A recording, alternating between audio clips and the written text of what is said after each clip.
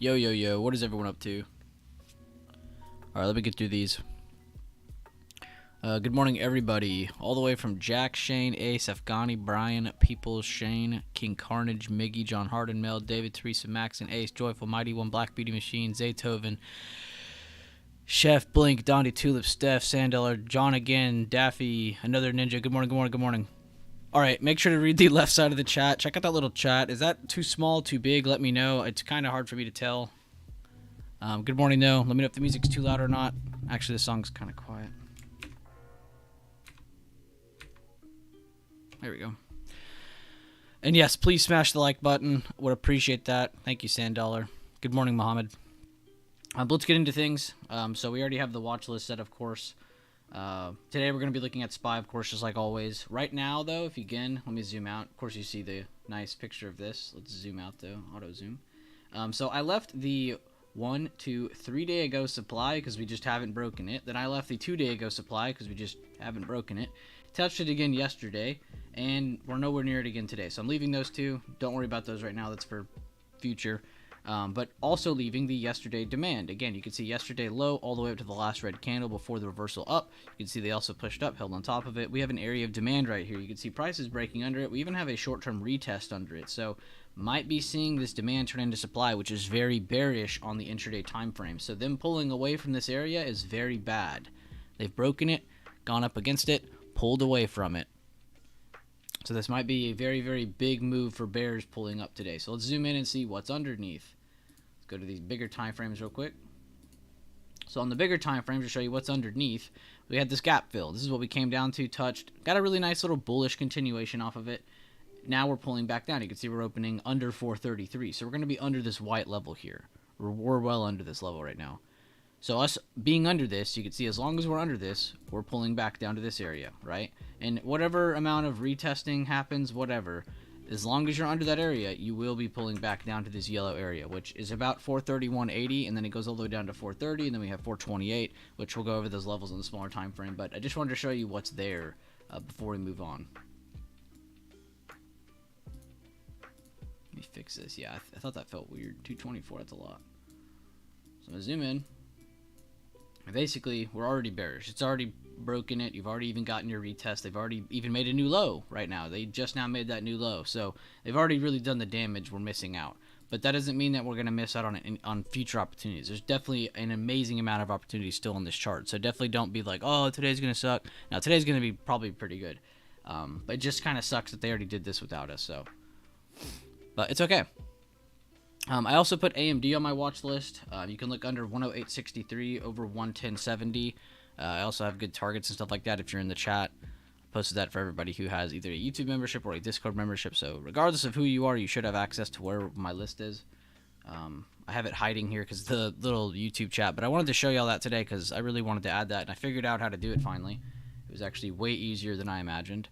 And then we have Tesla on the watch list as well, which we're kind of looking over 263.90 and 265.30s for more bulls towards 268.270, below 258.45 for a stop loss at 259. You can target 256.75, 255, 253.70, and 252. So again, main range is these two areas here and this level here.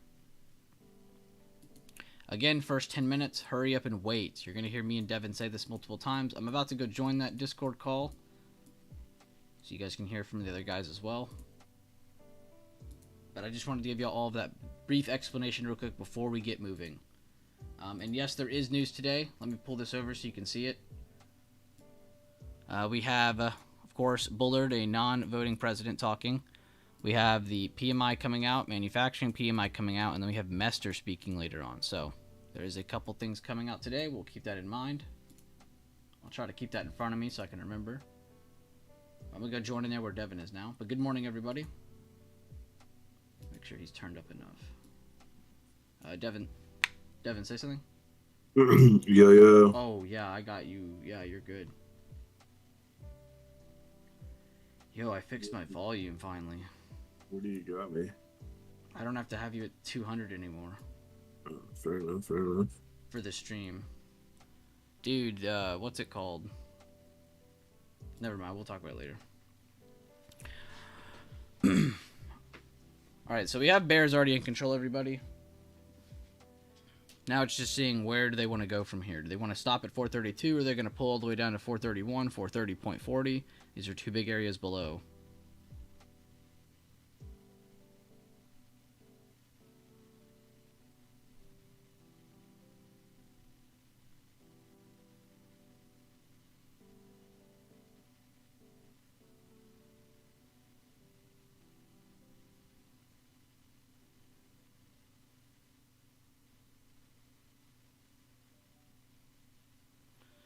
What's up, Devin? How you doing this morning? Pretty good. Just watching SPY. We're under yesterday low, nines below yesterday low in the 10 minute. Looking like bears are pretty dominating this morning, but you already covered all that. Trying to see what happens here. See if we get a little buyer reaction, bring us back up to the retest yesterday low or not. Yes, they did. Leland, sorry. I just had to read it off because I wanted to make sure people heard it. But yes, both PMIs came out an hour before open. And Bullard spoke hours ago. I was just letting people know he's a non-voting president, so people don't think like, oh, he could have said something that completely effed us. And he might have, but whatever. He's not that important compared to other people.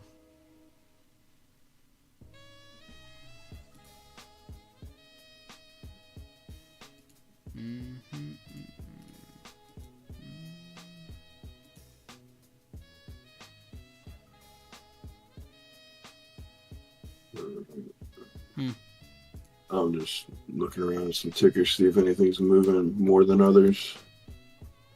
Nvidia had a quick little pop. Netflix. Good.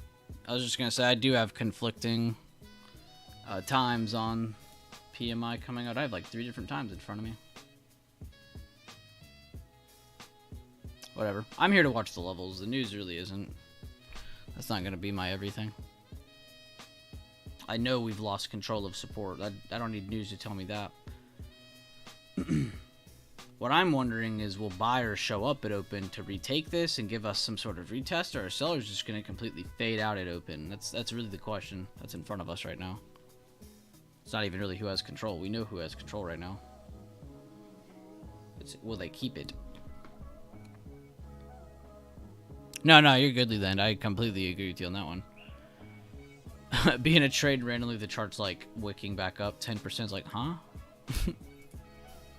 Apple's also sitting on demand, so keep that in mind. That is the heaviest weight in the market.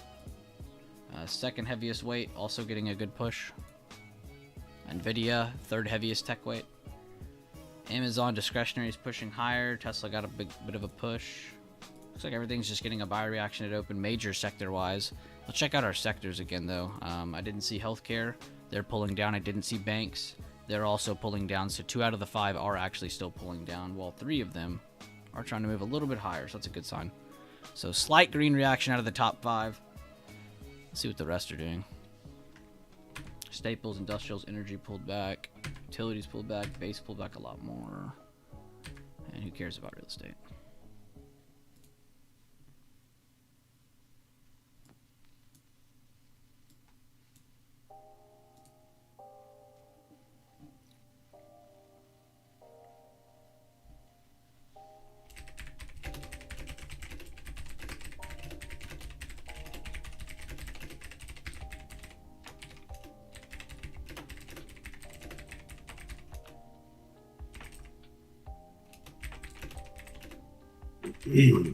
Netflix and Amazon moving more than most.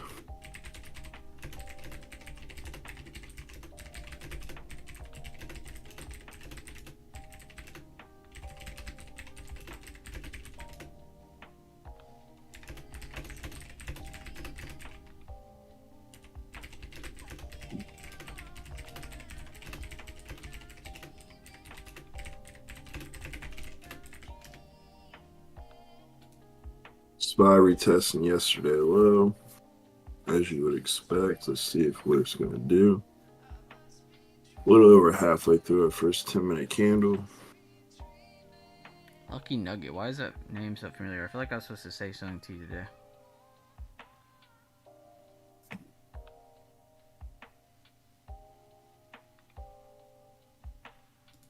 Amazon's the only green thing on my screen.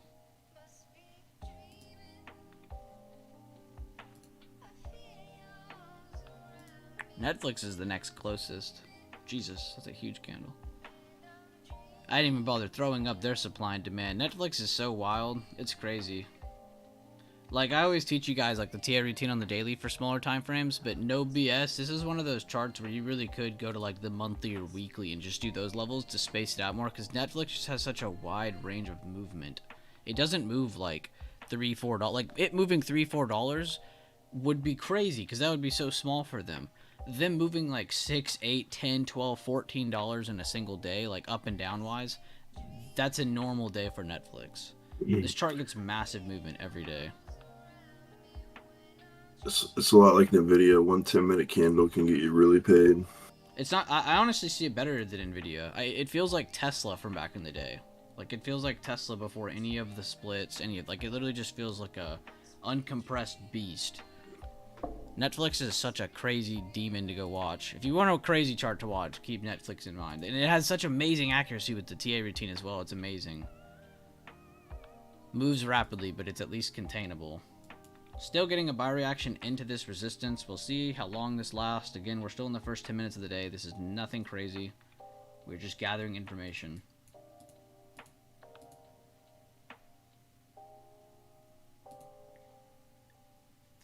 Good call out by D-Touch. He has ESPN apparently. Spy massive bearish kicker after a fake bullish engulfing on the daily. Great call out. I like that. Let's go check that out. Just to... God, that's so good that he saw that, because a green candle would throw so many people off right now. They'd be like, that's just a gap down. No, it's not. This is not just a gap down. We closed way up here. If we just gap down, it would look like this. A red candle closed here. It opened here. It didn't dodge anything. It didn't skip over anything. Whereas where you go to where we closed yesterday, way up here, and now we're opening here, we did skip over something. We skipped entirely over yesterday's price action. This is a lot more bearish than people think. It is very important that bulls retake support today of this candle's open/low. If not, that is going to be very, very bad. Bears are going to take complete control of that most likely.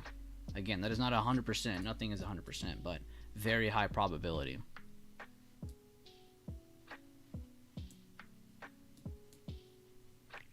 So, pretty important they retake this yellow area here today.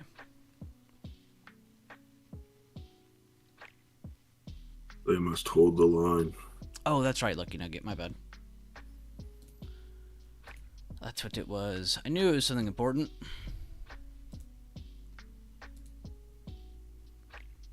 If I can't help you, though, I will be honest with you, but let's see if I can see anything. I know I could see your name, but I don't know if it's going to give me anything from that.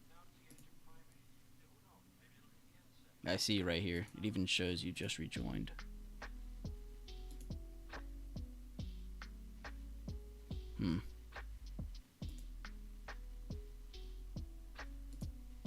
Yeah, it like hides information for me. It literally just shows you like your YouTube channel.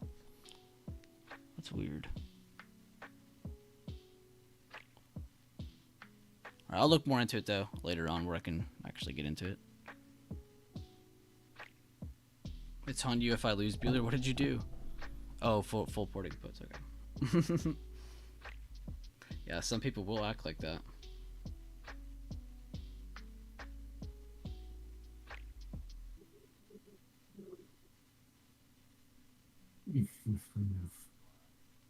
First 10-minute candle.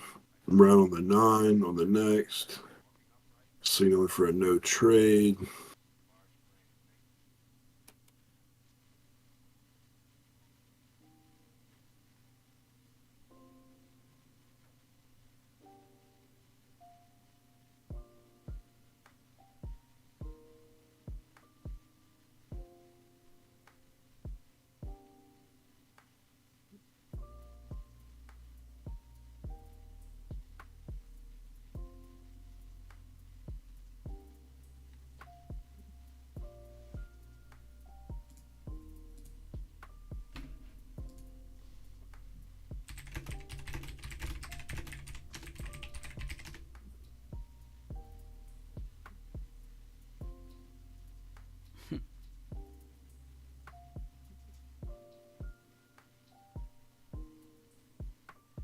5,600 this time, Jesus.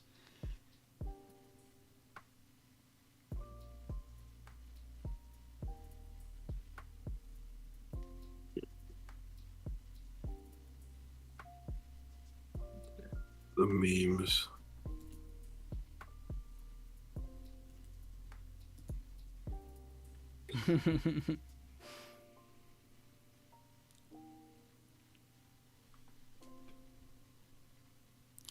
Yeah, it's pretty cool. Now you can read each other's messages on the screen now.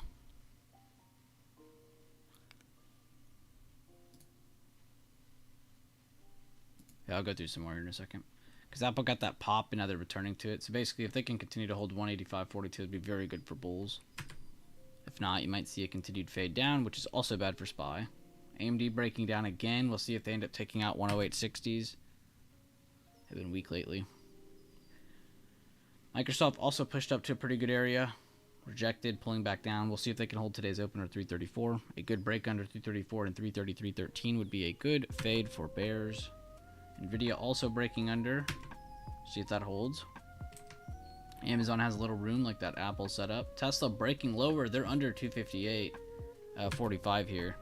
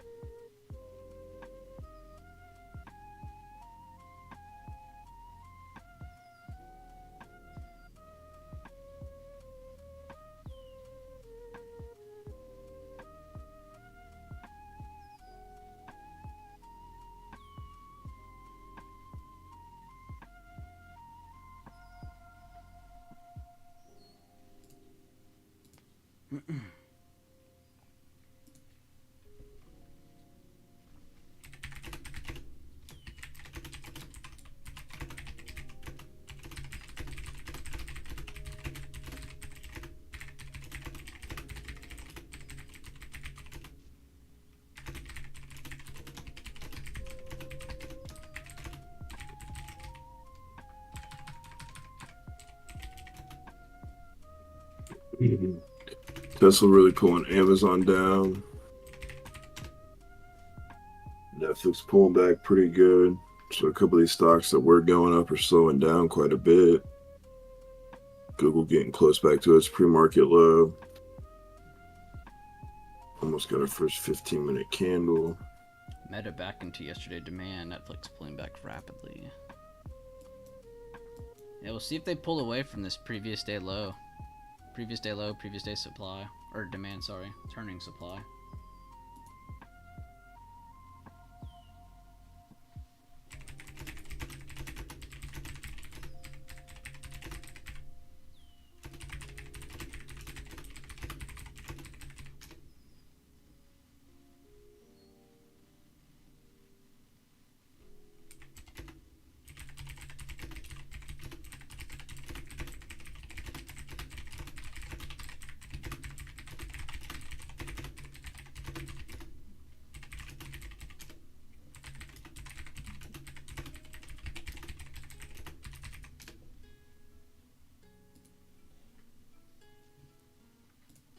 Alright, let's see what we get here. Tesla below pre-market low. Great call out, peoples. Potential 10-minute 3-bar. We'll see Shane. Oh, on Netflix. I see what you're saying. Same day DG put Staffy. Good looks. That is actually not a bad idea because they actually are due for a short-term pullback. Yeah, they got pretty close to a level, so we'll see what they end up doing here. So let's say this is where they slowed down. Let's say that last open range breakout, they went up to here. We can say they at least want 166 over the next couple days, if this is where they're pulling back from. So we'll see. I do like that idea though. SPY pulling away, touching today's open. We'll see if they break it or if they're going to push under that low.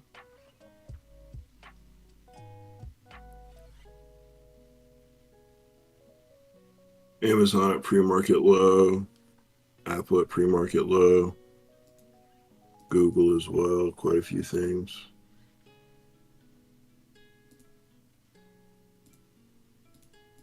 Ooh, good post by D-Touch on Top Watches channel talking about IWM. Good looks, good looks.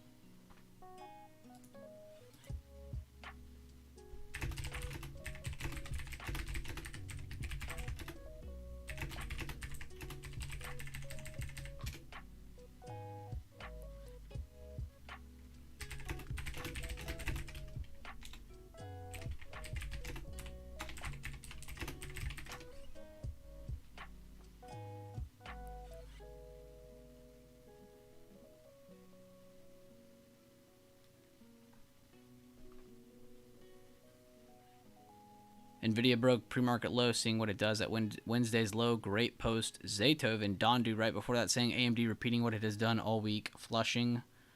Ace reminding us the max pain of the day is 436. Good call out.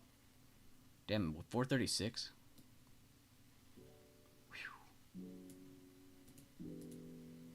That would be a pretty nutty reversal.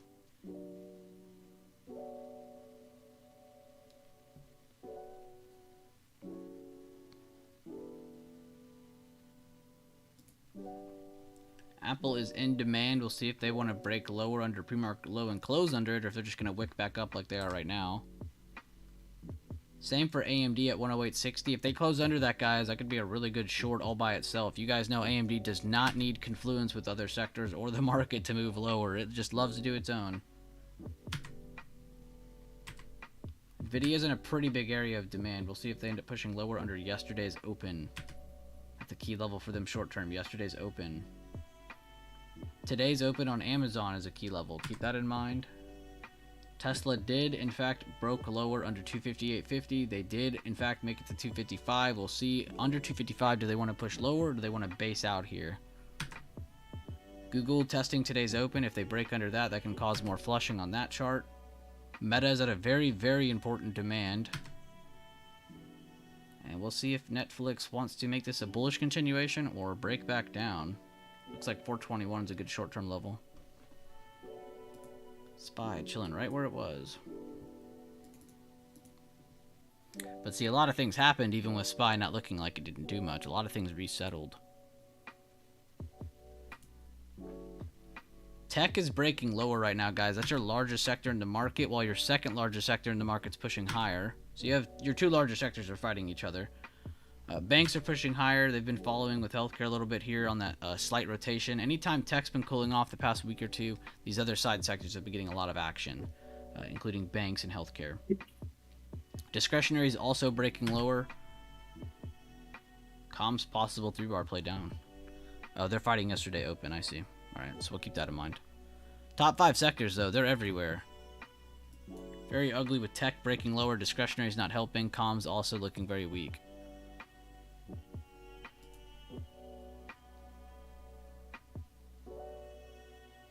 Let me get our next 10-minute candle here. Right back at pre-market low. God, you I scared don't me. know. Got my volume turned up. Nah, it's like you moved up, moved closer to your mic or something. It went from calm to all right. It just scared the shit out of me. Even though I was expecting you to speak, it still got me. Eesh.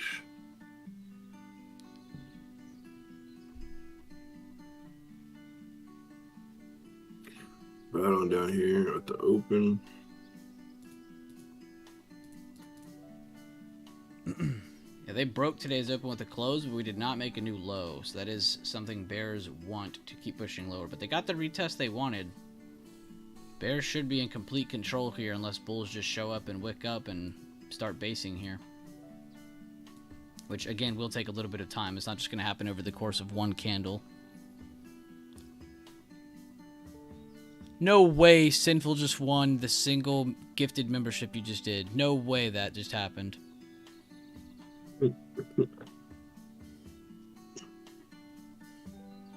Yeah, dude, YouTube gifted memberships are rigged. Super rigged. I'm not even mad because it was Sinful. It's just that's the whole gives it to a mod before an actual viewer. That's insane. I also love that we confirmed it can stack gifts before it gives somebody their first. Oh, that's so good. Good stuff, Mason. 10% done. Good job, Mac. 10% on the port. Damn. Good stuff, man.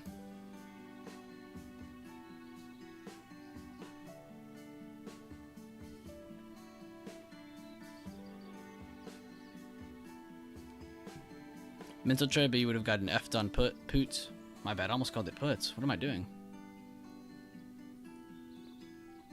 Deep got it by Daffy, and Earl G got it by Shane. Make sure y'all thank the person that was that gifted y'all the membership.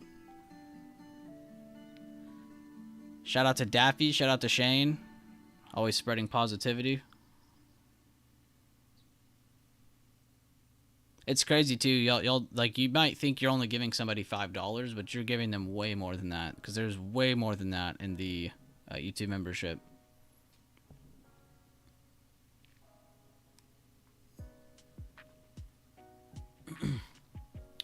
Getting some buyers here, like we said. If we do not make a new low of day under 432.70s, we have to expect some sort of buyer reaction. Our 10-minute non-EMA is giving us another no trade with the candle being on top on both sides. Damn, everybody's in the giving mood today. Peoples just gave one. Let's see who gets his. Oh my god. Lilit literally just said, how do I get one? Next gifted membership, Lilit gets it. And you might think, that's not hard. I'm the only person here without it. No. You could have not gotten one at all. Yo, shout out to Peoples, man. Shane, what's going on? Of course, now y'all can see it on the screen. Celebrate the first super chat from Hunnit. What do I do? I click this? It won't let me. Oh, the hearts are going. Hearts are going ham. Yo, my heart button's gone. It shows it on the screen, but I don't have that. That's funny. Yo, you are him though, Peoples. That's crazy. But you can't do it again. Yeah, now somebody else do it. Somebody be like, how do I get it? Or type exactly what Lilit did. That's how you win. That's crazy. Buyers stepping in, not making a new high of day, but they're back to the meteor side of the price action, where prices pushed up, closed, and failed to push higher. Y'all are actually trying it.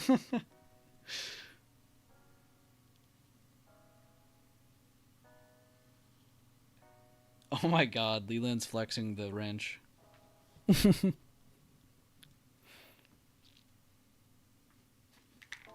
Don't care.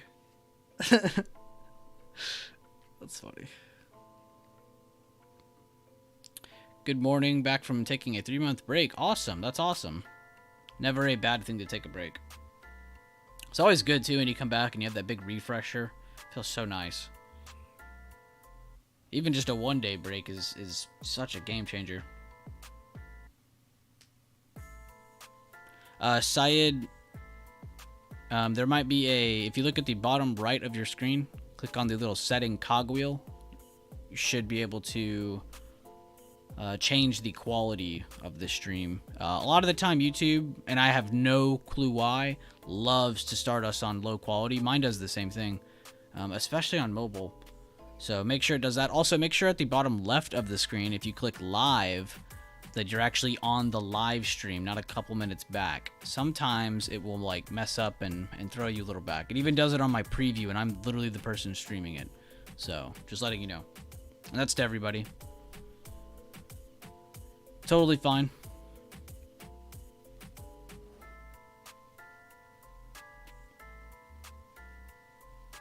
Ah, congrats, Michelle. My bad, I just saw what you said.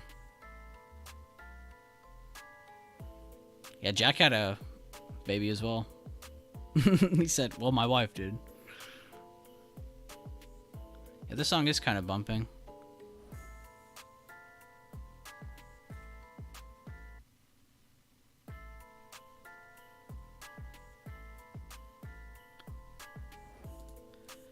And even though we had tech break lower, let's go look at that. They got bought right back up, and they're rejecting today's open. So keep that in mind. Today's open on tech chart, very important. Today's open on healthcare, very important.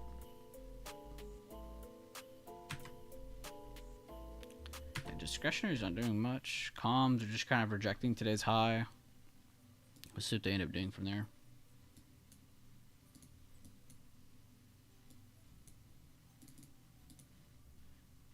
Like Devin said, though, no trade so far. You're just getting consolidation from the open.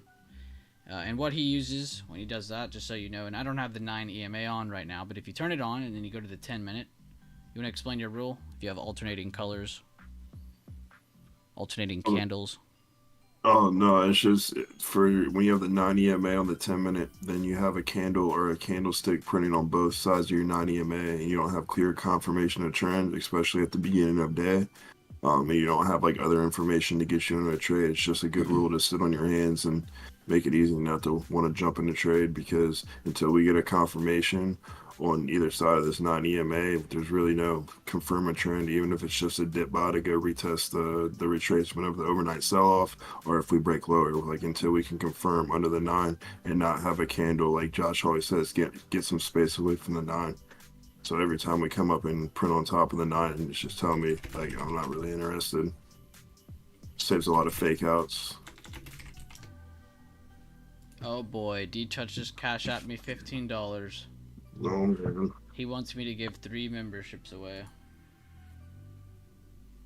Am I just doing it, D-Touch, or am I doing a spinny wheel? No, I'm just gonna do it. We don't need to do spinny wheel. It's already spinny wheel enough. You're a spinny wheel. You said where's Acid Nation? Una Segundo, my friend. Una Segundo. If I could find this playlist. We have too many playlists now. You guys really messed up my Spotify. I have so many different playlists and I don't remember what half of them are anymore. Wait, where is Acid Nation? Did they get rid of it? Oh no, here it is. I was about to cry a little.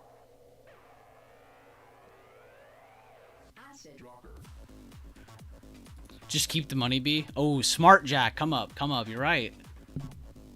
Yeah, D-Touch, I gave him away, they just didn't pop up in chat, I don't know. I think it's a YouTube glitch. I seen him. Alright, hold up, I have to do my laptop, because remember I can't do it on my computer.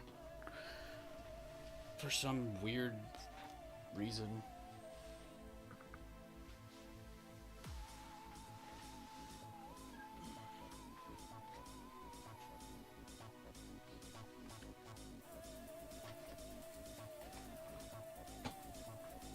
Be sure to drop a like on the stream, everybody. Highly appreciated. We are doing a full day Friday. That includes streaming from open all the way to market close, which is not until another 6 hours. Tesla giving a 10-minute giving bottom signal. Let's see, potentially. It is at a very important level. You want to see a lot of volume pick up on smaller body candles, and you do have one here, and you have a possible second popping up here. So you do have a chance of seeing some start to a base here. I'm not going to say it's going to reverse from this candle, but you could get a start to a base here from that. That's a good-looking 5-minute chart. All right, first 30-minute candle hit the market. Apple testing bottom of demand. We'll see if they want to hold it as support. Again, if you see a flush under 184.90s, you're probably seeing SPY breaking new lows. 1 second, I gotta do these gifted memberships. I just had to make sure I saw what was going on. I don't want to look back and see the market up like 10%. Only 10? 20. Okay, there we go.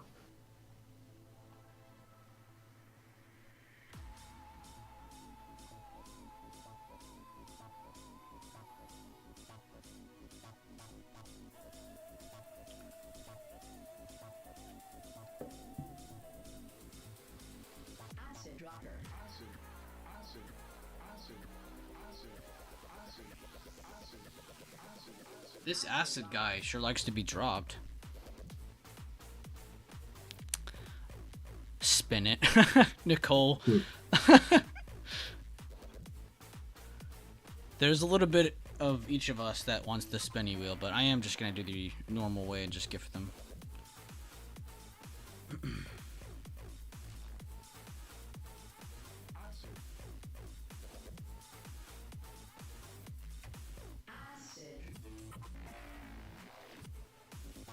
Well, because YouTube sucks, I have to do one at a time.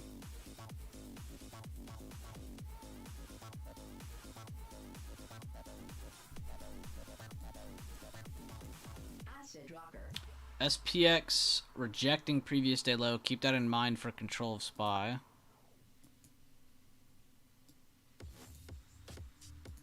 Good call out, Leland. 3 bar on Netflix playing out to the downside, up 40%. Great job, Dondu. Oh, people's blessing Nicole. He said you'll get it, and he's the guy who's been blessing memberships, so we'll see. My laptop about to explode. I don't understand what's going on here. You gotta click on those sketchy websites.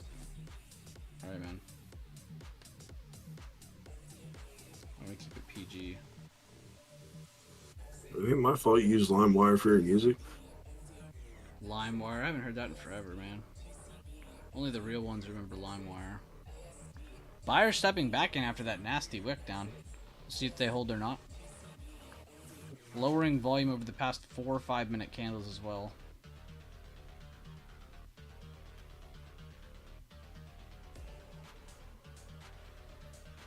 Tyler. Doubling down, I see. Alright, well my laptop's not loading this now. What the hell?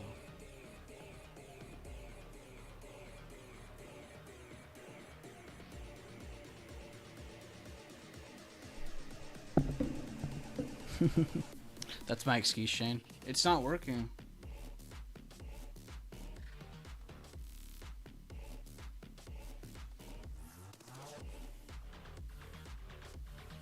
See, the way my bank works. Damned. Apple coming off the low, helping out SPY a little bit.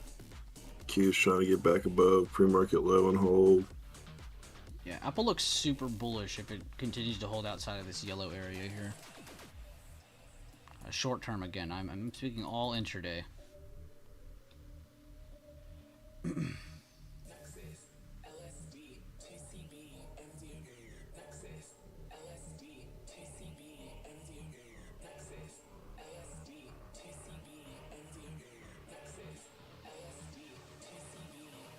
I don't feel like clicking this 3 times, so I'm just going to stack 2 on top of that and make it 5.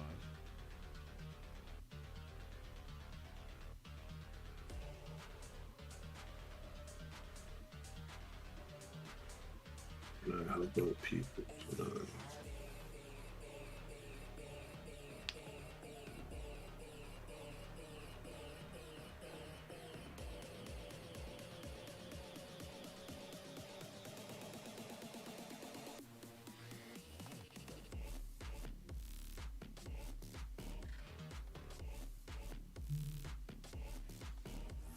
Yeah, on that Netflix, it's not really a perfect 3 bar, but I see what he's looking at. But that goes back to just don't be OCD about everything. I mean, what are the rules of a 3 bar, guys? Draw your fib. Come on. What was breakout? That was breakout. What are they holding? So even if it's not a 3 bar, you do know it's still continuation as long as it's still holding. I think he was talking about from the rejection from the downside on the 10-minute. Oh, that's right. He was shorting. Doy. I mean, yeah, but yeah, like Devin said, I wouldn't get too hung up on it. Draw your fib. High, low, is it rejecting? Yes or no? And then if it is, then yes. If it isn't, then no. It's on Tesla 10 minute? Jesus Christ, I'm not even on the right chart at all. But that's again the breakdown though. Again, that's how you tell if a 3 bar play is real or not. You know, is the fib there? Is it holding? And if it's not, then no, it's not. Nice push on SPY getting rejected again, pretty hard. Sellers coming in. Does the 3 bar play invalidate if the mid bar pushes higher than the first candle's high? No, yeah, you don't want it to push higher. You want it to just be flat. That's why I don't like to just sit here and call everything a 3 bar or 4 bar play. That's why you see me draw the fib. Because what's more consistent, me calling it a 3 bar play or not, or me drawing the fib and seeing if it's a BS or not? The fib's always going to be consistent. So just draw the fib. It's very easy. In one Crims, great call out. He said we just filled the 4-hour fair value gap. Great call out. But good question, Peoples and Dondu. Either way, though, Dondu, good stuff on your trade.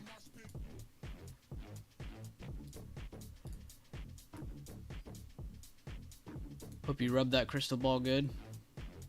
The crystal ball.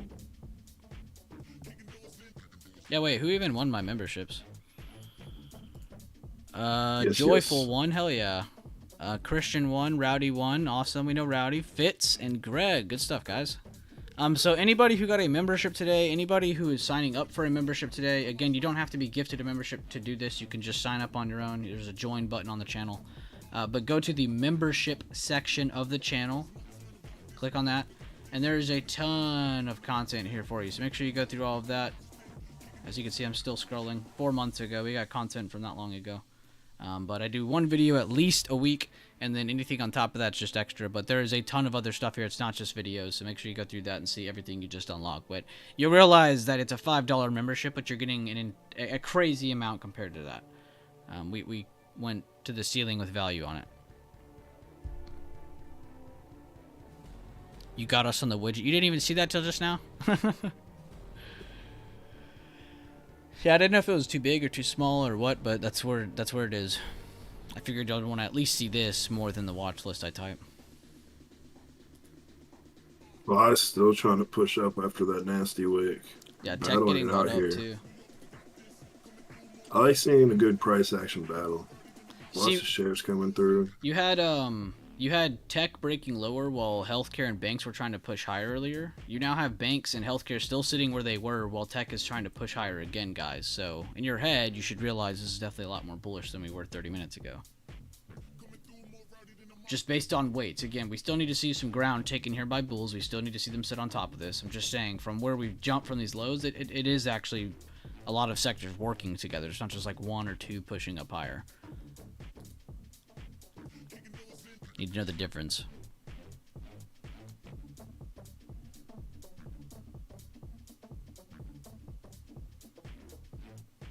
Crems. Yeah, it might be. You might be seeing like some excrement trading right now. You know, like we're out of the usual or supposed range. You know, and maybe they're just trying to get us back in, or maybe they're just leaving things alone right now, and maybe we get a low volume day, and it doesn't really matter where we close. We'll have to see. We'll see. I'm pretty set on my bigger time frame though. We've already created a bearish kicker. If we do not push past today's open, today's lows, we are most likely going to see a lower pullback early next week. We would need to see a higher open essentially to ruin any bearish validations to the downside. We'll see though. Not trying to be biased, just pointing out what's what. We'll see where we close today though. I am very interested in that. That'll probably get me into a SPY short over the weekend if we do in fact close under that area. If not though, I'll probably just sit cash on all that. It's like 10 minute.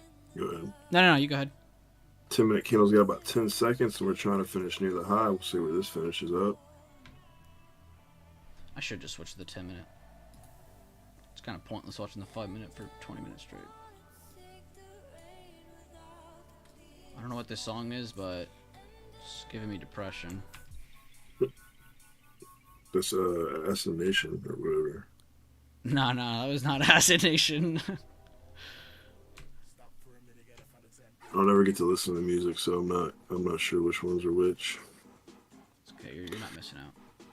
A lot of stocks at their midpoints. Microsoft, Apple, so see if they can push above their midpoint at pre-market high to pre-market low, getting trending towards that pre-market high, which would help SPY out a lot.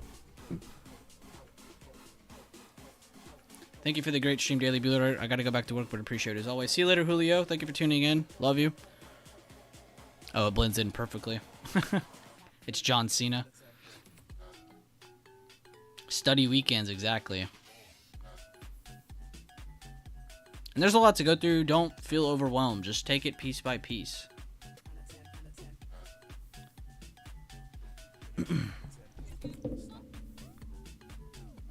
You'll see that I don't just post videos to post videos. I post videos that have actual helpful information in them that we actually apply in the chats. It'll just I wouldn't teach you about MACD. I don't use MACD. I wouldn't teach you about RSI. I'm not using RSI. What song is this? I don't know, but it's pretty damn good. I think it's called Tempo.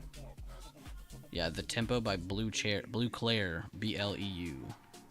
I think they're the people that made that blue song. Here's your song.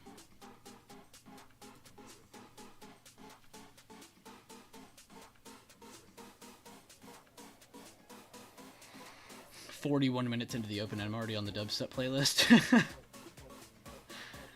All right, guys, we are in the no trade range. You should not be touching anything inside of 433.60, 434.06. This yellow area is a point of control, as I posted earlier.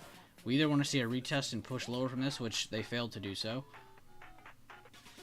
So they're pushing to the top now, which, again, if they want to invalidate bears, they need to push over this and hold on top, and they continue onwards.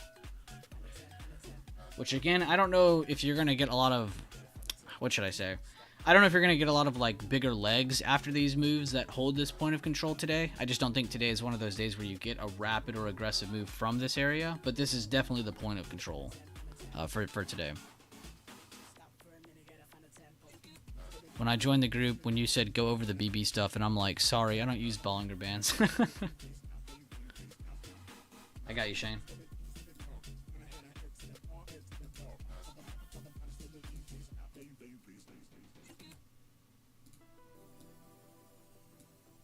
Call out for stream. Been watching this all morning. Gave retest and held so well this morning. Watched it all on a more macro level. Oh, okay, nice. Kind of where it broke out yesterday. You like where it pulled back down to, and you're looking for a retest play to the upside off of this. 4 stops are clearly right there. Good looks. That's on the meta 30 minute. Nice. I just saw what your name is on there, McTwist. McTwisted. By the way, anytime you guys see Leland or any of my guys post a chart, check out that top left. Sometimes they'll post a really, really funny name, and I feel like nobody notices it. Which is their fault, but...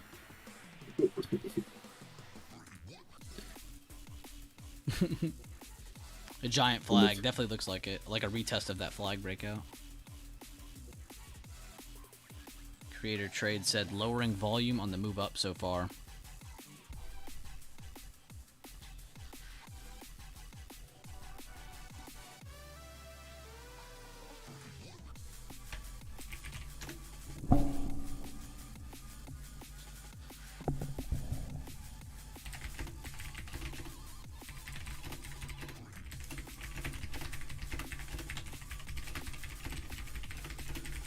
Apple and Microsoft slowing down at their midpoints.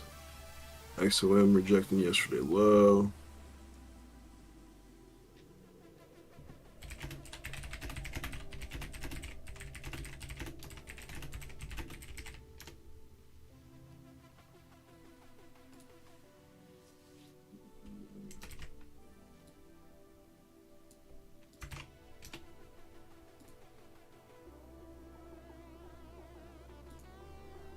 Good look, Shane, and to anybody in chat who's posting charts. I do like the updates. I like to see you guys. It's not about anybody else seeing them. It's the whole... You guys have heard this a million times, but the beginning, the during, the after effect. Like, that is an insanely helpful aspect to reading these charts. Like, being able to kind of game plan around some stuff beforehand, just kind of viewing your levels before the market's open, is huge because you're visualizing before it's moved. Visualizing the moves before they happen, right? To upside, downside, catching the range, just kind of picturing it all before it happens. Then, during the day, of course, in a non-biased fashion, trying to update to yourself, and of course, if you're updating to other people, awesome, but it's really helpful to yourself to do that. Therefore, afterwards, when the market's closed and you're reviewing, now you have the before, the during, the after effect of seeing what happened on the chart. You've gone through all of the scenarios, you've been able to cover all aspects of the chart, all of the levels that you planned beforehand, and not really adding a whole lot while it's moving. Again, just kind of going off of what you already have there. Great stream, guys. TP'd and off to act like I'm working. Threw you a like and will help you engagement where I can. Appreciate you, bros. Thank you, N1 Crims. Shout out to that guy. I like the act like I'm working. Yeah. Respect. Puts his sunglasses on, goes to sleep.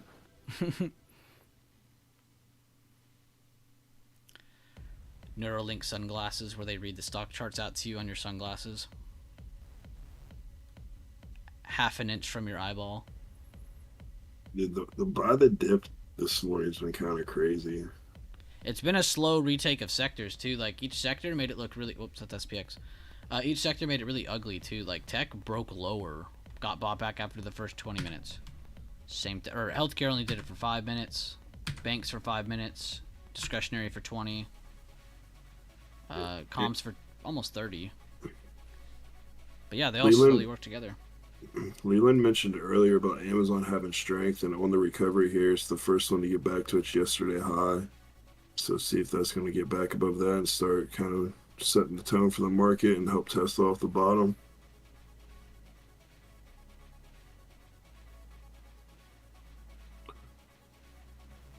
Apple getting back above the midpoint. Thank you guys for liking the stream. Appreciate it. It helps out the channel a lot.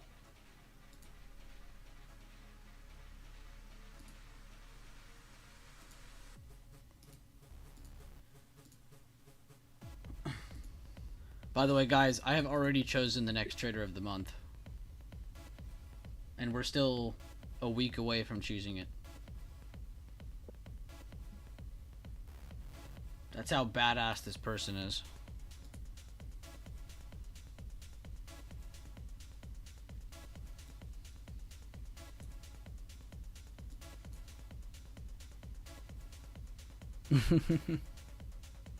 It's a he this time. Sing 2 was last month's, or this month's, Trader of the Month. No, it's not me. I'm not allowed to win. I'm the judge. I can't win. That'd be like if American Idol and then like one of the judges chooses himself like, no, I'm up there. I get a 10. That just wouldn't make sense. Like Simon would do it. He says you hear that, guys? Give up and save your energy for next week.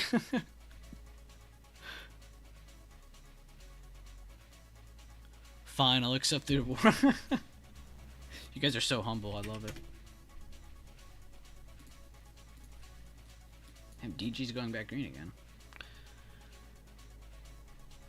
Another one that I like that I exited a little early was UNH. I exited a day early on this, but not mad about it. But I am going to keep watch on this. And what I'm going to be watching is the point of the breakout. So I'm going to go from the low of this move. And if this is where we're slowing down, I want to see if this is where we pull back to. So if this is where we're stopping before filling the gap, I want to see it pull back to at least in this general vicinity of 464 to 470. And then we can look at potential reversal signals here and then possibly get in for a second play on that. So that's kind of what I'm looking at on that. But I can't quite draw that fib yet because I don't know that that's where we're slowing down. We have a little bit of a tweezer top going here, but it's literally the morning of this day. It's not fair to say that that's how that looks. So it's, from a swing trader point of view on the daily, you can't quite confirm that yet. But it is something I'm looking at. Looking at Baba too, had to cut a position. Today we were in on here, ended up cutting it today. I'm going to see where this is upholding, but I still like this chart a lot based on the bigger time frames. If you got to the weekly, whoops, wrong chart. Yeah, here it is. The weekly demand, supply, all that good stuff. You can see we actually just rejected a pretty big area, and we're kind of in limbo here. So I want to see if we're going to hold this short-term area or, you know, fill this gap and then build some base and then look for some reversal candles. It's probably what I should have done in the first place. That's a little early. Looking at that, though. What else? What else am I looking at? I do like coin. I just suck at crypto. But I actually do think crypto is going to be moving up a lot more soon.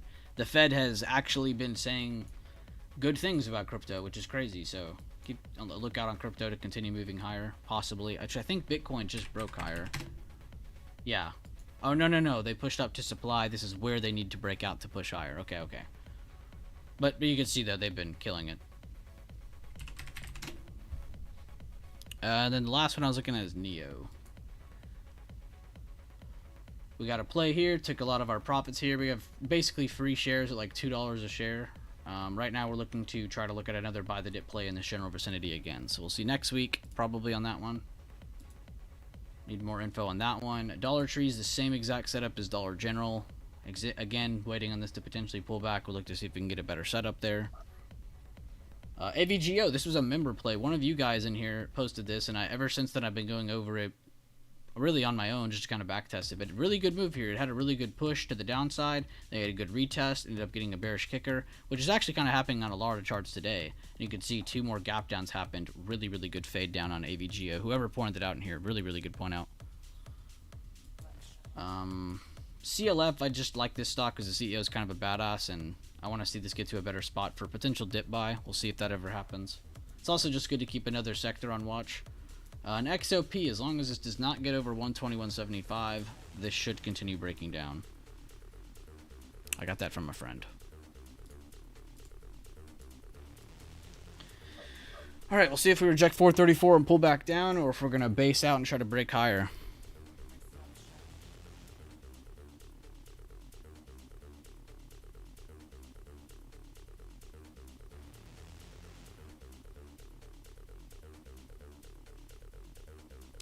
Yeah, facts $10 it has. $1.25 general. I think they're talking about bringing it or raising it up again.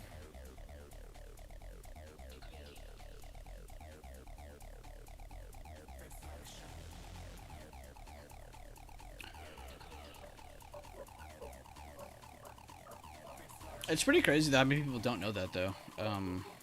Like the major difference between Dollar General and Dollar Tree is the fact that Dollar Tree is the one out of the two that has a lot of items closer to $1, and even their items aren't $1. They're like $1.50 up to $5, sometimes more. You know, out of the two, again, Dollar Tree is the one that is closer to $1 on a majority of their items. But Dollar General, from what we've been seeing, they are definitely turning in the direction of like a little mini grocery store everywhere. More of going for the lower income population, which is honestly super smart right now. So maybe right now you won't see the effects of this, but down the road you're going to see Dollar General killing it, in my opinion. Again, that's all opinion. $1.33 general. Yeah, you gotta account for inflation now. Family Dollar. That's the same. It's just a different, like same parent company, I believe.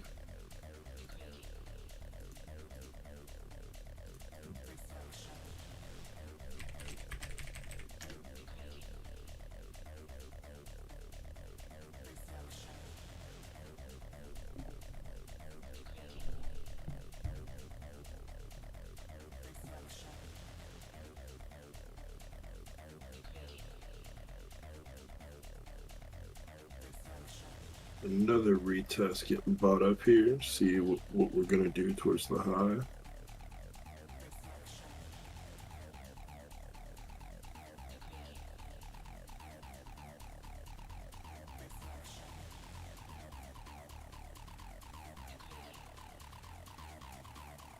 Jeez, this song's going hard. I think out of all the stores, 5 and below is like the biggest pump fake because I feel like everything in there is almost 5 and above. God, SPX looks so bullish. And I'm only on the 5 minute. Let me go to a better time frame.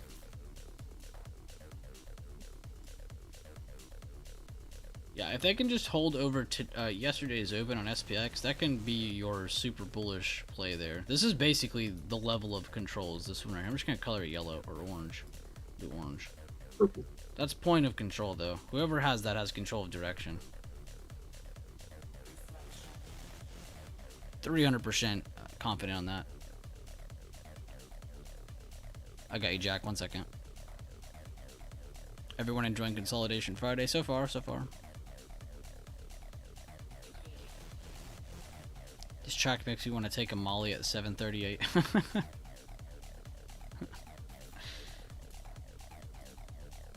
Turning up on them charts. What have I done to y'all?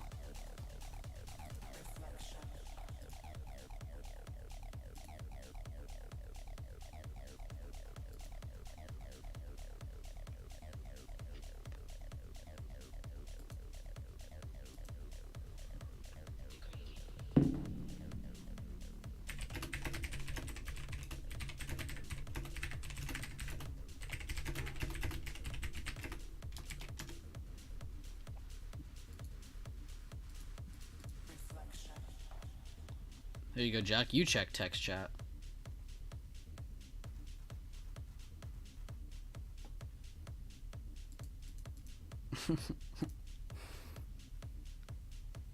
Classic 300% entry. Love it.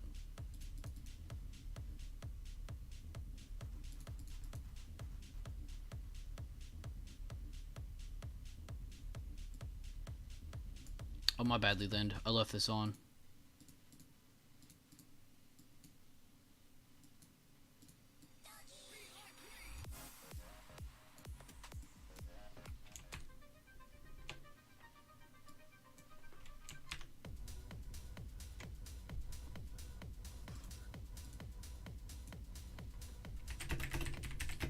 Jack, you asked me, I know that. Do I know that?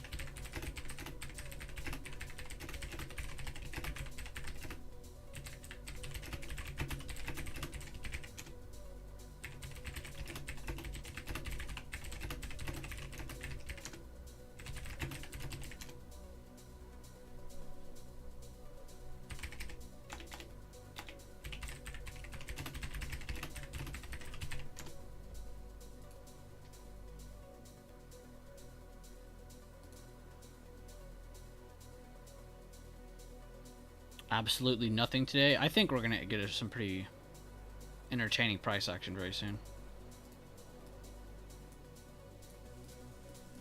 I kind of like how Crims put it earlier. I think like the market was put in an awkward spot too early on in the day, and now it's like, well, shit. Now it just needs to settle first. It's like when you fall, like you don't just instantly get up and you're standing. Like you gotta get up a little slowly and get your footing first. It's like, all right, now I'm standing. You know, it's you don't just get right back up.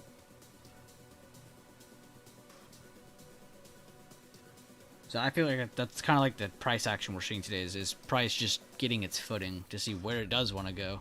Because right now you could say, oh, look, super bearish. It's gonna definitely reject this and pull back down, make a new low, pull down to 43.30s, maybe even lower than that. And then from the opposite side, you could say, oh, well, we've gapped down so much, we might as well get a buyer reaction and get back in range. So there's really good reasoning for both sides of thinking right now.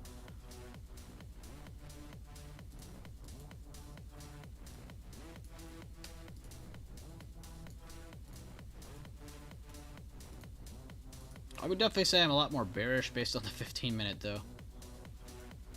This candle closes in 1 minute. 30 seconds, sorry.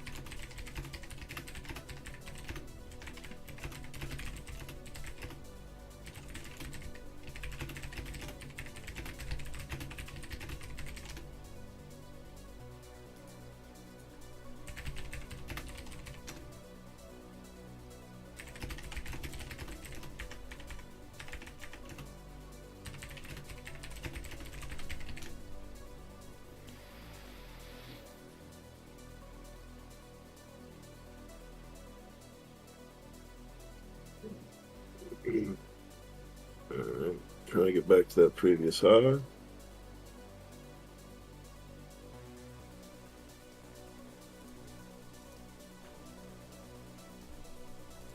The orange line on Josh's chart. Tech's holding a really good level. Healthcare is basing. Banks are still just trying to get up to yesterday's low and maybe fill that gap. Discretionary basing, comms also working up again.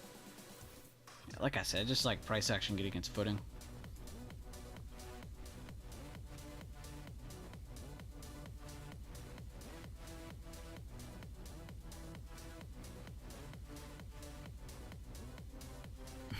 Alexis.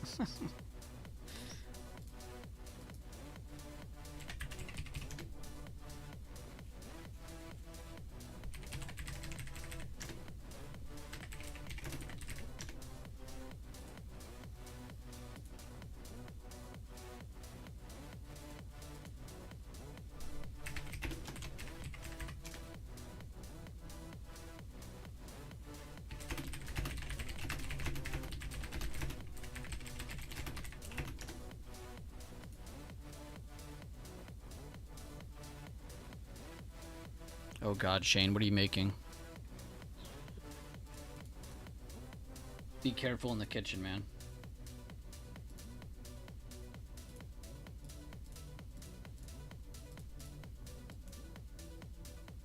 Lowering volume on the 15-minute throughout all of these candles so far.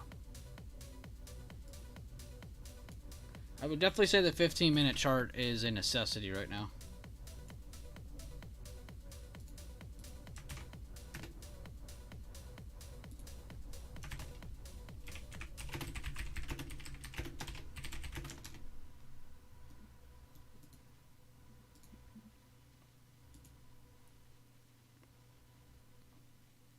Lowering volume, it's weaker. It's not as strong.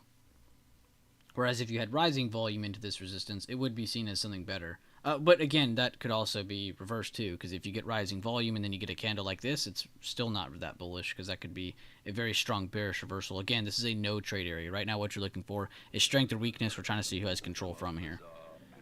Because right now you could jump in early and say, oh, bears have control. Next thing you know, we end up closing over this and we end up pushing higher. Shorts out to cover, we end up even pushing even higher than that, which is what we've been seeing the past couple weeks. Bunch of rotation, then you have shorts covering, and then it's, you know, these massive pumps come out of nowhere, and you're like, why am I seeing these big moves? They don't happen all the time, but God, every time I see your name, I keep thinking Marlowe. I'm watching The Wire right now, so it kept throwing me off. I was getting scared. Egg Sammy with leftover pulled pork. Jesus, you're really killing it. Yeah, this song goes hard. Oh my God, $10. Being piped by a DJ at a dance club in the city of Kazan in the heart of Russia. 3-level club.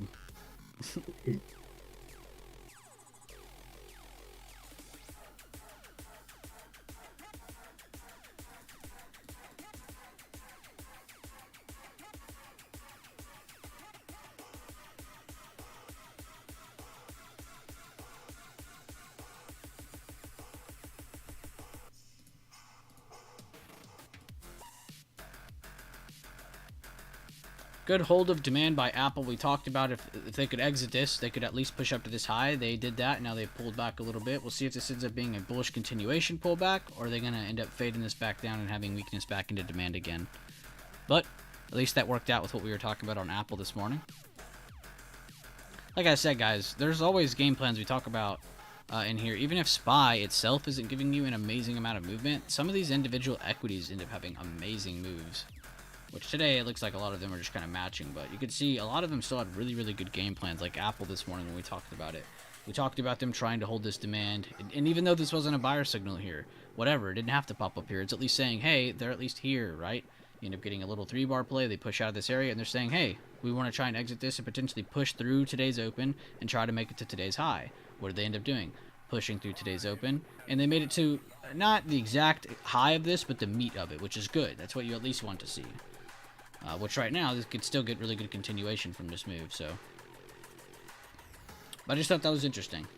You know, even though SPY didn't really give you anything super crazy yet, Apple still gave you a really nice move. A couple other individuals gave you really nice moves.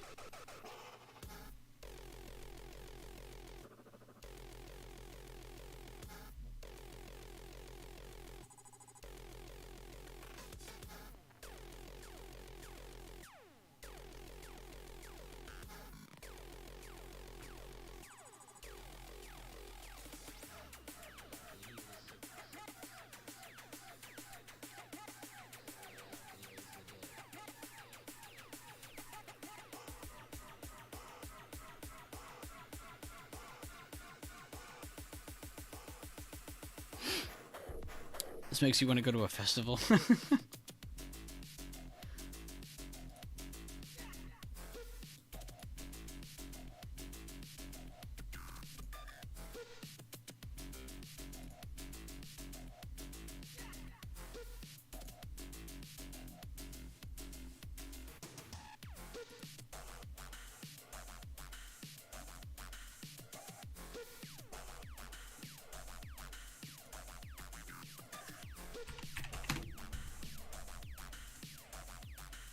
And VIX actually got a pop today. Nice.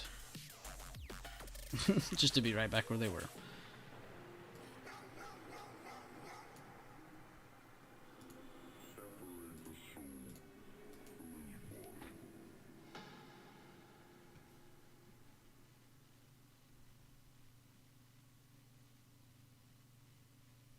NVIDIA is still fighting a golden pocket. 10-minute putting in a slightly lower high bounce wick off of the 20 EMA. Good call out, Zaytoven.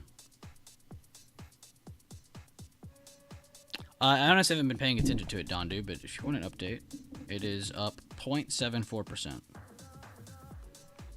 Oh, $3.95, man. I'm killing it. I'm going to retire. It's really just a long-term thing. It's not really something I'm going to be looking at as much. Yeah.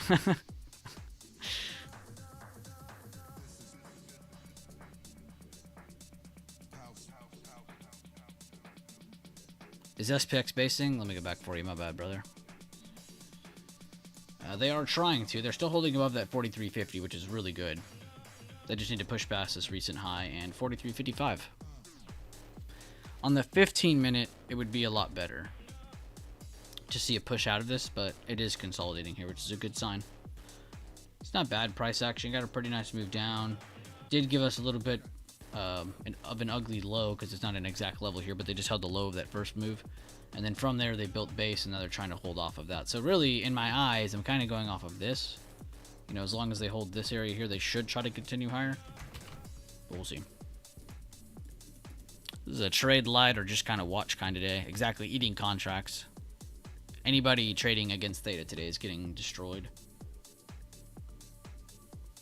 Up to this point. We'll see what happens on this breakout, though. A lot of wicking, too, up to that point, and lowering volume. And these are two things I should point out to you, that there's a lot of indecision going on. It's not even that, like, this price action isn't strong or weak. It's not even that. It's just not trustworthy. You shouldn't trust what's in front of you right now. A lot of things throwing off red flags. And that's another thing. I see a few of you guys complaining about, like, maybe Friday's trap you, or, you know, you're making too many mistakes in certain areas of your trading, you know, whatever it is. Structure. You need structure. You need that routine. I talk about this every day in here. You need that routine. You need structure. Stick to it. And also picking up on the tempo. You know, what's today? It's Friday. What kind of week have we had? It's a short week. What kind of week have we had price action-wise? All we've done is pull back. So what should you expect from the last day of a short week after a pullback week? Not a whole lot. It's going to most likely be a lot of indecision trading because people are changing their minds on potentially buying the dip or continuing to short. And this isn't just retail. This is big money too. Big money's bouncing all over the place. So it's also just realizing what the tempo is. So think about that more. What kind of day am I expecting in front of me? I didn't even mention news either. You did not once did I just say news. That's another thing though that you could add into it. There's so many different variables.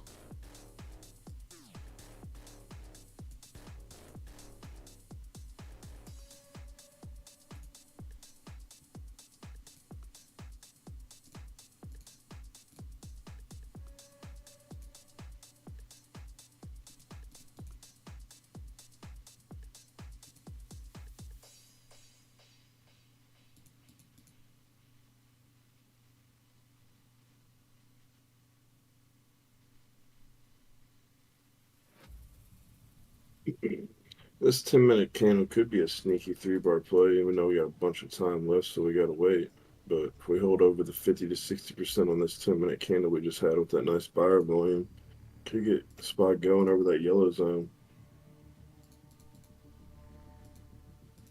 Or if it fails, be a nice rejection.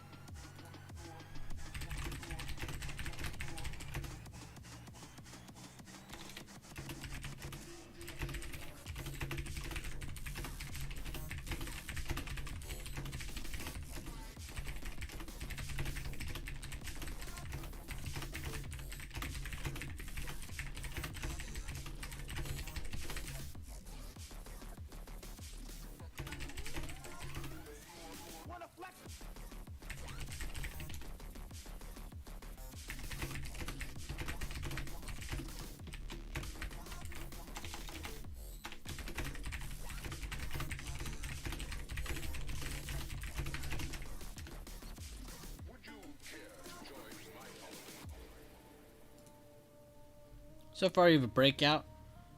You just see them hold over it.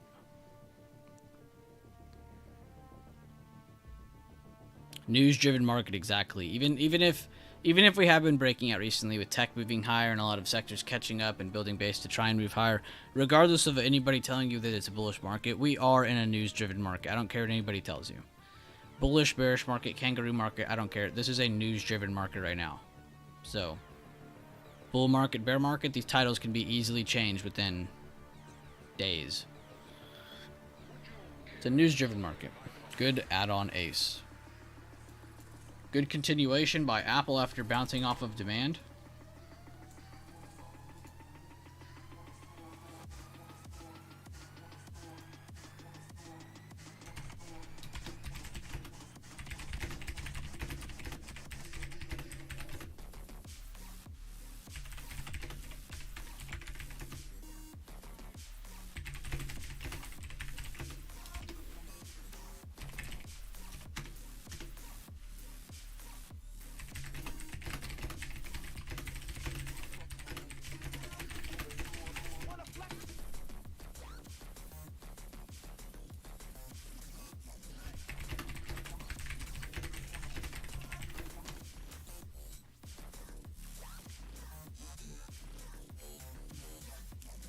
Gold jacket, green jacket.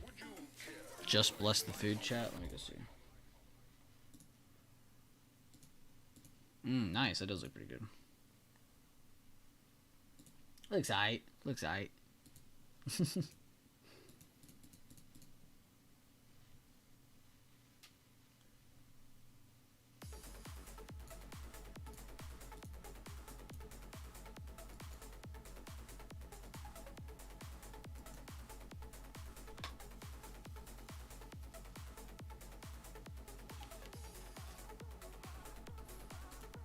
Microsoft, let me go look.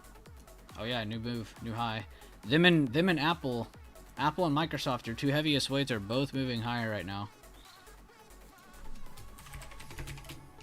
What's Nvidia doing? That's another tech weight we need to look at. Okay, they got a good move out of demand. They made a low and a higher low. Broke above today's open. As long as they can hold above today's open and continue pushing in that direction.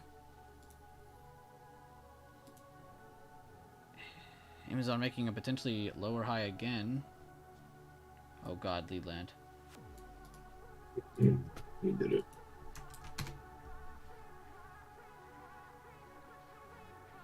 So this shows Apple, Microsoft, Amazon, Nvidia, Google, and Tesla all mixed into one chart. You're witnessing the top...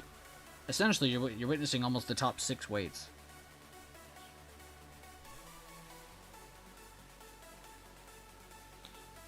In case you guys did not know, you can do that. If you type out the ticker plus the weight size of whatever it is, and then you put a little asterisk, and then you keep doing that, you can combine tickers together, and it makes a conglomerate chart, which gives you this. It's a mixture. So it looks like it's $6,000 a share, which I guess it would be.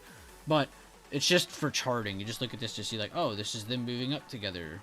You know, so you can see differences between them or discrepancies. So if this is rallying super hard, you know that most of these are killing it. And then if you go back to them individually and you're like, oh wait, Tesla's down here at the bottom of a chart, but all of these are rallying. It's like, maybe Tesla's lagging behind. You know, it just gives you good information. Thank you, they'll do then for that. I appreciate that. I haven't been using those as much, but it actually is super useful. Let me add that one to this one, and then we'll update it over time. And then, of course, I showed you guys the negative charts, where, of course, if you want to look at, like here's SPY. This is what SPY looks like to me. Let's say I'm, I don't know, challenged or something, visually challenged. You could go to negative SPY, and it gives you the exact same chart, but upside down, and the numbers are flipped. That's why it's a negative chart. Everything's flipped. Exact same chart, exact same price action, just different direction. Good call out, Letter Buck. VIX is under 13. Let's see if they end up holding this demand and push higher. Again, we just saw a couple tech weights push higher off of good areas. This is a good chance for SPY to potentially hold and push through 430, 440s. You might be seeing a good bullish breakout here very soon. You've already seen the breakout. We're seeing the retest now. Still, big red flag in the air as we have had lowering volume throughout the entire morning. So that is a little bit of a caution. Like I said earlier, even if you do get breakouts, we're not expecting huge, gigantic moves to happen. It's Friday of a short week. Not much more data coming out today in a news-driven market. Thank you guys again for over 60 likes on the stream. Definitely appreciate that. And thank you guys again, too, for checking out all the content. Make sure to check out the new videos that are coming out next week. I have 3 uploads for you guys next week. If you go over to the BB YouTube, the latest upload, how Fibonacci retracements can help you to navigate the bigger time frames. If you go to that video, make sure to like it, comment, whatever. But in the bio of that video, there's a Fibs playlist. This is a new playlist I just made the other day, so make sure you check that out as well, which you guys have probably already seen most of those, but now it's an organized playlist. And then I have 3 more uploads coming out. We have one on Tuesday of next week, Thursday of next week, and I think Saturday of next week, whatever the first is. Yeah, Saturday. So Tuesday, Thursday, and Saturday of next week, you have 3 uploads for everybody. One of them's kind of old, but a really good trade from back in the day on Netflix, and then one of them's a good Fibonacci video for smaller time frames, and then the last video is a 90-minute one-on-one I did with my homie Blink, with a lot of really good information, which some of you have probably already seen it. Some of you maybe you haven't. But yeah, 3 uploads next week. Cannot wait for y'all to see that. And again, take this serious. Again, I don't just post videos to be that guy that says, guys, I'm posting 3 videos on random topics. No, we only talk about things in videos that we actually apply in the chats, that we actually talk about every single day, every single week. We don't just randomly break things down that we don't use. I'm not your random FinTwit YouTuber dude who's just posting anything and everything he can for views. It's just not what we do here.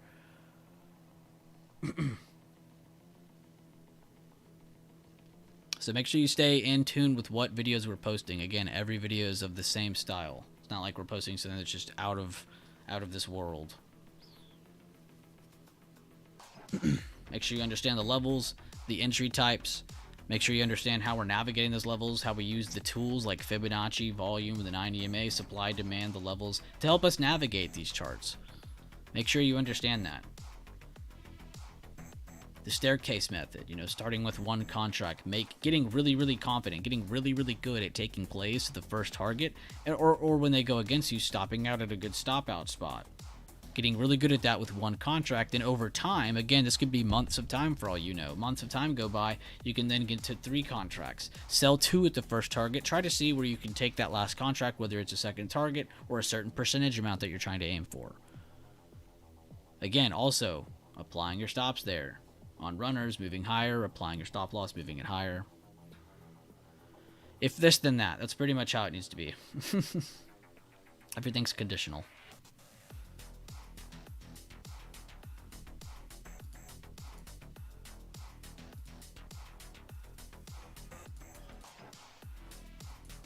Kindred likes Tesla calls. Retesting the 9 on the 10 minute. You're my favorite guru. You are my guru. More of a furu. He'll just spit a poem at me. Amazon lower high and battling the 9 EMA. Great call out, Mark Milley. They were trying to keep you out, Shane, but you're back for more. I like it. Bar. We want bars. You always like Tesla calls? I know just your type.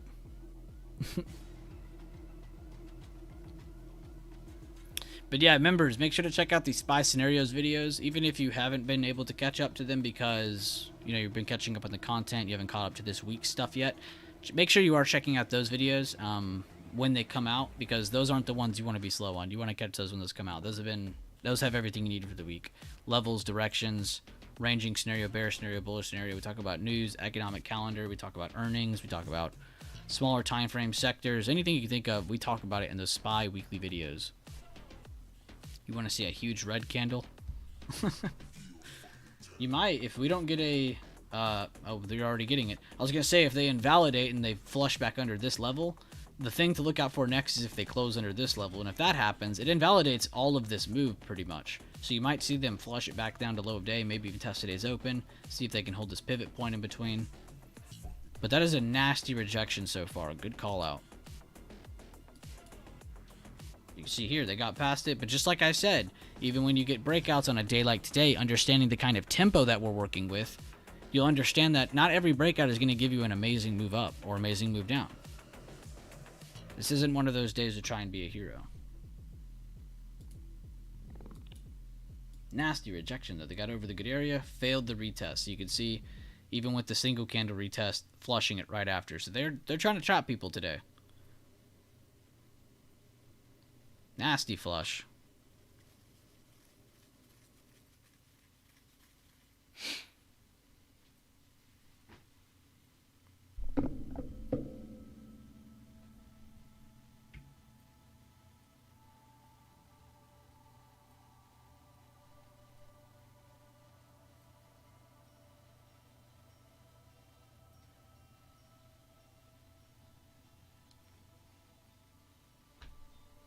Shot my good sales. Yeah, and that's why, man. It's just good to know the tempo of the day. And again, I'm not saying that like, oh, you should have known that. Like, no, it's no way you would have known that. But it's just good to think about the tempo of day you're working with, how heavy a position or light of a position you should be trading with on average during that kind of day, and what kind of trade should you be taking on that kind of day. Should you be taking every open range breakout? Probably not. Should you be taking retest? Yeah, probably. You should probably be going for retest more than anything in general, but especially on days with more aggressive news, tempo, opening. If today feels more wild, you should not act wild. Is how I'm getting it, or how I'm saying that. Yeah, Apple stopped at a very good spot. Being reflected on Microsoft. Nvidia's back down to that area again where they could try and hold as demand. We'll see. Amazon still pulling down from those lower highs. See if they flush more. Tesla breaking 9 EMA on 5 minute. We'll see if they break it on the 10 minute.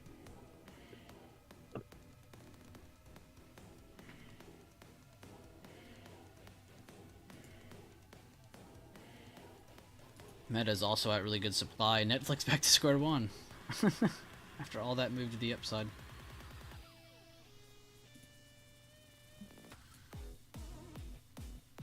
They get some increasing volume through these levels here. Could get a nice sell-off. Yeah, the 5 minute got some nice volume. We'll see, like you said, if it continues on your bigger time frames, like your 10, your 15. By that point, we'll probably have a new low of day.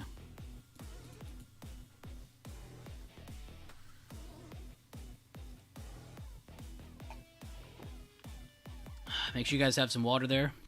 Stay hydrated.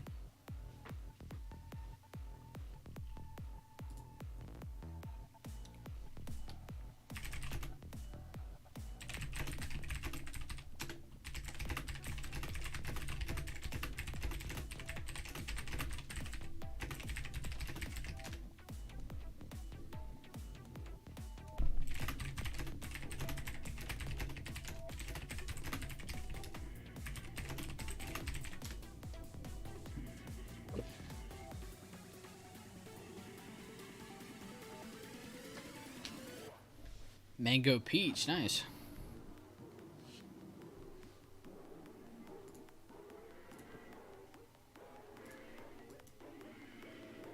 Damn, the hourly does look pretty wicked.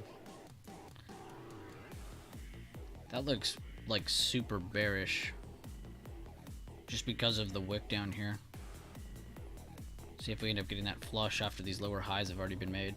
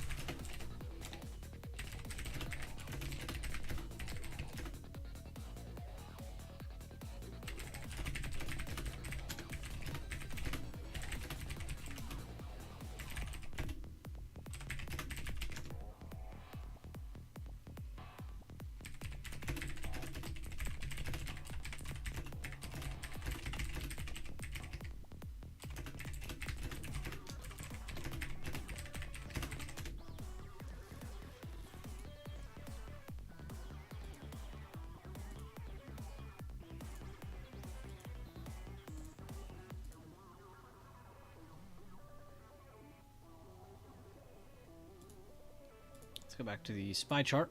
Sorry, I was reviewing a couple people's messages. Yes, actually, Harsh, I was actually just looking at what you posted. Oh, wait, you're not. This isn't Harsh. Hello, Bueller. Could you please look at Tesla? We retested 252 area bounced. 1 hour looks like buyer stepping in. Yes, let me check that out for you. Which I do like the smaller time frames, but you said hourly.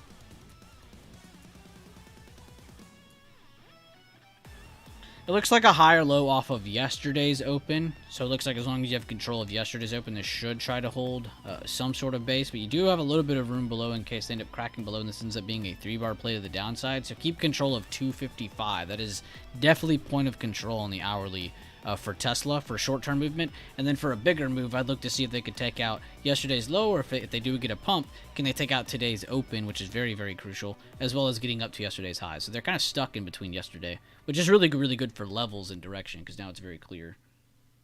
Oh, and Discord paused my music. Okay. I need to change my song. That's cool, too. All right. Discord totally in control.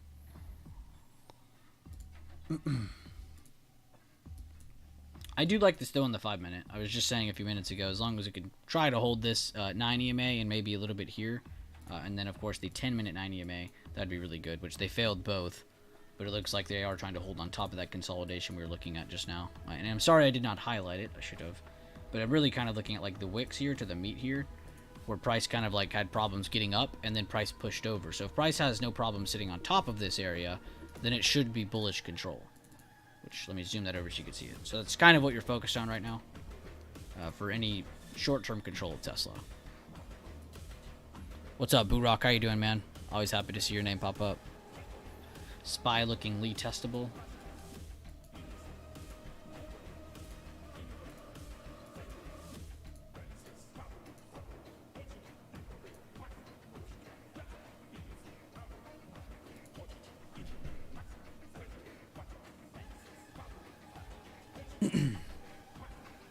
And yeah, we'll see from this dip, do they end up getting back over the halfway point and golden pocket to invalidate this, and bulls can step back in to try and retest today's high, or they're going to reject this and pull back down to test today's low again.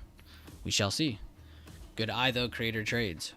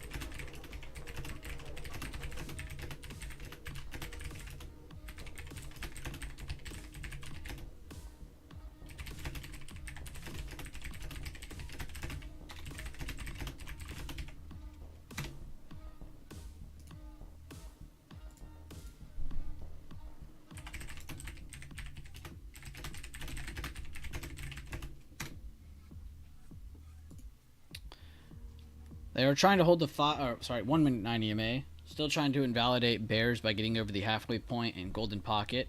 If they cannot, then they will see a flush. Morning, Kaizen. How you doing? Hope you're having a good life. Aha, aha, aha. Bad joke. 96 viewers, 69 likes. We're looking good. We have 6. Okay, there we go. They're trying to push over halfway point so you can validate. They can push over 433.84. Bulls should get a bigger move up to 434. And then we can see if they want to retest the high of the entire move. Still, guys, we're just looking at point of control. There's no point in trying to trade this up and down, left and right. Just gathering information today.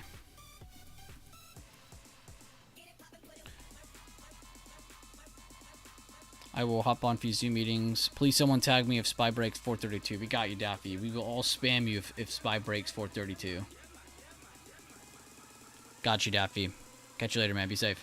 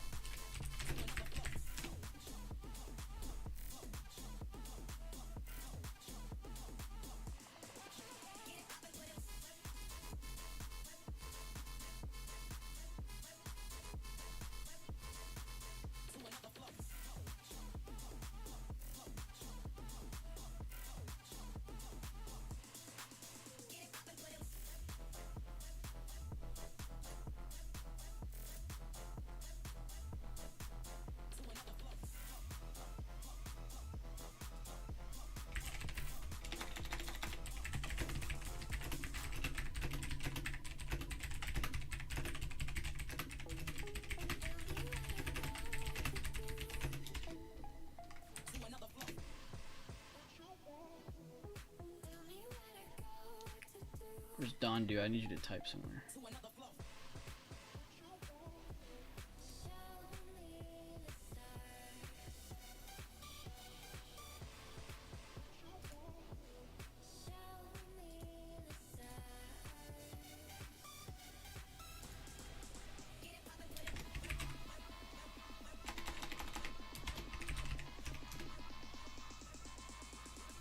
People's check text chat.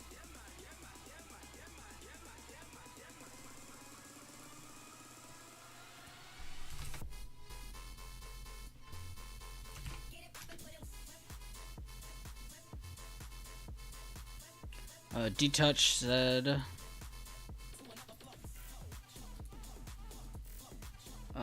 below open and pre-market low. D-Touch likes Netflix for more downside for the gap fill at 409. Nice. Okay, I need to keep that in mind. Okay, yeah. That was the one we were all looking at. That's right. Let me zoom it over.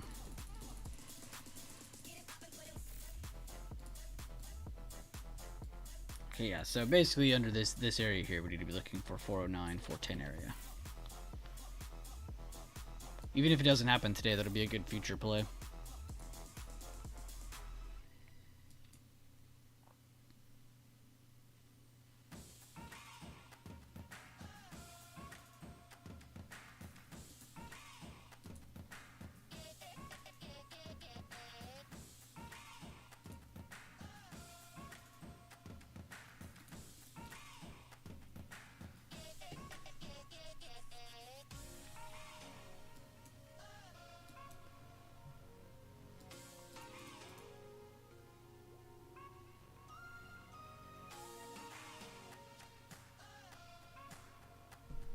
I'm not vibing this song.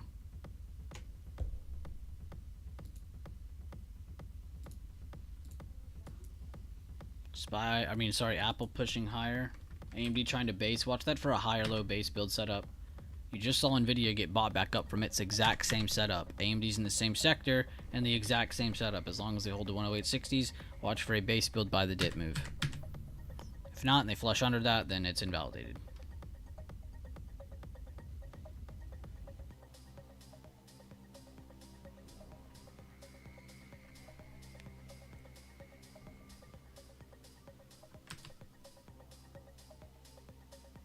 Oh, my bad, Jack.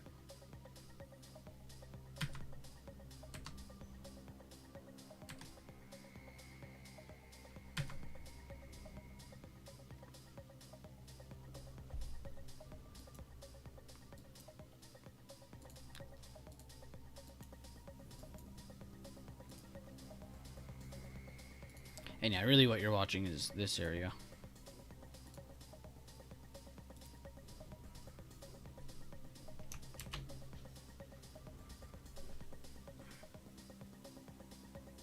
You ruined my day. Nice cut. You have done that yourself. Just taking Star Wars lines for every time I answer you. You wait till I have my own soundboard going. Oh, y'all will never hear me speak again. I'll just answer y'all in like soundboard AMD pulling away. Microsoft looking like it wants to give us a lead test opportunity. Somebody go chart that real quick.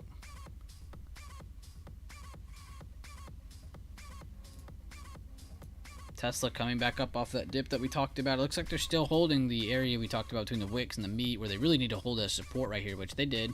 They got a good push to retouch this high. Now the question is, can they get past this high in 258.50s to touch today's open and possibly today's highs? Don't let anyone ruin your day. Be a man. Ruin it yourself. That was a pretty funny meme. It's like fake motivation memes.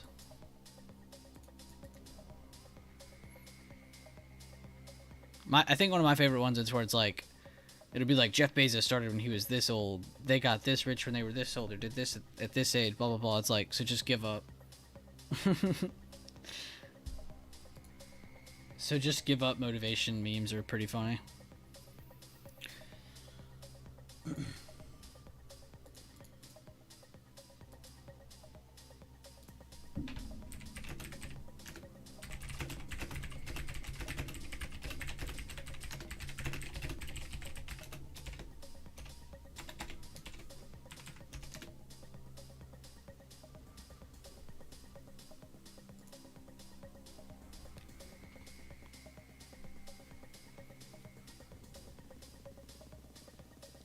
And yeah, David, it's already kind of playing out. We'll see if we get a better lower high now.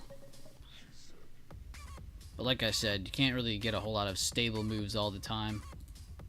Remember, too, you're not always going to get this to return back up to here. So in the back of your mind, keep in mind that, you know, you are looking for this to come up to make a lower high at like 433.50. I just don't draw that second video to confuse yourself. But you're looking for like the lead test of the lead test when you're looking for that lower high, essentially. If you want to like narrow it down to an exact cent. So technically it just made its lower high. It doesn't necessarily need to go back up to here again. Just letting you know. I personally like to see it come back up to here to give you the better, more passive entries. But in some cases you do have to understand that short-term retest. And again, we talked about that in those Fib videos. The difference between a short-term test, how to invalidate, how to validate, you know, how to really navigate what the hell's going on.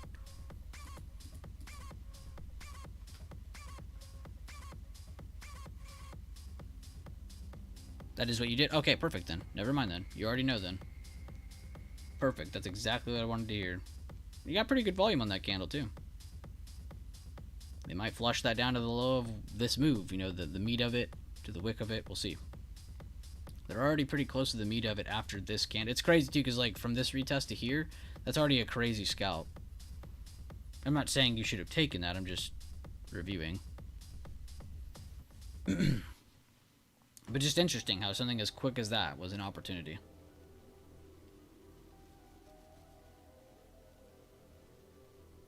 And, you know, it's crazy, too, because, like, if you really want to be, you know, anal about it or be tedious about it, technically it did make the lower high. You know, you can see it did actually already push out. This is the first time it touched the halfway point, right? They didn't quite make it to that golden pocket. So, you know, we kind of have to keep this in mind, this high. Even though it's not the meat of it, it is the high of the move after hitting the halfway point, right? You know, so they came back up the second time, couldn't quite make that new high, right? You know, so that could have been seen as a lower high. This could have been seen as the second, you know, shorter retest of the downside. So it's another way of looking at it too.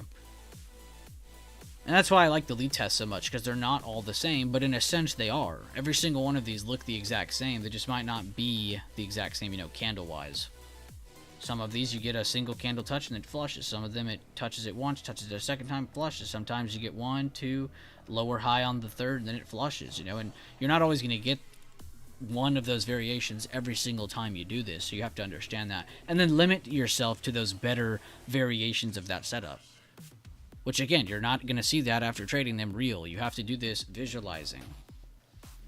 Go over them multiple. That's why I start you guys out with visualizing. So you can start picking up on the different variations that happen from break. Because not every breakout's the same. Sometimes you get a breakout, it closes once, and it flushes back down, and you're instantly cutting that play for an open range breakout.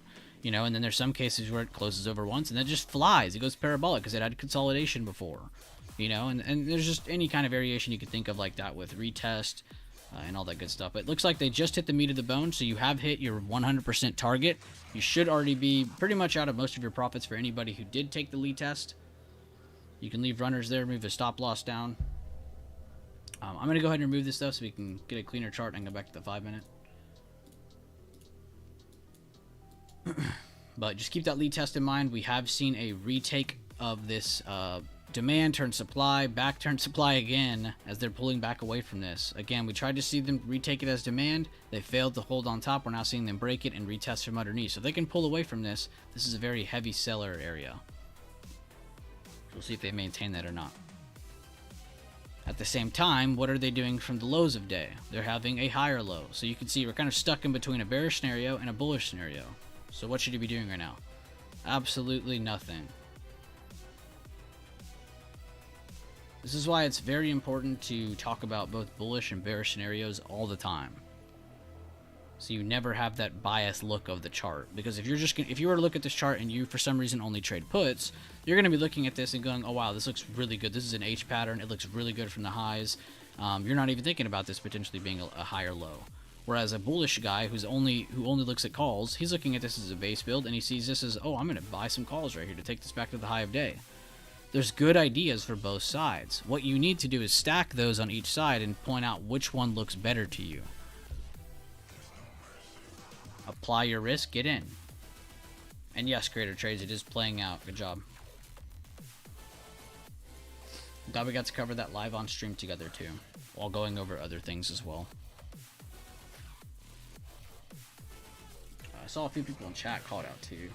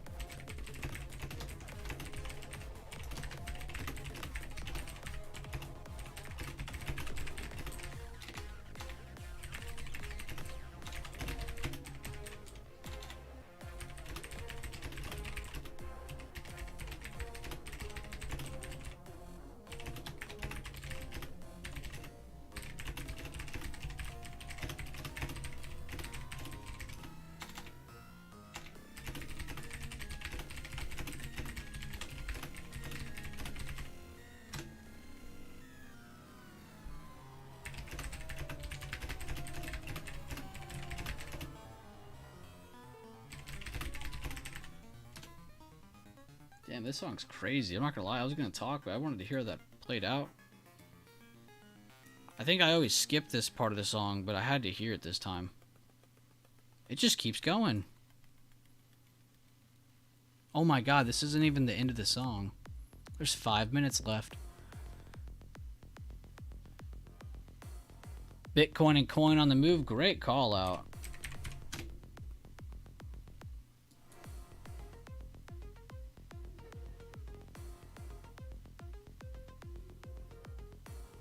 Sheesh, they really are on the move. Stock market's like, I don't want to move. Crypto's like, hold my beer.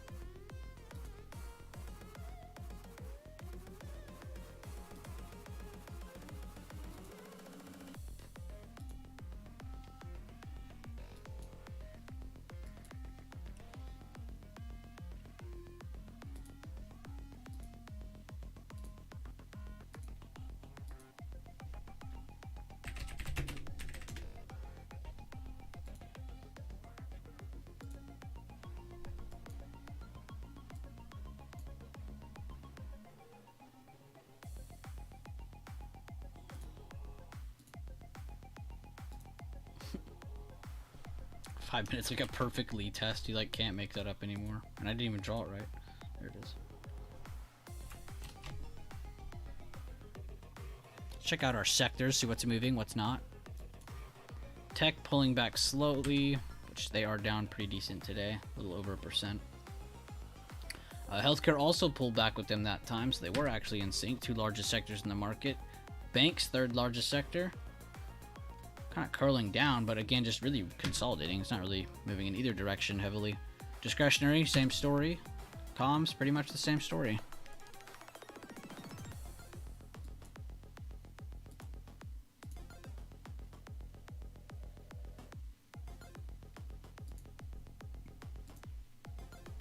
Oh my god, you'll have to see this meme that Daffy just sent. It's an interior donation thing for GoFundMe, but it's for our government, for their debt. $45,449 of $32 trillion. That's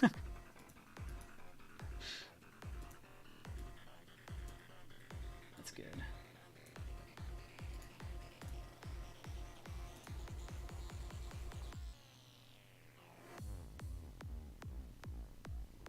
Good job, Creator Trades. I'm honestly super happy to see you guys typing this on your own, because now I know that even if I'm not here, if Leland's not here, like, you guys will still be able to call this out on your own, see it for yourself, and trade it for yourself.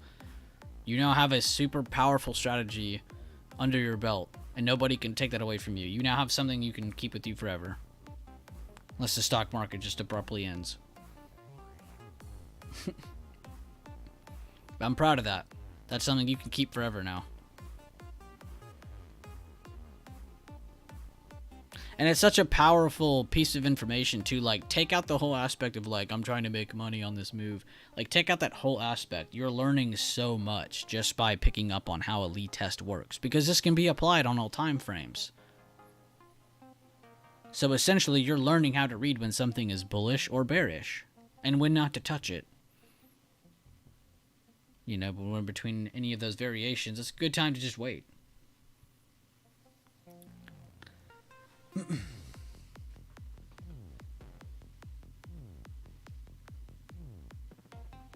Didn't even trade it, was just watching. Same.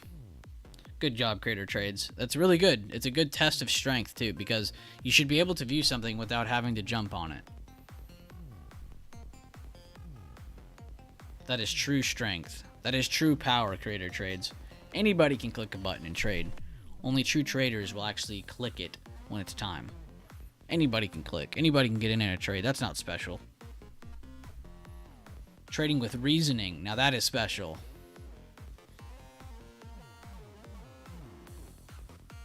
Okay, I'm sorry, guys. I can't finish that song.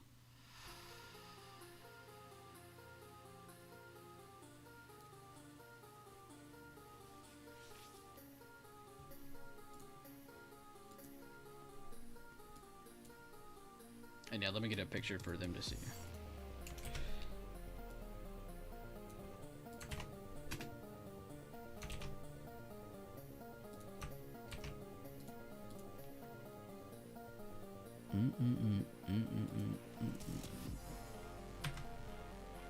AMD did keep breaking lower, so they are just going to keep continuing this trend of flushing further than most tickers that we're looking at. They've definitely been weaker than Nvidia.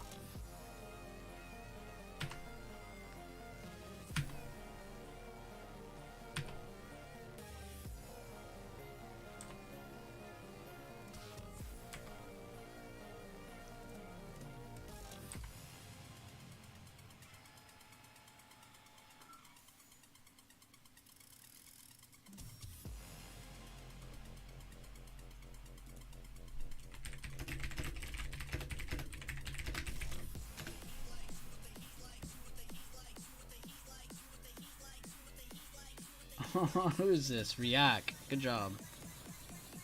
I can't wait forever.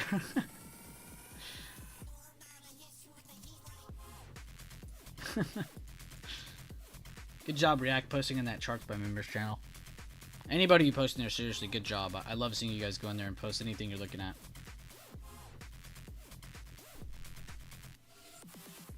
Dondu said they are in the golden pocket again.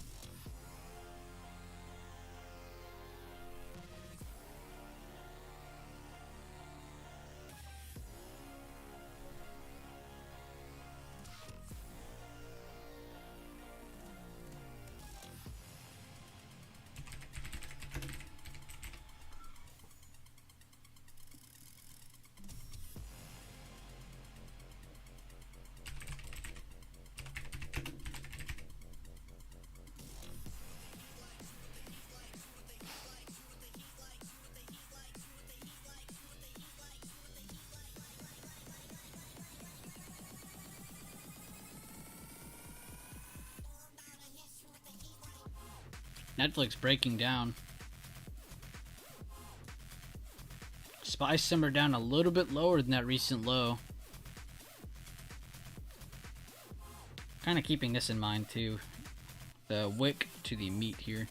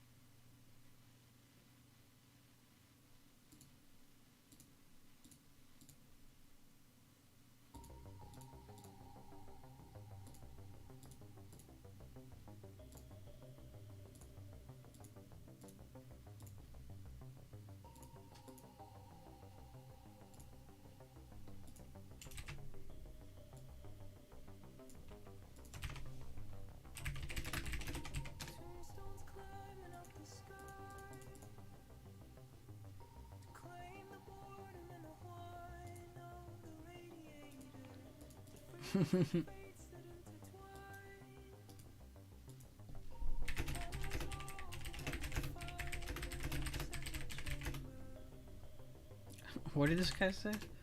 Can someone please tell AMD the daily gap has filled and it's time to bounce?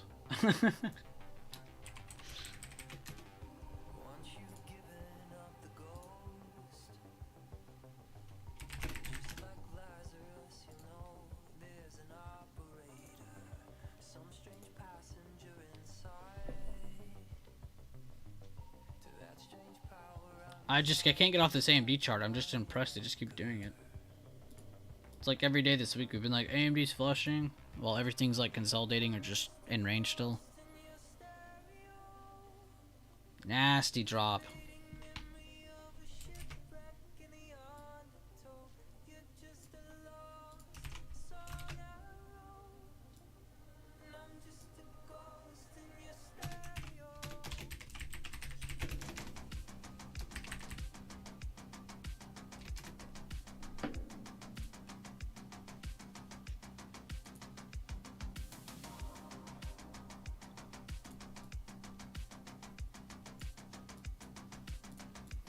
Look how clean the levels played out on AMD. Rejected, held, rejected, breaking down. It's so clean.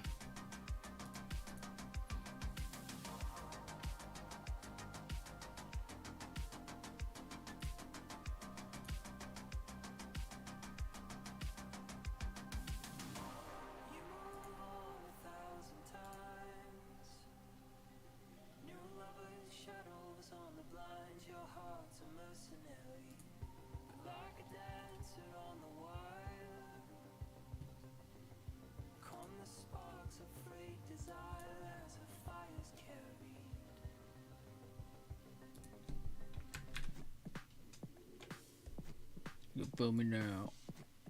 Feel me now.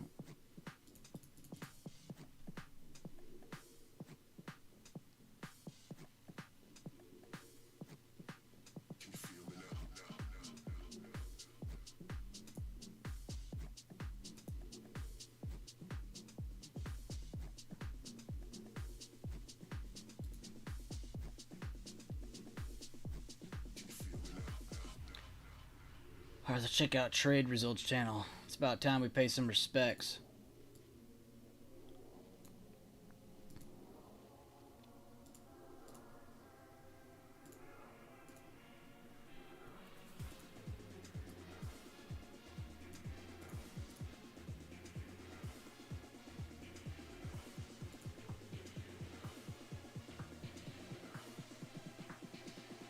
Oh, I see. That's cool.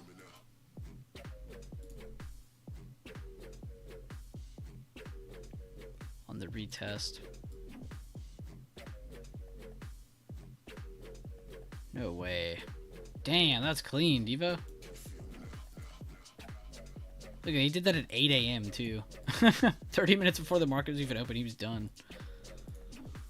Rambo, hell yeah. Let's give this man some fire.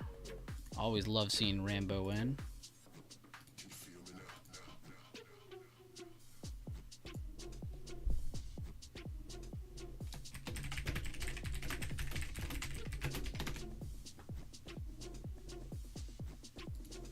AMD lead test took a small loss on SPY before this. Liked how it had lowering volume and stayed in the golden pocket. Never closed over my stop and took profit at my first target for 14%. Good stuff, man. Let's see here. So he's got his drop down. He's got his push up. He draws his fib. Gets in. Takes profit into halfway of that move. I like that. Good passive trade. Clear stop. Pretty much the exact layout on SPY, but he did it on AMD.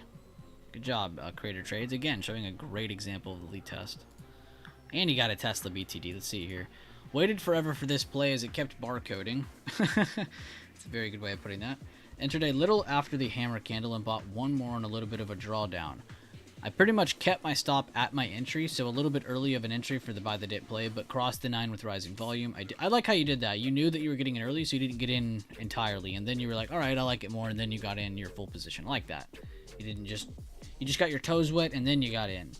I like that a lot. I did not really have a reason to get out of my second contract, but emotions took me out. Decent trade for me. I could see why you might have had emotions, though, because you went into a mindset of like, okay, this trade's not working yet, but I'm in my one play. And then you got the second one, and now you're adding more size into it. So that might have stepped up your emotions to like, oh, crap, I have a lot more at stake here. So maybe that's why you took profit on both of them instantly instead of trying to let one. Which again, Creator Trades, that's okay. Don't ever let that like hurt you and think like, oh, I should have tried to sell one way farther. Like, it's okay that you sold them very quickly together, because you were literally in a play where it felt like it was kind of going against you, and then you got in, trusted your system. I like that you did that, and then you ended up taking profits quickly. That's okay. I like the level of confidence you showed in this trade. That's crazy. I love the level of confidence you've shown in that. That's amazing, man. Seriously. Well, if I followed rules and waited for my A+ setup, I'd be green either way. We learned from days like this. Call it what you want, but Meta held the golden pocket, 50% and the golden pocket from initial drop at open, as well as the 9 EMA crossed over VWAP. Drew my trend line and rode her on up. 283.50 has been a huge level recently, so decided to take profits there, and happy with the trade. Also, thanks Shane for adding to my confirmation. See, there you go. Let's see this, though. He's got his fib, he's got his levels there. Saw the drawdown. Okay, I like that. Got in on the higher low after it picked back up after some indecision candles. I like that a lot. You had lowering volume too on those, so nothing too crazy saying, no, don't get in. I like that a lot. Good entry. Good exit. I love this first exit. Close it on the true high, and then he closed it on his next level past this. Again, need to be aiming at recent levels, and then anything past that needs to already be drawn out from before. You don't need to be making up targets. Great job, React. 10 out of 10 review from you and Creator. I like this a lot. And Rambo and Devo. Looking good. Let's look at Chupapi. Mental trade on AI. Saw a potential dip buy when bounced off a well-known resistance, along with seeing a potential bull pennant. However, began to look more like a rising wedge to the downside, so just got out for a 1% profit. Biggest indicator to the downside also was price did not break the fib from previous day high to the lowest low and pre-market low to lowest low.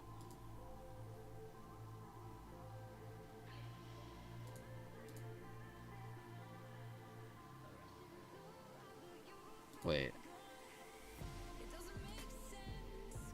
Oh, okay. It was kind of hard to see entry, I'm not gonna lie. I see what your arrows are going for now, though. Okay, so dip bought here, sold here.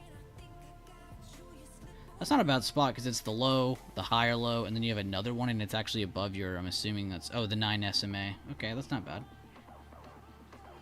And though you didn't take profits here, you took profits in the same area, which at that point you would be down a lot more than the first time on that first move. Well, he got out green, but I liked his review. He can clearly read the chart, so that's very good. More time and Chupapi will probably be a badass, whoever that is. First trade of the day. Nice BTD. Nice job. Slash lead test play on Tesla. One mistake I made was trying to hold my third contract through a golden pocket from high of day to low of day.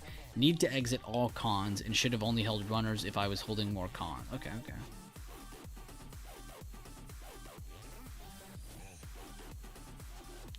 Actually, this isn't bad. You bought 3, you sold 2 here.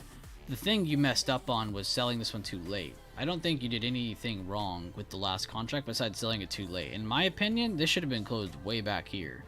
And let's say you didn't close it here. You're not in the whole, I don't want to exit on the first time it breaks. Well, it made a lower high right here after breaking. So I would say these are 2 confirmations that this is getting weaker for your last contract. But not going to get on to you for that. I do like that you got in here and you took profits on most of the position into the first target. So that is still something to be very proud of. Something in my YouTube server made this exact same trade. Similarly to this, but they were going over the staircase method, asking if they're doing it correctly. But basically, they bought 3, sold 2, had to cut 1, bought 3, sold 2, sold the last one. You know, and they were using the staircase method perfectly, and they were showing me just how efficient they were with it. So good job, peoples. Good job, She Loves Gunna, wherever you are. But good job, everybody.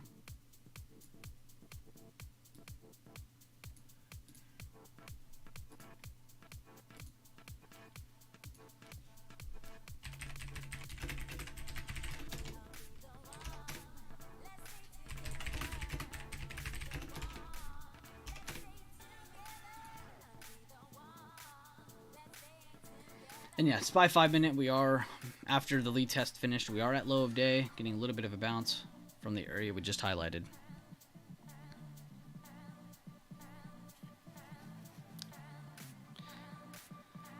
Look, I started talking about trade reviews and people left. It's when you start talking about things that actually help people in trading that bores them. It's like, what the hell? I'm sorry I didn't say buy SPY calls or buy SPY puts when you wanted me to. It's crazy. Oh no, he's talking about how to be a good trader on your own. No, I can't listen to this.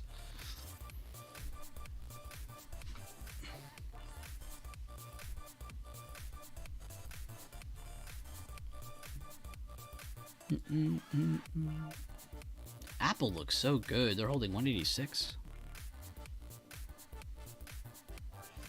Oh no, I'm not. If you're still here, I'm not talking about you.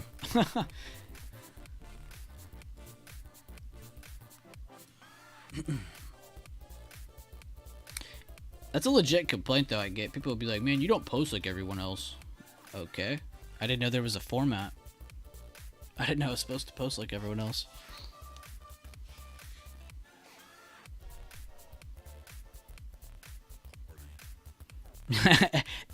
Helpful information? F that.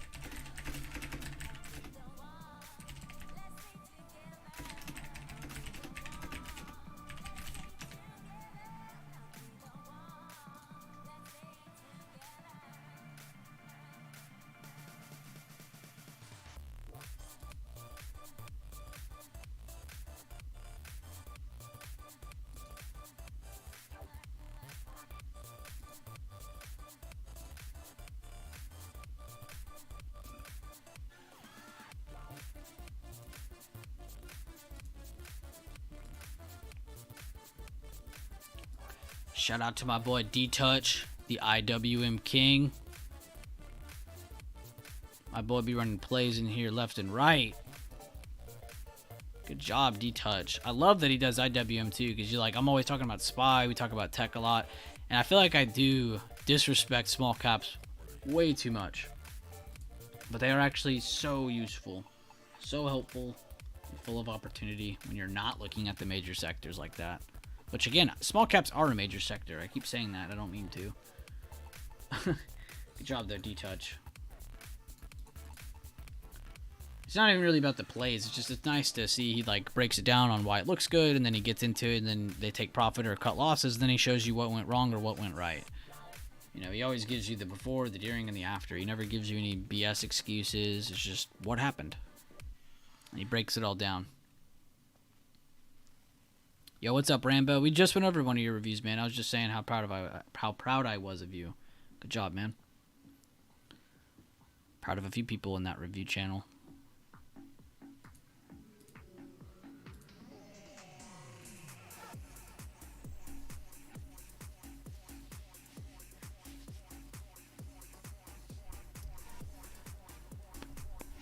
Yo, good stuff, Sandollar, on your crypto mentions. He mentioned Bitcoin and Coinbase, both pushing higher. Good job securing some profits on that, man. They had a really good higher low here as well. We took some good levels. And they never broke anything significant. I mean, they broke pre-market, I'll give you that, but they never broke anything from previous day that was super significant. So that was a good sign. Good job there, Sandollar. Round of applause. Some big boy gains. SPY might have a base here now too. Buyers have a chance to try and actually get an extended move here instead of this first one here. If not, we'll see if we can get a rejection and see if sellers have complete control of this supply now. Again, this demand is supply. And it's been so for about 30 minutes or so.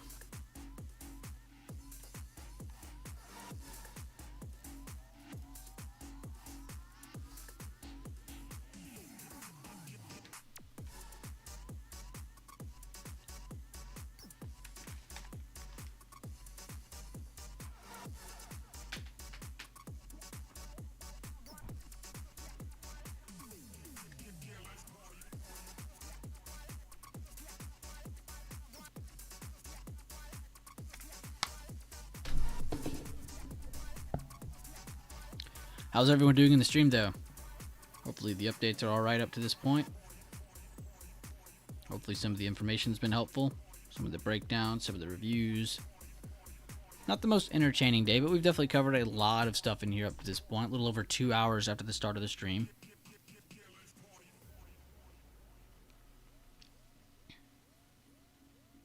Either way, though, this is setting us up for a really, really good week next week, I think.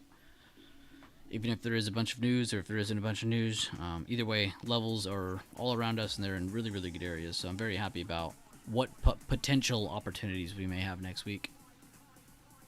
Doing good. I'm down for the day and did some back testing to see what I traded or why I traded. Done, not down. Okay, my bad. Done for the day. Did some back testing to see why. Okay. Well, good stuff, Dondu. Glad to see that. I didn't realize you and Peoples were homies, or else I would have already.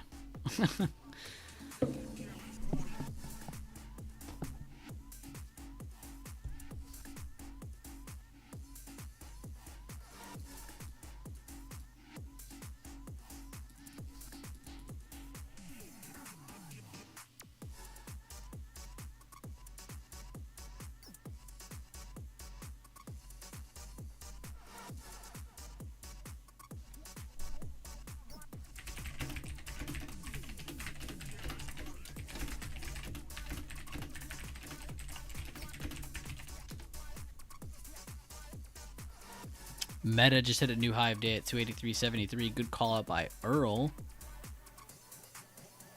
React said, Amazon to the up and up, please and thanks. Which Leland and a few of them earlier were talking about how strong they are compared to most of the market.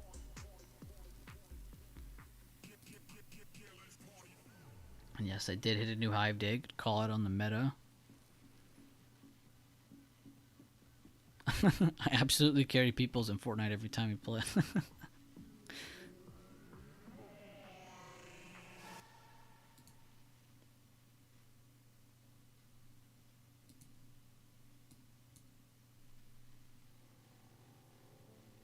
B, what's your take on hiking a sheet candles? I think they're great if you stick with them. And this is kind of my answer to a lot of people's questions in this general direction. You know, what's your take on this or that? And it's always the same answer, regardless of what you're going to ask me. Is it good information? Yes. There's a billion ways to trade. You know, there's a billion ways to look at this stuff. You know, it's not fair to say, oh, this is the only correct way to look at this stuff, and if you look at it this way, you're wrong. No, that's just ignorant. There's a million ways to look at this stuff.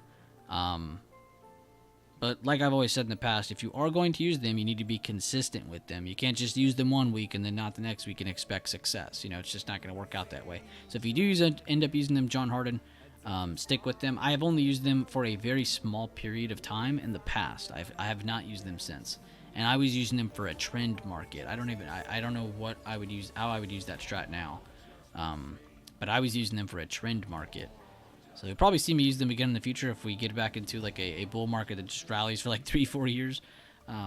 You'll see me use it again, but I haven't really been using them besides that.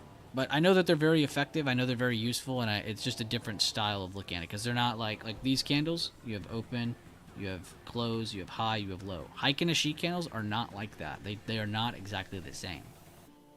So you're not looking at the same information, but.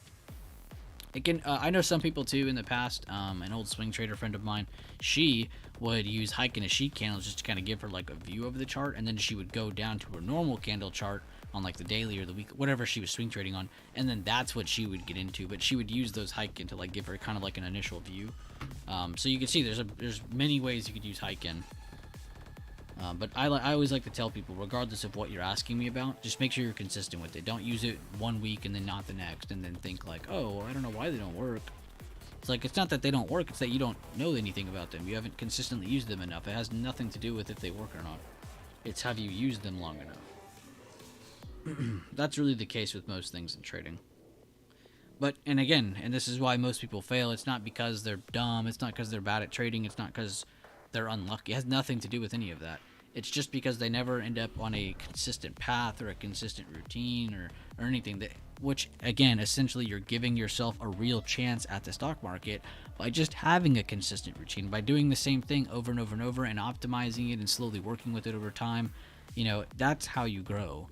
That's how you grow an account or grow yourself, you know, with the stock market. It's not by, you know, randomly taking trades here or there, or one day you're trying this strat, the next day you're trying this strat. Like, it's all of that. Anytime you're not doing the same thing over and over again, you're screwing yourself.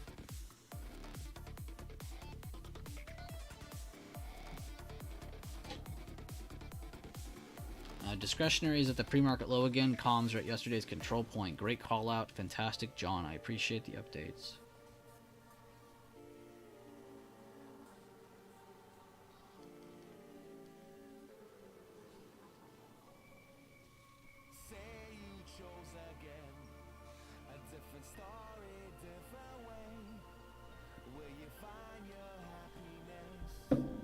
This song has got me in the effing zone.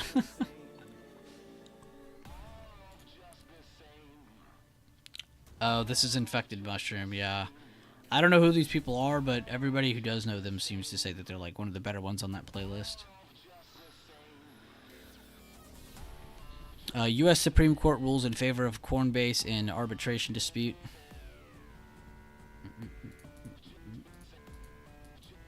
Yeah, Coinbase is not as screwed as Binance is, that's for sure, from what I've seen.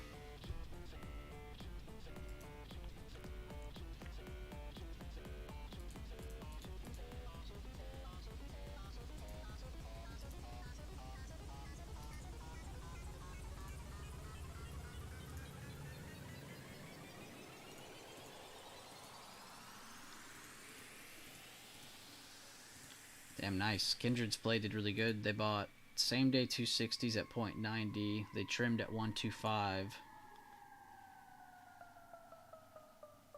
And now they're looking for the next TP spot at 259, 259.50. Oh, they're already hitting it now, as I'm saying that.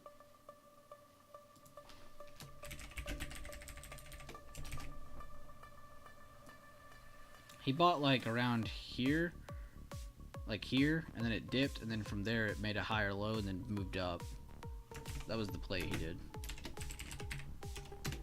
Nice.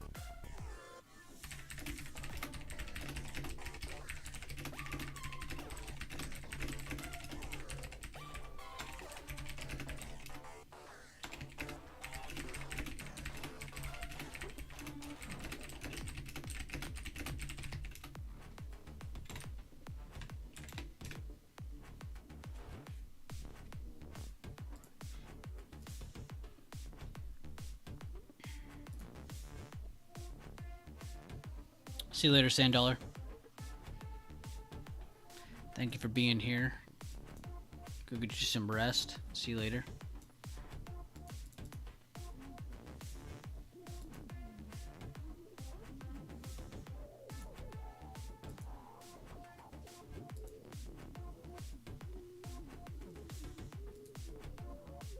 Is there a certain chart you want me to look at? I've kind of been skimming through a lot of them.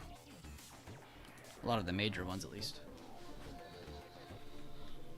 Let's see, how's China doing? Let's do KWEB. KWEB.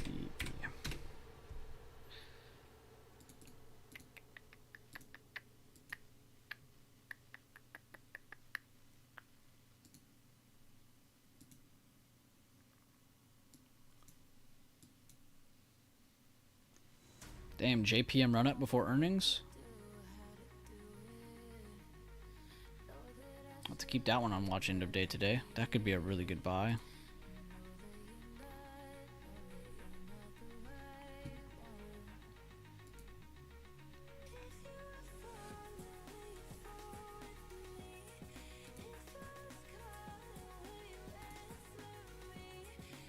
J&J looks like it doesn't want to just stop. It looks like it actually does want to break out this high. I was going to say maybe it needs a retest, but it's holding up so nice.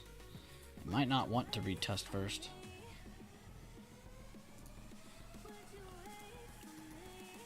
I have to do this or I'll go crazy staring at the 5 minute. So I just need to do some bigger time frame charting and then I can go back. Oh, this is always so much more relaxing. Alright, so let's do the dip right there. 2025.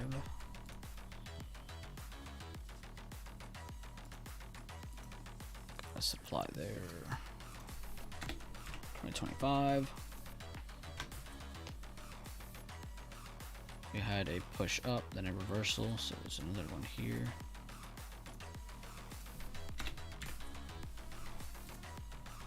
Push up, reversal, so there's another one here.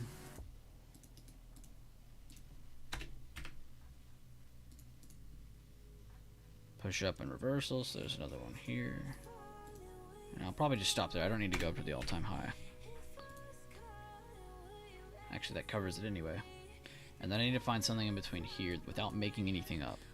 So we have a demand here, demand here. I could cheat and say this is where demand starts.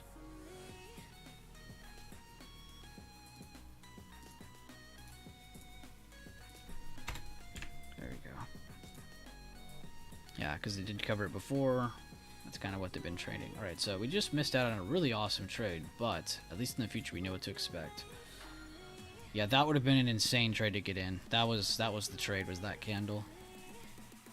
Bullish engulfing, holding 9 EMA, exiting old supply, or exiting demand, sorry. After a retest, I mean, this is like the entry. Doji candle pops up after a higher open, you get another higher open, indicating more bullish momentum. And then probably taking profits into this day. But even if you did hold longer, it looks like you get a tweezer top pop up, and you could have taken good profits into that supply. That was very clean. So we need to watch that. Ooh, ABBV. This is... It's healthcare, but is it a top weight? This has to be a top weight. I would not have had it on this list. Okay, yeah, they're a top 5. ABBV. It's all-time high supplies right here.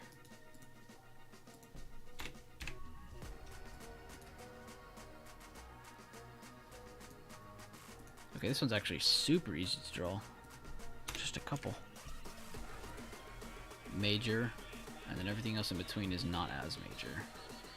Like this one, that's minor, but still pretty important. Nothing else here. Got a pretty good reversal from this point. Could grab that.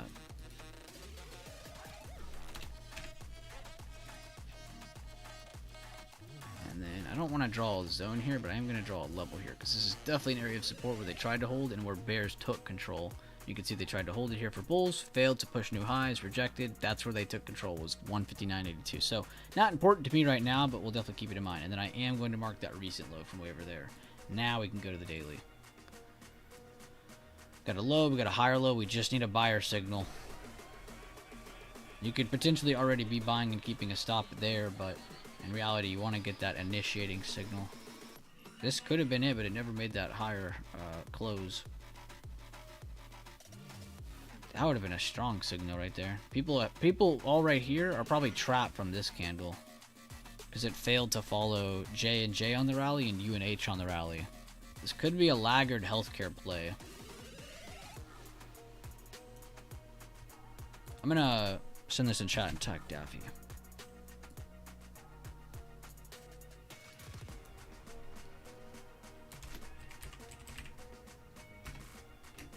XLV.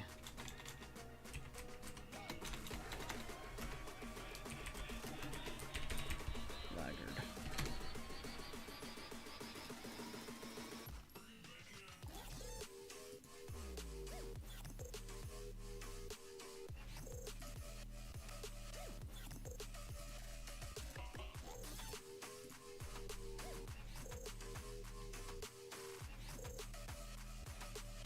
Amazon going for a fifth, lower, higher, maybe pops this time. Good call out Mark.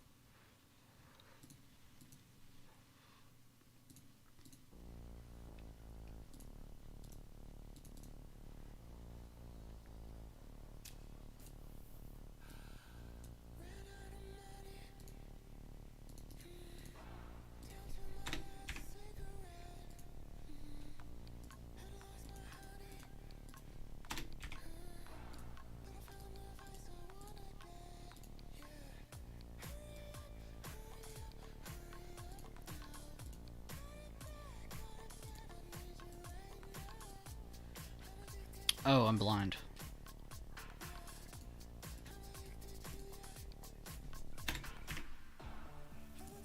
Doi. There we go. I was like, where's this bouncing from? Like, it has to be coming from somewhere. And then you have from this level to this level. Potentially, that is where buyers should be starting to pick up higher lows at. So you have a low, you have a higher low, you have a low, you have a higher low. Potentially seeing another higher low build up for Bank of America. So let's keep that on watch.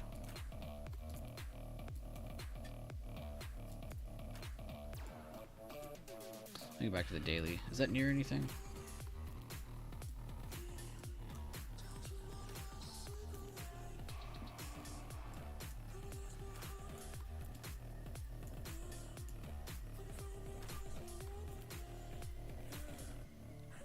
This is where they reversed from last time. So we'll just keep short-term watch.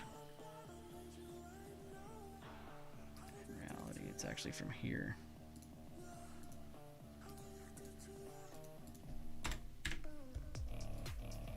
Okay, yeah, that's a lot better of a picture. And then let's find our supply above. We know we got one here.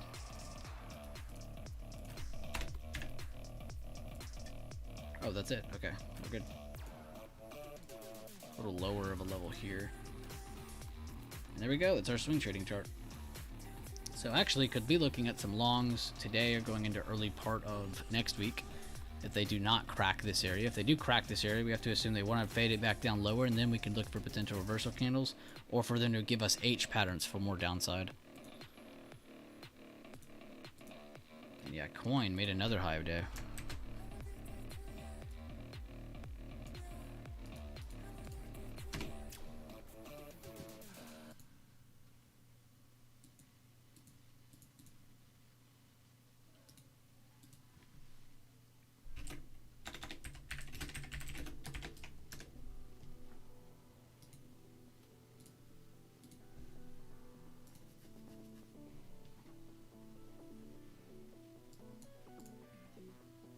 Alright, sorry guys for all my ranting. I had to go through some bigger time frame charting or I was going to go crazy staring at the 5 minute.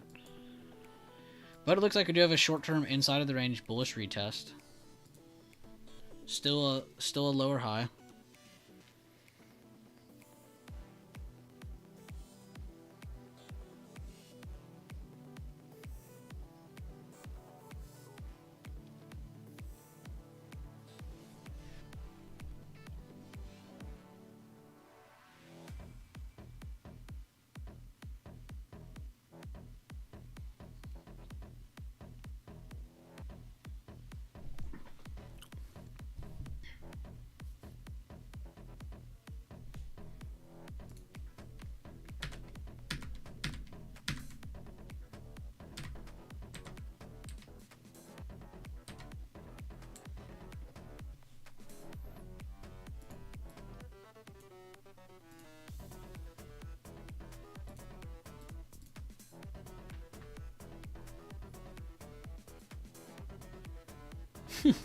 Oh my god, y'all see that? Look, industry watch. Strong, nothing. That's funny. Global growth concerns stoked by a slate of weak manufacturing PMIs from overseas. Yep. Weak mega caps. Yep. Falling treasury yields. Yep. Lingering sense that the market is due for a pullback after a big run of late. And this is exactly why big long bullish runs happen. Or this exact sentence could be thought of reverse psychology. But this is a really cool website, guys. Make sure y'all check this out. I'm actually about to get a screenshot to share that to everybody.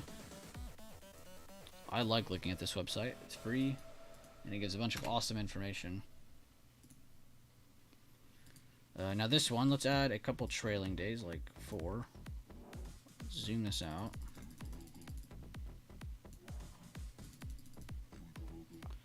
See, a couple days ago, a couple weeks ago, we had our consolidation. You guys knew about the tech breakouts. We talked about all of these sectors potentially getting into this improving sector, and that's exactly what we've seen. Now what we're seeing are a couple of them fade back off, a couple of them staying improving, a couple staying leading, and we have tech picking back up from weakening. So a lot of things are really just getting their footing, and that's why you have them going in very weird directions right now. It's because they're getting their footing. It's exactly what we talked about this morning. So what to expect going into the next couple weeks is to see which of these sectors, let me take this off so it's not as confusing, which of these sectors are going to continue improving, which of these are going to continue slowing down. And what you're most likely going to see is a majority of them slow down, and that's why they're going to move in weird directions, and then we'll see what's going to be coming out. So, a few weeks back, tech was strong, discretionary strong, comms strong, everything else was basically lagging. And I think we had one sector in here. I think it was comms or industrials. One of them was in here. But now that these have pulled back, these have picked back up. Now that these are trying to realize, all right, do we want to continue pulling back down or do we want to pull back up? Now they're kind of stuck here while these are all still trying to play off of the big boy, tech, comms, discretionary. You have 3 of them in 3 different parts of the sector rotation chart. So everything is just getting their footing. Everything is just trying to figure out what the heck is going on. But if you go back to 21 days, let me do 21 because that's where we started, 21 days ago, you can see a lot has happened since then. It's kind of hard to look at. So let me take off a couple of the smaller ones.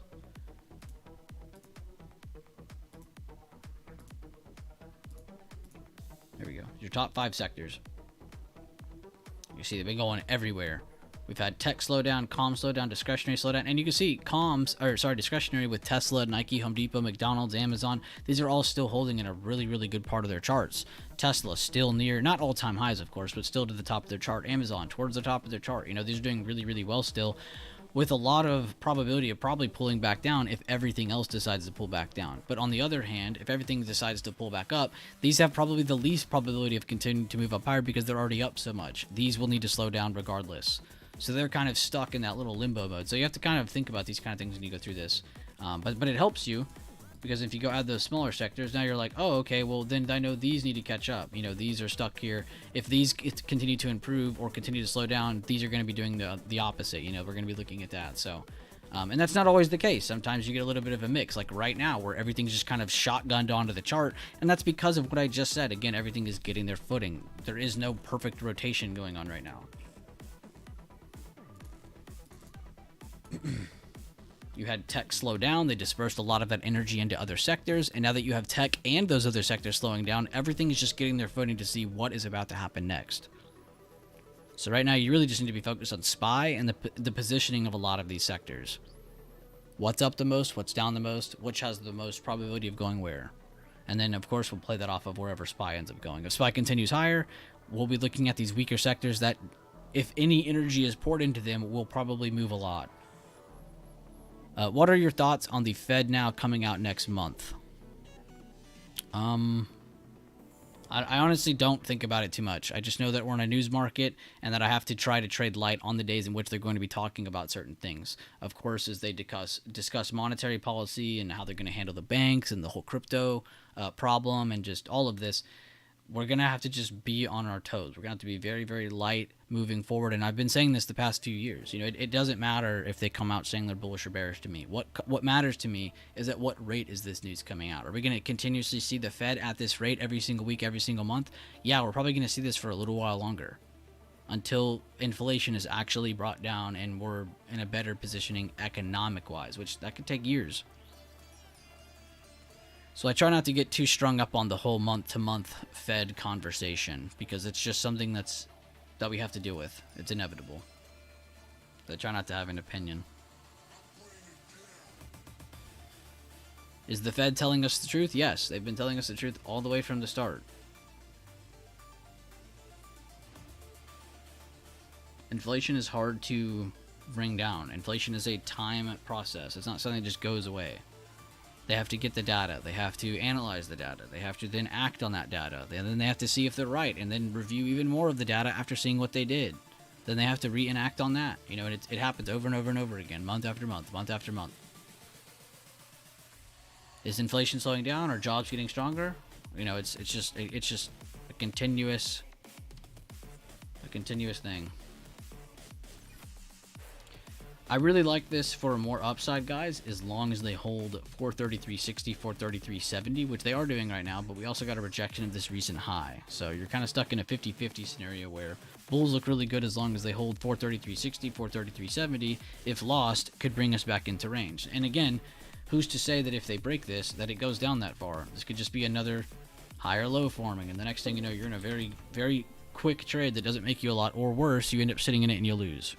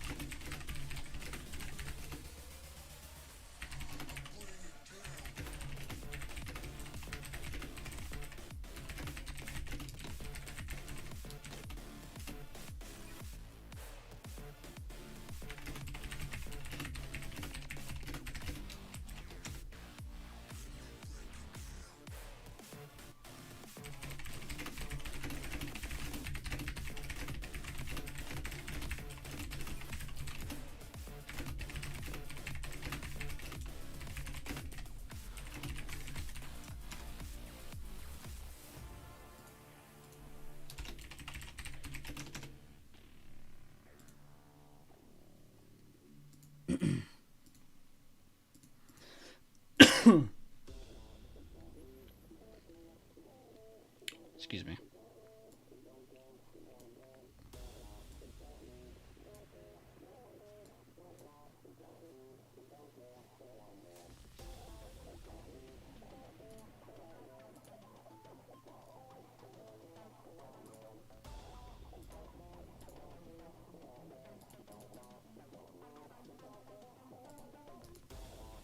God, Mikey's such a beast. He's up over 100% on coin.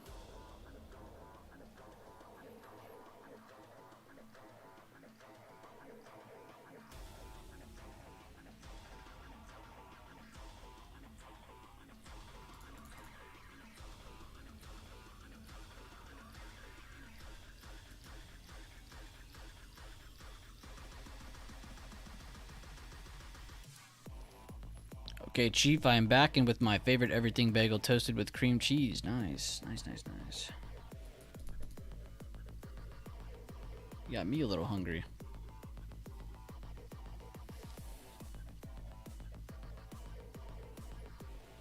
You know me, man. I'm just sitting here chilling, waiting for SPY to break out. Let's wheeler deal above below 434 today.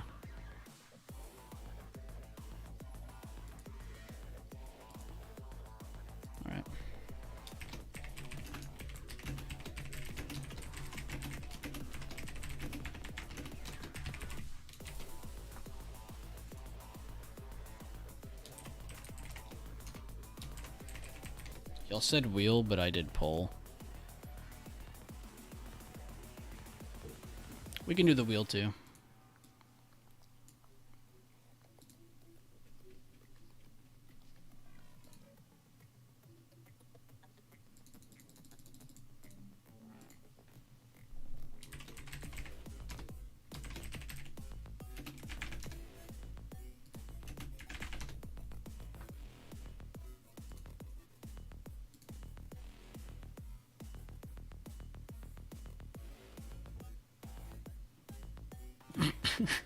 It's like smack dab in the middle of above. That's funny. Wasn't even close. Good job, Mel. Honestly, round of applause to you, Mel. You said 0 trades for me so far. I was actually going to message you later on and see what you did today, because I was curious. But I'm honestly beyond happy for you and beyond proud of you. That's very impressive, because today was not really a day that you should have been looking to trade a crazy amount. You know, if you did trade today, it needed to be light, if anything. So I'm very happy to hear that, Mel. And again, I'm not targeting anybody in chat. There were questions asked in chat. This is not what I'm referring to. I'm just talking about in general. You'll always see people around saying, like, you know, is today's price action ugly? You know, does today feel shitty? Today is boring. Blah, blah, blah, blah, blah. You know, but you have to understand, days like this are needed. You can't just go up and down every single day. You have to have these days where where it feels like we're doing nothing. But guys, read the price action. What did we do today? You know, we might have broken lower, but we've been holding the low ever since we made it the first 5 minutes of the day. We haven't made a new low of day ever since then, right? And now let's talk about upside. You know, we've pushed into old demand that is trying to turn into supply, turned into supply here, and now we're trying to see buyers again try their hand at taking it over because bears have not made a new low. Until bears make a new low, bulls are going to keep trying to take control of this again until they can't anymore. You know? And sometimes that's what you're experiencing is a retry and retry and retry of retaking of control, and then it just doesn't happen. So you end up getting all this boring price action, quotation, but in reality it's not boring. It's just there's a lot of fighting going on.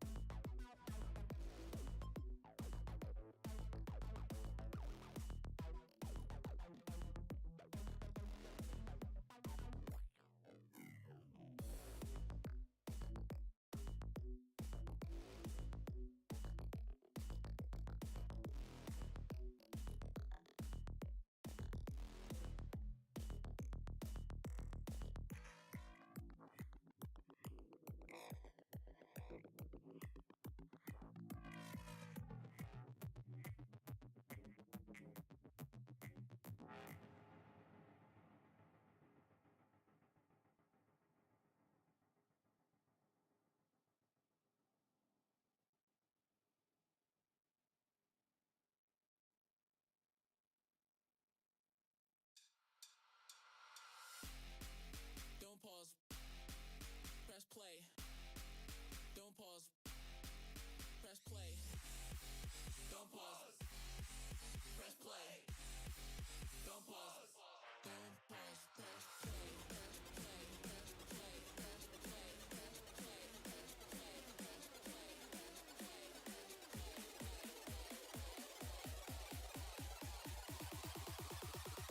Don't pause. Press play.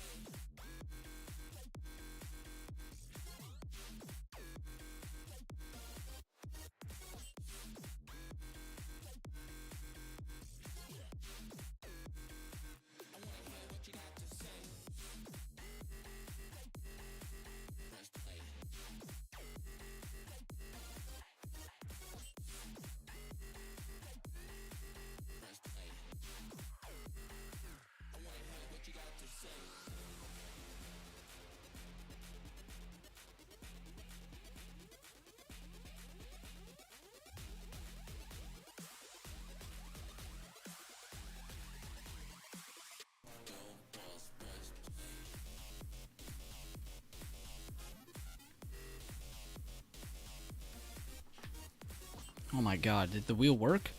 Took Apple from pre-market high break out here for small gain, only trade today. Good job, Matthew. Staying light, getting out light. from pre-market breakout here for a small gain. Let's see that. Okay, nice. Okay, I like that. It's got the push, it's got the retest, and it's got the continuation. I like that a lot. Good job, Matt. Good job, Mini. Mini also posting Mini's testing, Mini. Apple's testing previous day high. Previous day close, previous day high area. Great call out. Good job having the right levels on your screen. Took the 5-minute fair value gap at 11.55 and just targeted the wick high for a quick scalp. Added 2% to the port. 5 minutes in and out of the trade. Round of applause for Ace Ventura. And yes, that's the real Jim Carrey. I still believe SPY isn't moving like it used to when we worked at Dreaming. Bro, right? No, I agree with you. I agree with you. It definitely isn't.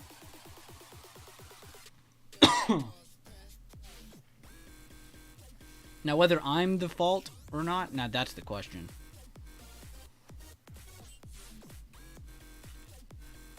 Yo, the wheel worked.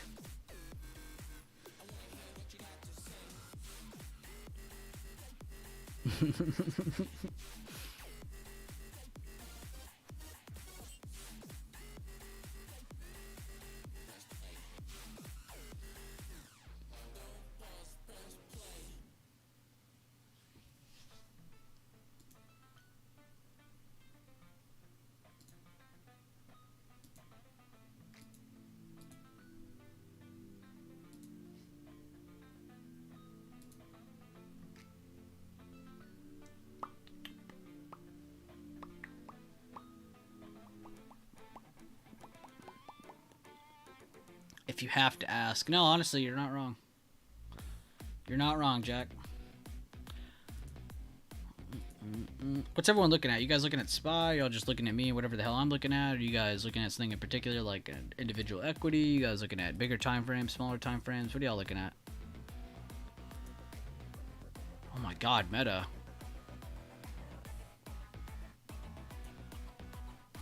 Meta, Google getting action, Netflix getting some action. Comm sector could turn green here. That would be pretty nutty.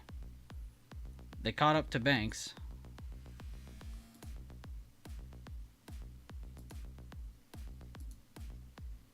Banks healthcare still holding. Tech pushing. Everything is holding together. That's a good sign. And look where they're launching from. Launching from the level we talked about in the 15-minute. The previous day open.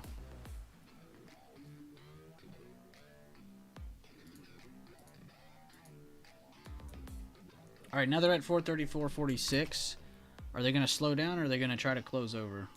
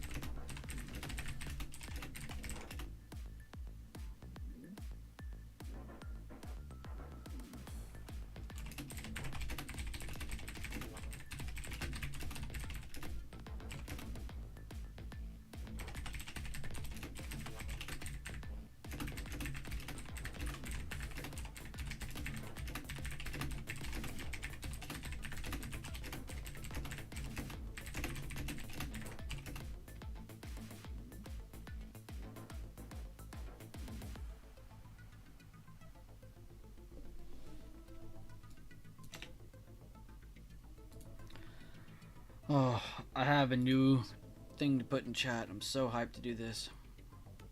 I've been wanting to do this forever.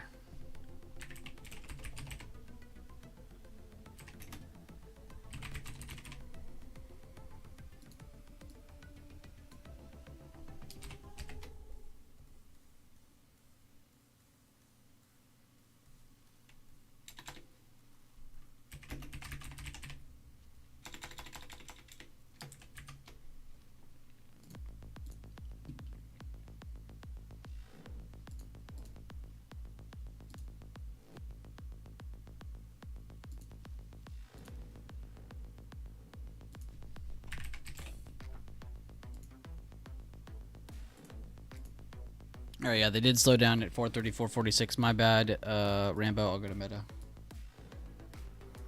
We were just looking at it for a half second because I was talking about how them, Google, and Netflix were all kind of coming back to life a little bit. You can see their sectors recovering a lot. They're actually one of the stronger sectors now. Them, healthcare, and banks. But at the beginning of the day, it was literally just banks, healthcare, and a little bit discretionary. But it's good to see comms getting back up into the game.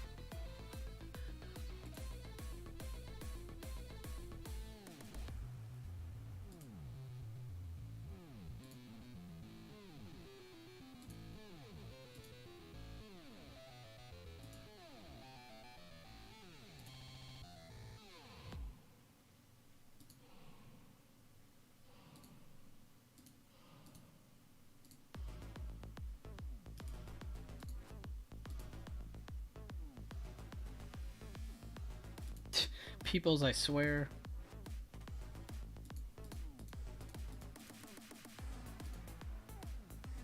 You typed in there before I could even get the damn permissions fixed.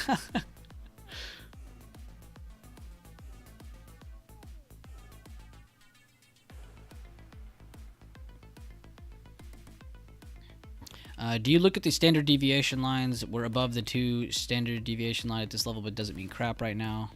My poots are getting strangled. No, I don't look at them, but I do know they are very effective a lot of the time. But no, I don't watch them, to be honest with you. I am aware of them, though. Standard deviation lines can be very effective.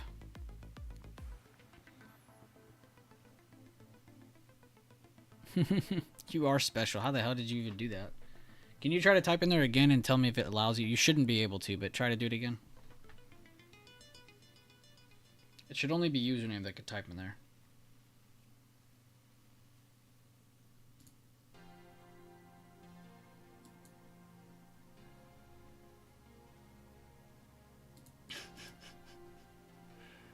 And of course, Jack's message. Says no permission. Okay, good. Yeah, I'll let him make his own announcement. Actually, no, I will announce it. I need to hype him up. That's my boy.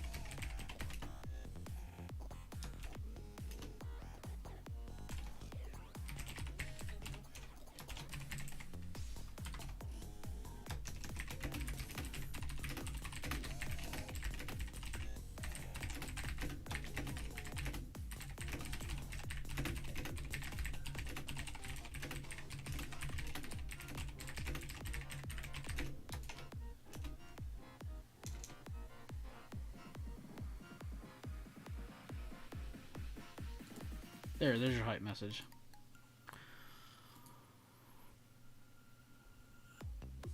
You didn't miss anything, David. Besides like $1 million being made, dude. You just missed everything. No, I'm kidding. Nothing happened. We've seen a little bit of bullish breakout. I forgot when you left, but since then we've seen a good retest of today's low. We got a good push over the 90 EMA. Basically a BTD setup, but very slow one. Ended up hitting. Good little higher lows were made on top of the 9, and they finally popped a new high. Now what we're kind of waiting on now is to see, can they push past 434.46, or they're going to slow down here and essentially make this their range. We'll see. Glad to have you back though, David.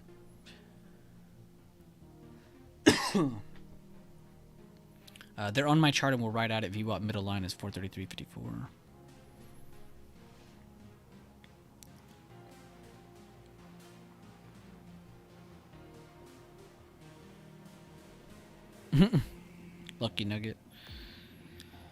Just try not to be... I know you're not saying that. I'm just saying. Try not to be greedy. Try not to rush things, force things. You know, try to focus on things that are consistent. Be in a routine.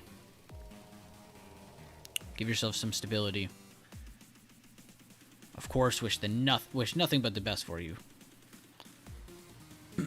That's pretty crazy, though. 0.2 to 28, and you sold at 19. That's insane. That's a dummy percentage.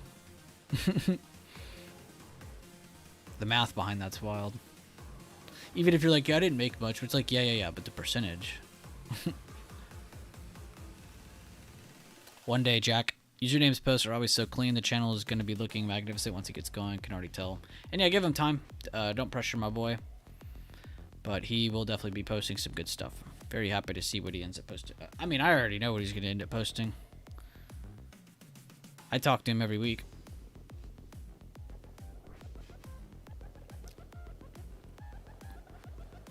I dare someone to say I'm wrong. My boy got some. He does. He probably has the cleanest TA in all of the Discord. I would argue it's between him and Leland now that Leland has like the plain charts. It's like just levels and like there's no extended hours even showing either. So it like makes the chart just look so much cleaner. And he's been doing that. It's not anything new. Is that demand below 433 new? It's not really demand. I mean, it is demand, but we're really just highlighting the wick of the low and then the meat. Both of those. Yes, Daffy, you saw it? You saw what I sent you? Oh, you said J&J. My bad. I sent you ABBV. I sent you this one, but yeah, I was looking at those two. Because I saw you said healthcare, so I was like, alright, I'll look at healthcare in a bit. See, I read people's posts. Other people go in chat and they read people's shit and they're like, ah. And I don't use that information. I read every post and I use that information. I remember that information. Above 166.50, you're looking at 170. I also like this candle too. I mean, even though it's on a rally, I do like the fact that it opened higher and is trying to hold like kind of like a hammer or hanging man type candle. I kind of like that a lot. The reason I said ABBV is because the positioning of the chart. It's the 5th largest weight in the healthcare sector, so it's not as big as UNH or J&J. But I did like positioning-wise that they haven't really got that pop, you know, up to that next area like those other two charts have. So I kind of like ABBV for a potential laggard play. People's Post. Yo, that's actually a really good name. I hope you continue so we can actually make that a thing in the future. That's a really cool channel name. People's Post. Oh, you're looking at it too? Okay. Bet. Okay, so you already know them. Yeah, me and Daffy, it's crazy. Like, y'all would think that me and him, like, have calls or, like, DM each other all the time. But I actually, like, never talk to Daffy privately. And we end up, like, looking at a lot of the same sectors. And then we break down those sectors and see what individual weights within that sector are within the best spot for us to possibly take a play. And over multiple sectors, too. He kind of started it with RTX a while back, XLI sector. We did UNH. We did... I mean, we're still doing DG. Short-term and long-term plays, DG. Talked about Dollar Tree. Talked about a couple, you know, crypto stocks whenever those started warming up again. So it's just cool to get plays from different sectors is really what I'm getting at from different people. But I was really just getting at that because we have not been talking at all. But we've been using the same resource of like looking at how the sectors look, which ones have the most upside, downside, and then again kind of just playing off of that. But it's just crazy again being able to have the same TA, same direction, and we're not even really talking to each other saying, "Hey, do this, do that." It's crazy. It also like gives you good confirmation because it's like I do it and then it's like I see Daffy say it's like, all right, good. What I'm looking at isn't crazy. And then like I'm sure it's the same thing for him. Like if I'm saying it too, he's probably sitting there like, all right, good. Someone else agrees. It's just a good added confirmation. People's perspective. Jesus, y'all are going crazy with this. What is Pepples anyway? Is this your name? Your last name? Your middle name? Is this like a alias? Daffy is our brother from another mother. Facts. I don't know if I've asked you that before or not, Peoples, but I just had to ask.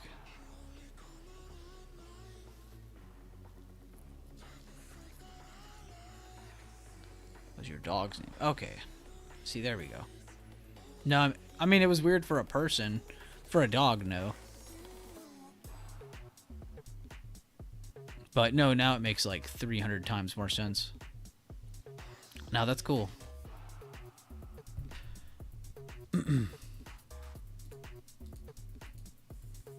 They did close over 434.46.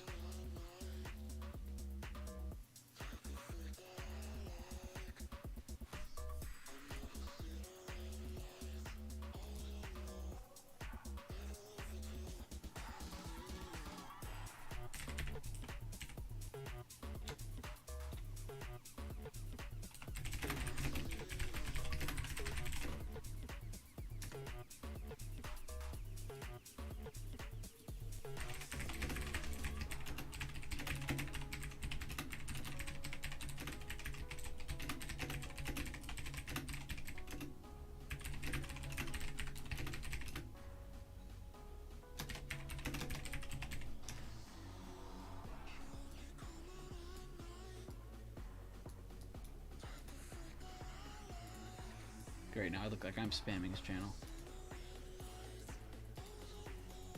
Wait, I know what to do.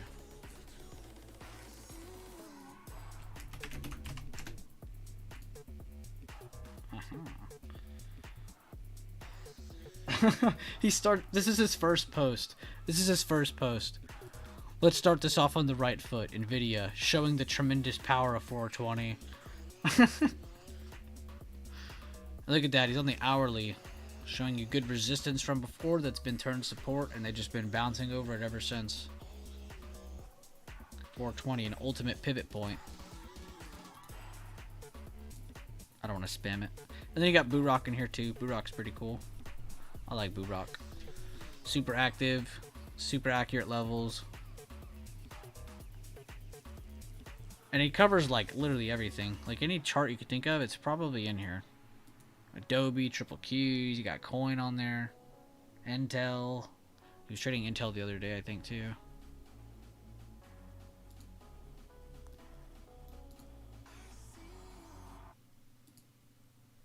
Oh god, he tagged me.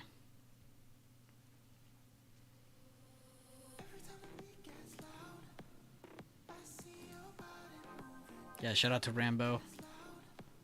Low play on Tesla's watching Golden Pocket and People's Kidgerbot was a little nice confirmation. Ooh, nice. See, that's another thing. Not using them for like, oh, I have to get in when he gets in and get out when he gets out. Like, no, you could be looking at the chart already and just like it, you know, and then get in off of their confirmation as well, going, oh, you know, I liked it. He also liked it. This is great. It's added confirmation.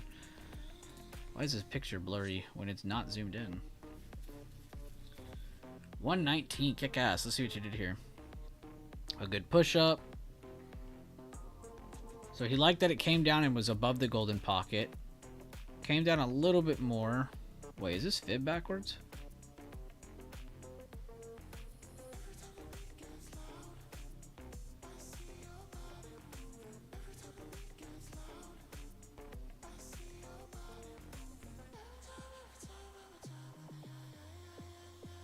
I can't tell. Either way. Bought one more. That's a beautiful curl up right there. Oh, you're on the 1 minute. Okay, okay. Retest, trim 3, kind of where you were getting in initially, and then trimmed again at that high. Good job too, not trying to hold all of them, because a lot of people get back to this point in the chart and they're like, oh, we got back to where I was. Let's see if we can break out, and then I can make more. Instead, you were smart about it and you just decided to get your risk out right there. I like that a lot. Good stuff, Dondu. Very clean. Oh yeah, and this is the play that Sand broke down, and he posted it in Discord and YouTube, as well as talking about that news. So good breakdown by Sand there. Able to play news and the momentum behind crypto. Had some early paper cuts on reduced size. The SPY trade got me right around flat.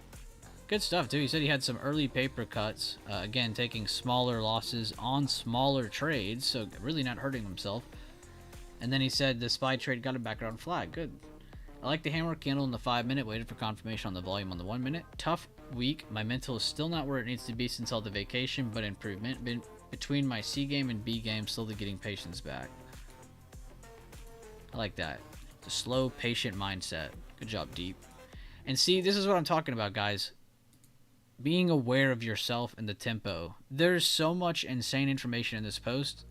It's just it's hidden. You see where he says, tough week. My mental is still not where it needs to be since all of the vacation. So he just came back from vacation. He's clearly not in tune or super focused like he was probably prior, where he didn't take a break in between trading. You know, he's focused, you know? So he's not as focused as he was before. So he understands that. He picked up on the tempo of, you know what?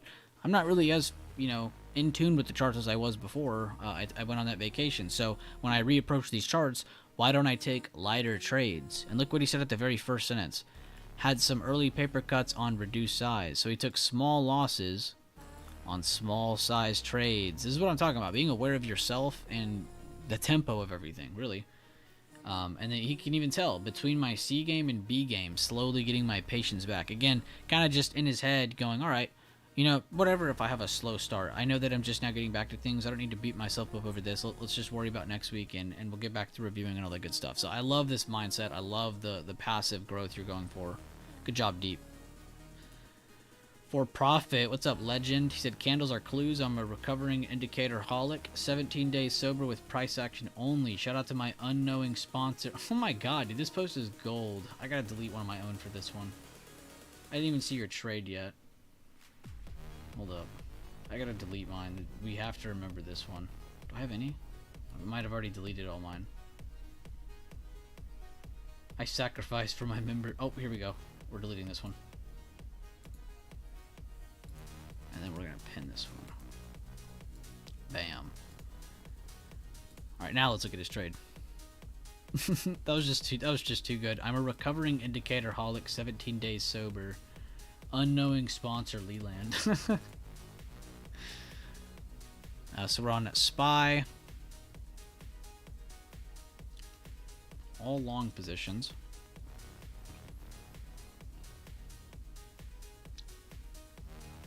We're on the 1 minute. So on 3 minutes in, he's in a play. The retake of today's open. Sold some, bought more where he got in. Sold some where he got sold the first time. Saw that price pushed over, held on the reset. Should have bought more, held runners instead. Which, again, that's totally fine. You're trying to learn right now.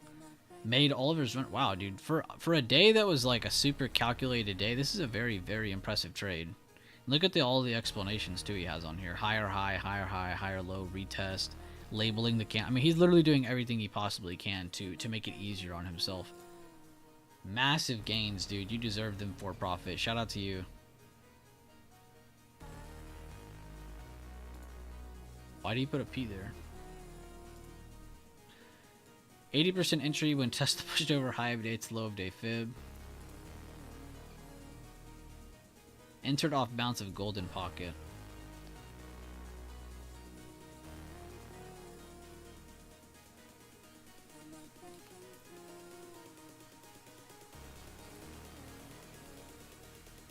Oh, right here. I'm like looking over here for entry. I'm like, where did he enter? Alright, so that's a beautiful buy. I love that entry. Because, yeah, he waited till it hit, saw the candle confirmation. That was a beautiful entry. Good job. And again, sometimes they just leave from the station right there, people. Sometimes you get this variation like you saw, where they end up giving you another higher low on top of this low that was just made on support. This is a beautiful sign, though. This is what you want to see. It's a passive variation. That's good. Then you get your pump, which could have happened, 2 minutes prior, but it didn't. They give you the short-term test first. Got the big move. Exited 4 out of 5. Jesus. Out of last contract there. Let's see what you asked. You said, was this early exit from my last runner? Honestly, I was going to say, I feel like this was a late exit for your initial position. Like some should have been taken here, but I'm not mad about that. That's still beautiful, dude. I'm glad you held that. Just a little risky holding it past that high, but you did good. And you said, early exit from my last runner?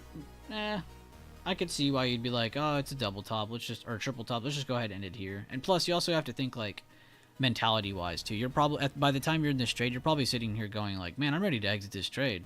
It's only been a couple minutes, but when you're in the trade, it feels so much longer because of what you're having to go through, what you're having to analyze, what you're having to tell yourself. Good job, though. I don't think it was early, though. You had a pretty good seller signal pop up. Plus, like, who cares? You know, if you took profit on 4 of these, right? So you made, what? That's 16 times 4, 3264. I guess you could have held that just because this contract's basically free. But at the same time, you know, why not just secure some profits, right? I mean, they're not your profits until you actually close it all. Jesus. That's not even the same ticker either. He did this, and then he did this. For profit, you're a beast. Gotta give you a super reaction. I have 1 super reaction left. I gotta give you the right one. Rage. Yes.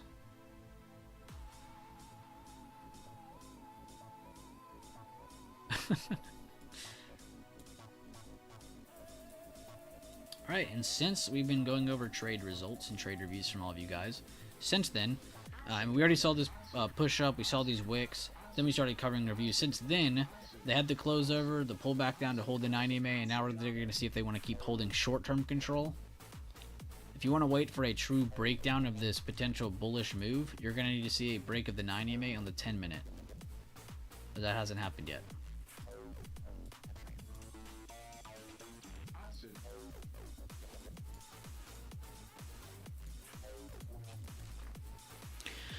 Sorry for all the talking, guys. I had to get that out. I like going through y'all's reviews, and I really hope it's helping.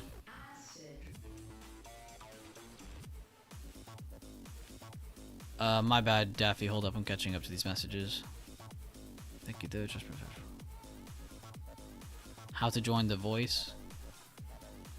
Like you're trying to join this one, Daffy? I can just call you. Give me a second. Let me finish reading these. Sorry for I'm sorry for not interacting enough. I've always liked to observe and learn my whole life, but I swear I'm here every show. Oh, you're good, Chef. You don't have to apologize, dude. I've already said, man, if you're here, you know, I don't care if you're making yourself aware, you know, it like making yourself known to us that you're here. Like that doesn't matter. You know, if you're here and learning, that's great. That's what's important. It really doesn't matter to me if you're super like openly active. You know, it does. I think, in my opinion, it is advantageous over time to slowly become more interactive with the group and the members in it, posting. You know, going with the routine with the channels and stuff. You know, that's great over time. But if you're not comfortable with it, you know, if you're more comfortable, you know, doing things on your own, just kind of sticking yourself, that's great. I completely understand that. You know, I'm never gonna beat that person up for that. You know, whatever makes you comfortable, that's what's important. There's no such thing as a single direct route that leads to success. There's a billion paths that could lead there.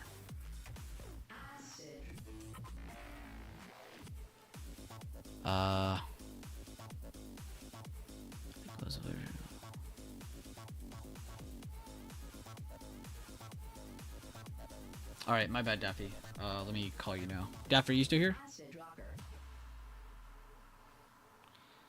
Yeah, sorry, man. I was going through all those trade reviews. I wanted to go through those and then make sure I caught up to all y'all's comments here. I was in the voice chat, but then Devin was chilling, so I was like, I'll just leave and listen to music.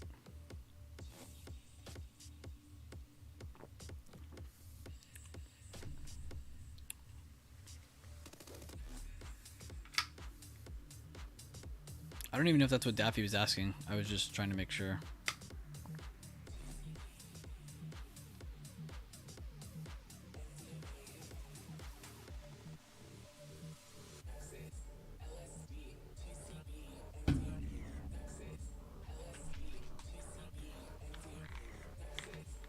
Damn, it's already almost noon. That is crazy, dude. Time is actually kind of flying.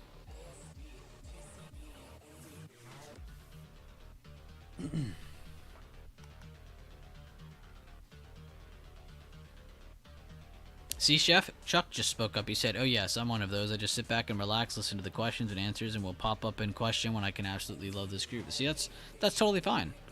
That's what's important, is being comfortable. You know, fuck the whole I gotta show out to look cool. F all that. Be comfortable. And if you're comfortable, then I'm happy.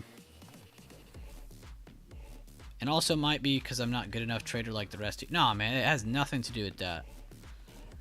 I don't raise my traders in here to think of themselves as like certain levels of skills. There's no such thing. Like, you might hear me say like, "Oh, this might be the best trader in chat," blah blah blah. You know, I'm hyping up my friends.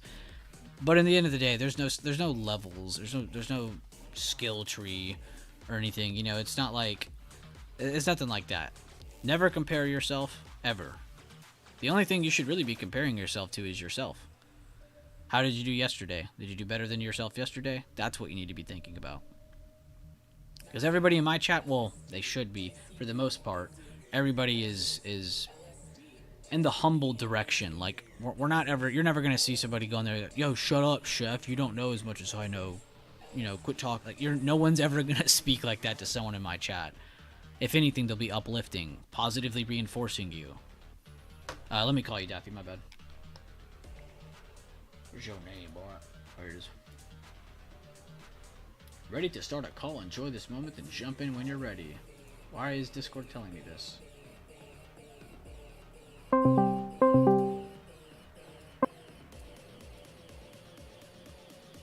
Hey guys, can you hear me? Yeah, 1 second. Let me fix this. I'm driving. So Say like the ABCs or something. A, B, C, D. Like Daffy. Alright, perfect. How you doing, Daffy? I missed you, man. How you doing? Hey, good brother. How you doing? How you all doing, guys? Just want to go back and say a few things related to the work we do, right? You mentioned we might have similar plays, right? Or we're reviewing same stuff. This is the homework we do as traders. Right? We have to, you know, when the market closes or weekends, whatever, we go back and review our trades. We have to review the market as well. What moved, what didn't move. And the RG charts are super helpful to understand the rotation of the market.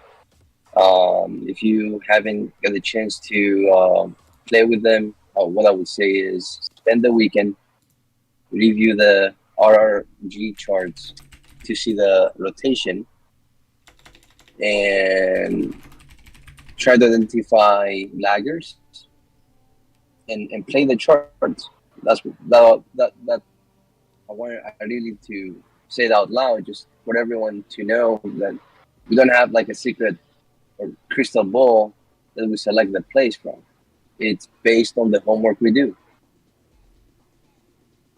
So yeah, I just wanted to let everybody know Breach, Daffy? that we don't do anything special, man. It's all the hard work. I like it, man, because we're all kind of in tune with each other, because we're all following similar routines and kind of looking at things similarly, and just, it also gives added confirmation too, because I see 10 people go in there and post coin. It's like, well, damn, I should probably go look at coin, because I trust what people are looking at in chat compared to like the internet, where it's like, I don't know what the hell they're looking at. People in chat are more in tune with each other. I tend to go to Burak's channel. I see I like to review usernames, posts, Lelands, because these guys I saw them play really solid plays, right? They have a handful of stocks they review, and I like to review those channels as well. So I recommend everyone see what everybody's posting and do your own due diligence. Not just say, "Oh, I miss this play, I miss the move." Just don't say these things, guys. And just you have to do your own work as well, and try to identify a nice entry. Sometimes my entry sometimes sucks. Like last week, we had a couple SPX plays I posted on Trade Ideas where my entry was terrible. If I waited for a retest, that would have been a better entry for me. Um, just work hard and play hard. I like how you said that to kind of because limit yourself. Limit yourself to the better entries that work, and yeah, they're not going to pop up all the time, but they're going to be helpful. Especially the more Exactly. you limit yourself to them. Yes, that is Daffy Mail. It's like I like to play the ranges a lot. You guys see me even when on my videos. I like the range to break above or below. Sometimes my workout sometimes may not work out. I like to get my entries going based on candles, based on volume. Um, and if it goes the other way, I mean, well, I play what I saw was right. I didn't just pick an entry, random entry, and I call it a day. No, I like to be very careful when it comes to ranges.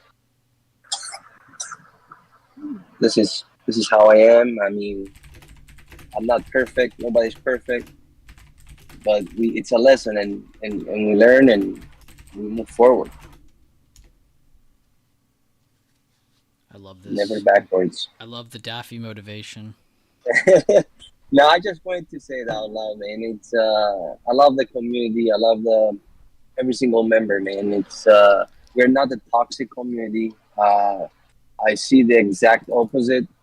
Everybody's encouraging everyone, supporting everyone, and this is how it should be. Unfortunately, it's a lonely game. Unfortunately, it's not like a It is. team where we're gonna play as a team and win as a team. I might see something on it, like let's bring Abivai as an example. Bueller may see a potential entry today. I might see a potential entry tomorrow or Monday, whatever. Um, it's difficult, man. Mentally, it's difficult. That's why I'm trying to take my weekends or the days that we don't have any trading just to relax, do some reviewing, not just completely disconnect from the charts, but limit myself to what I want to see, what place I want to be reviewing next, the following week, and make notes and take it from there. Because you have to know your personality as well. Like I'm a person, I like every day to be a new day. That's why I love the stock market. Every day it's a freaking new day. So it just gives me the motivation to keep going, right? I don't know what I'm gonna expect, but at least what I have in front of me is my guidance, right? It's the charts pretty much. So you have your candles, volume, your levels. You don't like I was in a I don't know if I should say this now, Bueller, but used to be in a very toxic Discord before Mm-hmm. where they promote greed a lot, right? Only And I didn't 20%. You didn't make 100%. You suck. I didn't have the good mindset. I started off with just the levels. This is how I used to trade before. I used to trade with candles and volume and levels. Now they feed you with all these magic indicators, and you ignore the main part of the chart, the candles, right, and the volume. So I was focusing on the indicators like MACDs, RSIs, parabolic SARs, you name them. You can use them as guidance, but not as an entry and Yeah, exit. they can't be like the sole. This is why I'm in. This is why I'm out. They can't be your entire thing. But they are great outside confirmation, like you said, double confirmation. Right. You can use them as exactly confirmations, but not as your entry and exit. Um, so you have to be. So when I pretty much what happened with me after I lost a lot of money, Detach reached out to me, told me about you, Bueller, and since then I'm here, man. It's been personally, I'm honestly speaking, this is probably uh, the best group I ever joined. Like we're not promoting anything. We're not, we're not promoting the greed. That's what I'm trying to say. We're promoting good, healthy trading. Um, yeah. I just wanted to let everybody know. No, I appreciate it, man. I was answering somebody, so I wouldn't. But no, I appreciate your message, man. I was actually gonna say that on top of everything. It's kind of crazy. Like everybody comes through here and has like super positive like vibes from the get go. Like everybody starts out that way, but very quickly and over time that all decays away, and people start to turn more sour and start talking certain ways, and just certain things, and they just get more negative over time. But you have always remained like super, super, super positive. You love the community. Everybody here, and it's over time. Nobody knew who you were in chat. You're just another member. But with that energy and over time, everybody in chat knows who Daffy is. There isn't a single person in chat where if I was to say, "Do you guys know who Daffy is?" Like everybody would know who that is. So that's really cool. But just always appreciate the positivity and how much of it you put out.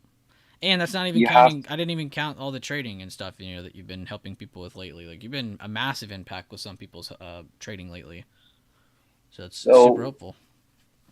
As we're saying, I'm half Greek, half Egyptian. So in Greece, we say one thing: if you stay positive, you're gonna expect a positive outcome. Doesn't matter how's your day, what you're going through. If you stay negative, 100% you're gonna have a negative outcome. So if I have to choose, I would rather stay positive, right? So this is just my how I am. I like to, not everybody. How should I say this? Like, not all my days are beautiful, but I'm trying my best to stay positive because it's life. The same thing with trading. I'm not gonna let one red trade dictate the rest of the 100 days that I have. So you just learn from it, learn from the losing trade, and move forward. Don't try not to repeat the same mistakes, because it's sometimes we tend to repeat those mistakes. We are humans. We just hoping that it's gonna go in our direction, even if we see it's wrong. So we try to stay strong in that mental stage. It's hard sometimes. It is. It's so hard. Like getting to the point of like getting a routine is one thing, but getting to a point of like maintaining, like you said, day in, day out, week in, week out, month in, month out, that is the hardest part, because it can be lonely. It's so hard to cover certain things. Like you feel lost at some points. It's always good to have. That's why it's good to have the community there for you too, just to have that voice. It's not even to necessarily have anything to fall back on. It's really nice to just have that extra voice to be there, really. So that's why I always recommend. Even I don't remember which member I was talking to last night, but I told them, I think it was Dandu. I was trying to find somebody you trust, that you guys have the same interests, and talk about. Like I have personally, I talk to D-Touch a lot, and Wag, Mel sometimes, right? And we might share, like, hey, what did you see here? What, why you enter there, and sharing those thought process always helps. Because we're gonna go back to the lonely thing. Like, okay, who I have to talk to, share my thoughts and my mistakes. So if you find that buddy to talk to, I mean, that's a plus.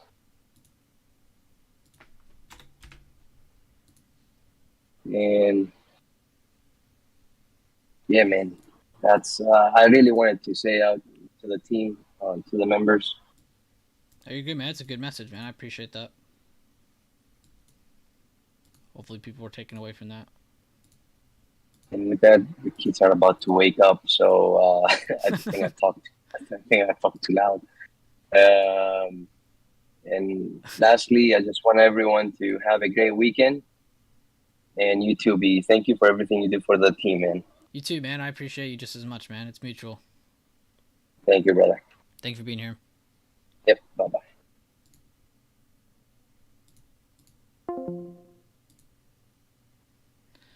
Man, it's crazy how many like leaders we have in chat. It's so crazy.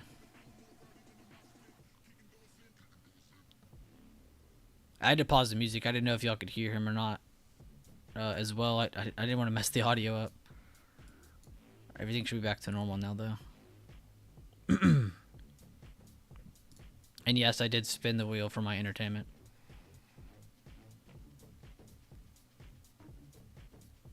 "15-minute SPY about to have a 2-minute indecision candle." My bad. I was charting this because my boy Marente sent this to me.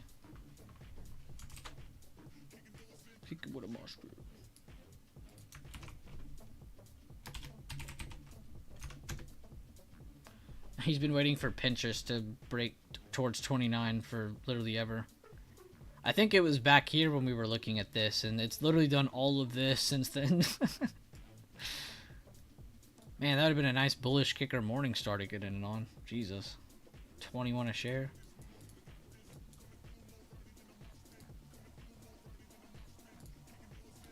Alright, back to SPY. I got it.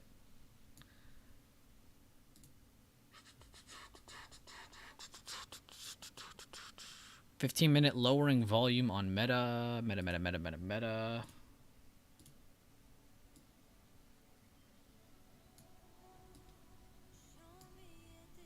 Interesting. Kind of in supply already. Supply is basically from open of this candle to high of this candle. So this is basically a do not touch zone. And that's just from the past few days. It's the high of their move from recent. Damn, that's really good though. They came down, made the low, higher low, held the higher low, made a higher low of the higher low. And that's what we're getting today, is just the launch pad. Which is funny because SPY's bigger time frame looks just like that, except they're not launching. You know, they're down, they made that uppity move, but they're not making that higher low yet. So it's very aggressive price action here. Again, this is not the chart for that. This is the chart. You can see they're back in the limbo area. Don't touch me. But again, this looks more like a bearish retest on the daily time frame more than anything. Unfair to say before you jump into another week. Again, this was a short week. We are on the last day of this week. It's officially noon where I am. We have 3 hours until the market closes. How is everyone doing so far up to this point? Were you guys green today? Did you sit cash? Are you red? Did you make mistakes? Any outcome does not matter. Need to go back and review. Need to go over what the reasoning behind anything. Why'd you get in? Why'd you get out? What was your target? What was your stop? Go over your plan. What did you cover before getting in? How did you feel during it? Write all that down. Repeat it to yourself. And good add-on, Zaytoven. I just saw what you said, man. My bad. I was reading through these more again. Read and recording so I can review. Nice. I'll get out of your way then. You go do that.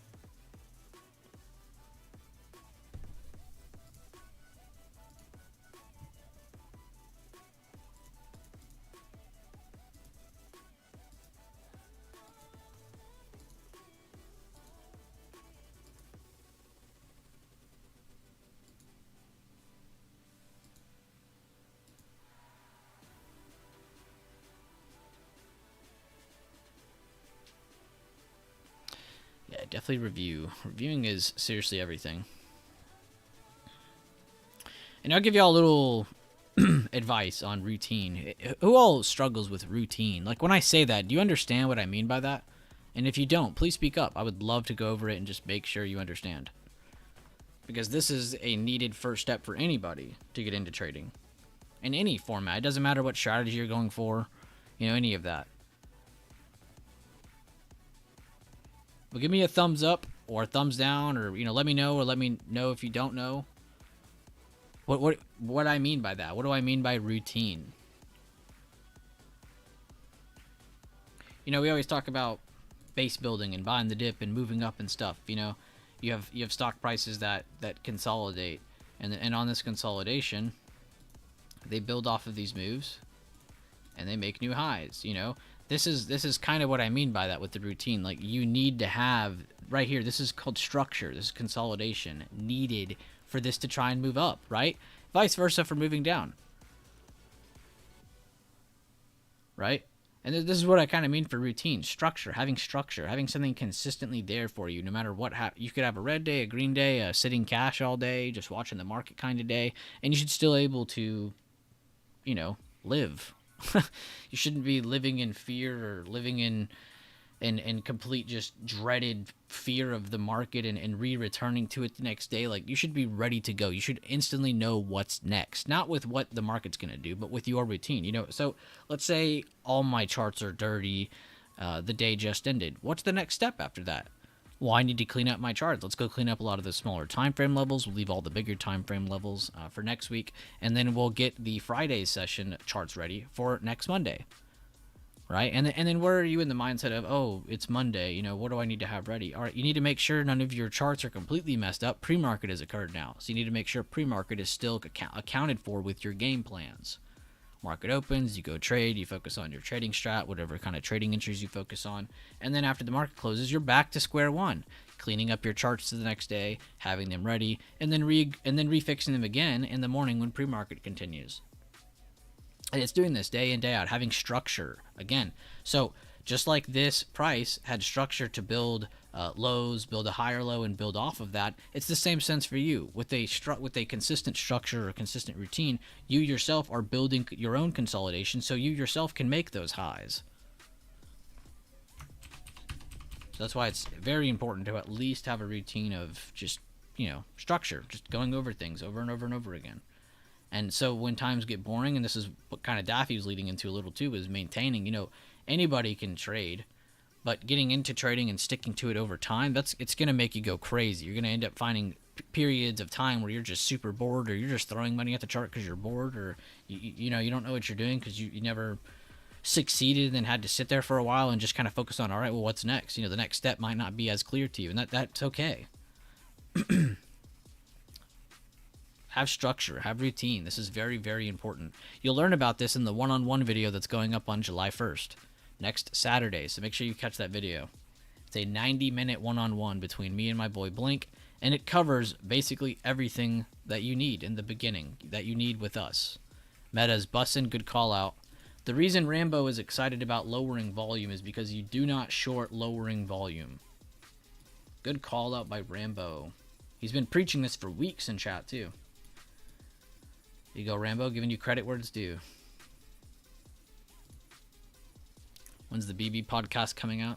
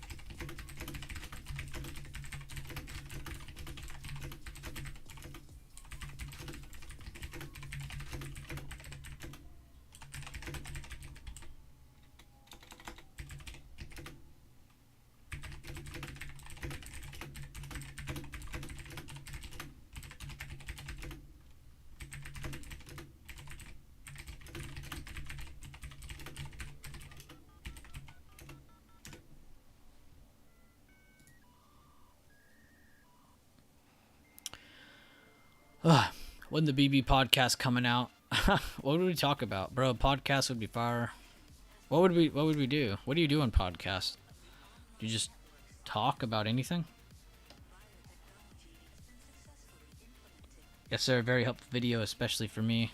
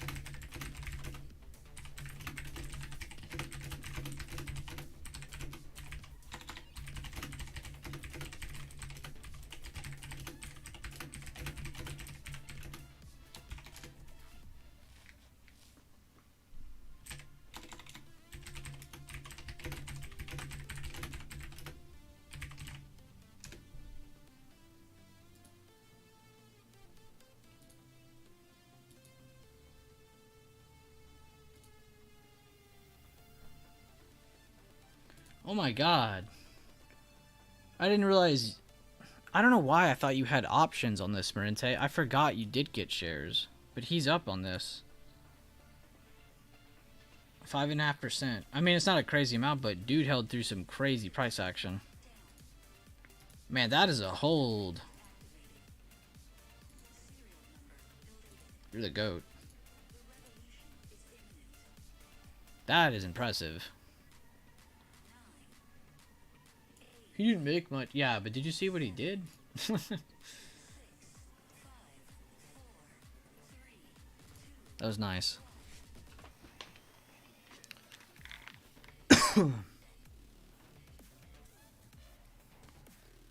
Spin the wheel for categories. You and these wheels, man.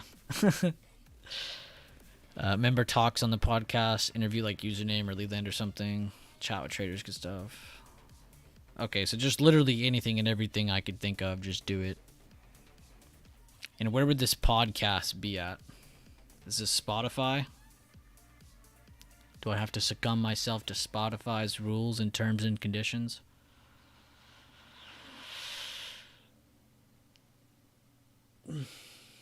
I could even interview people that aren't even in the chat too. That'd be pretty cool. YouTube, Kick, I don't know. I don't know, just do them.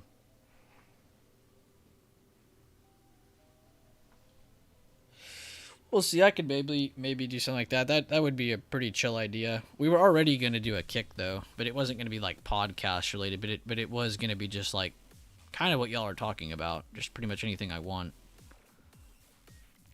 Which I already did make that Kick. It just I didn't tell y'all about it because there's no point yet. I'm not really on it. But I did make one. If you'd like to go follow me before it all begins, it's right here. But yeah, like weekend streams, night streams, not just chart stuff, like literally anything. That's what those would be for. Just some chill streams. I have had the idea, and a lot of people have said the idea to me. I just didn't think it'd be popular or anything, so I just haven't done it yet. But we'll see.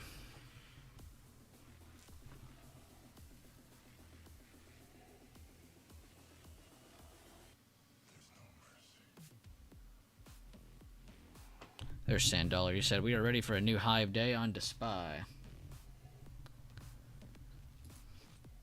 I keep looking at meta, thinking of looking at SPY, and I'm like, man, SPY is so bullish. We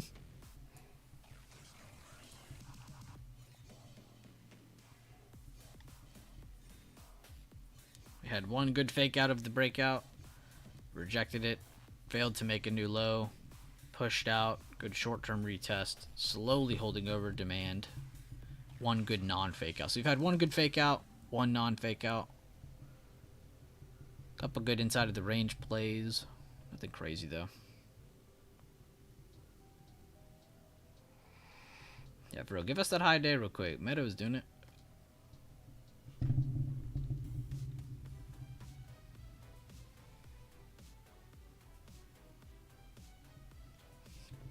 Tesla's up 155% from that play. Jesus.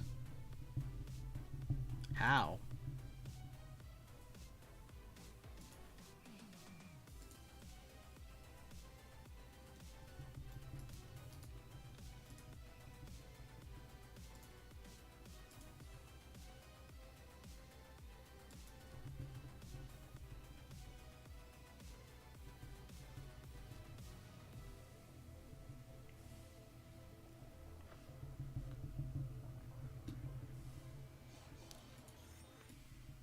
Also, make sure if you guys are subbed to my channel that you go sub to these other channels here.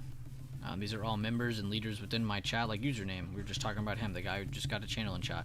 You can go watch his videos in here. I actually need to go post that. But you also have Marinte. We got Sherman, Peoples, Daffy, Shane, Leland. All have videos. Would definitely go check those out. I pretty much only subbox people that are BB. If you're not BB, you don't get subboxed.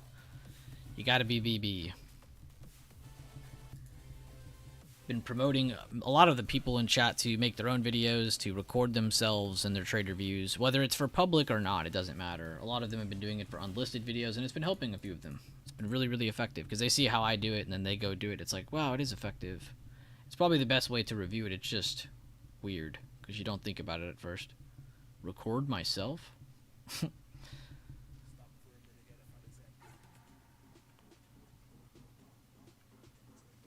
I'm so BB, I got it tatted on my cheek.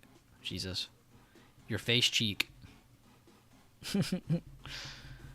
1B on the left side under your eye, like a raindrop, and then one on the other side, like a raindrop. A teardrop. BB teardrop tats. Each teardrop is for the amount of times I've lost on Tesla.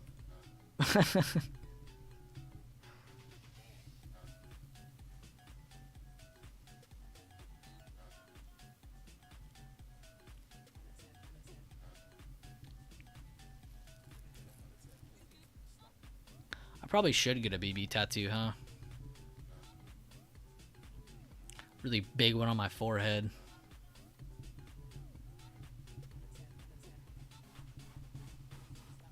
No new high of day yet. Tech is building off of that low and higher low. Healthcare as well, still in range. Banks did as well. They hit that level. They're chilling out after hitting previous day low as well as 32.85. A very big level from the monthly time frame. Discretionary also building up just like tech off of a good base build move. Took time, but it did finally happen. And so did for comms. And this is why I talk to you guys so much about the base build setups. Because you'll see people be like, man, today's price action is slow and boring. And like, yeah, it is. But that's exactly what I meant by getting your footing. You know, when I was talking to you guys about that earlier. Look at this. So it made a low, made a higher low, then you got this massive move. But look how much time went by before this higher low was made and before the high was made here. 11:05. So 2.5 hours after the open, a move finally came through that was single directional, right? But by that amount of time, you're already going to be out of energy, bored, you know, you don't know what to look for. So you have to remember, base builds by the dip setups, they're slow. They're not always going to be over the course of 30 minutes or an hour. Sometimes they take 2 hours, 3 hours, 4 hours, 5 hours, 6 hours. Sometimes it takes all day. If we ever do a BB meetup, that's how we'll confirm it's us, Shane. Oh my god. You want some double confirmation? There you go.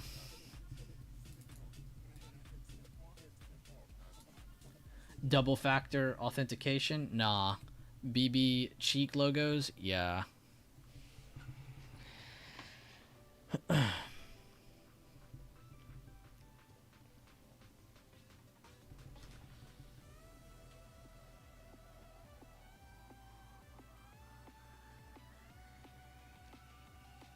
Lucky Nugget, reading what you just said, think about it like this.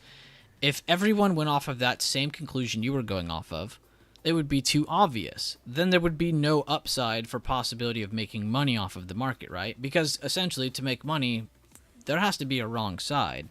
So the obvious trade is never going to occur right on time. This is why the saying, buy the news, sell the rumor, buy the rumor, sell the news, that is why this is such a big saying, is because it applies even to what you just said. My face would be covered in bees for my losses. No, it is market maker. This is how this works. You don't get to make the obvious trade. You have to understand that. Sometimes it is obvious, and sometimes it will work out. But it's not always the case. That's cool on the stream chat. It shows it at the bottom, but on my screen, it's at the top. 45 votes. Will SPY close above or below today? 58% of you saying above, 42% saying below. We'll see who is correct in about 2 hours, 40 minutes. SPY, possible 3-bar forming on the 3-minute chart.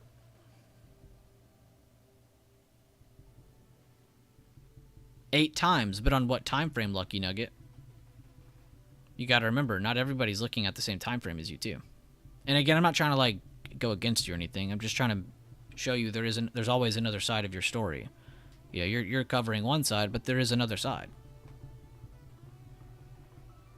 You say 8 times, but on what time frame? You know, maybe that's not where they're completely over the pressure over the last couple weeks.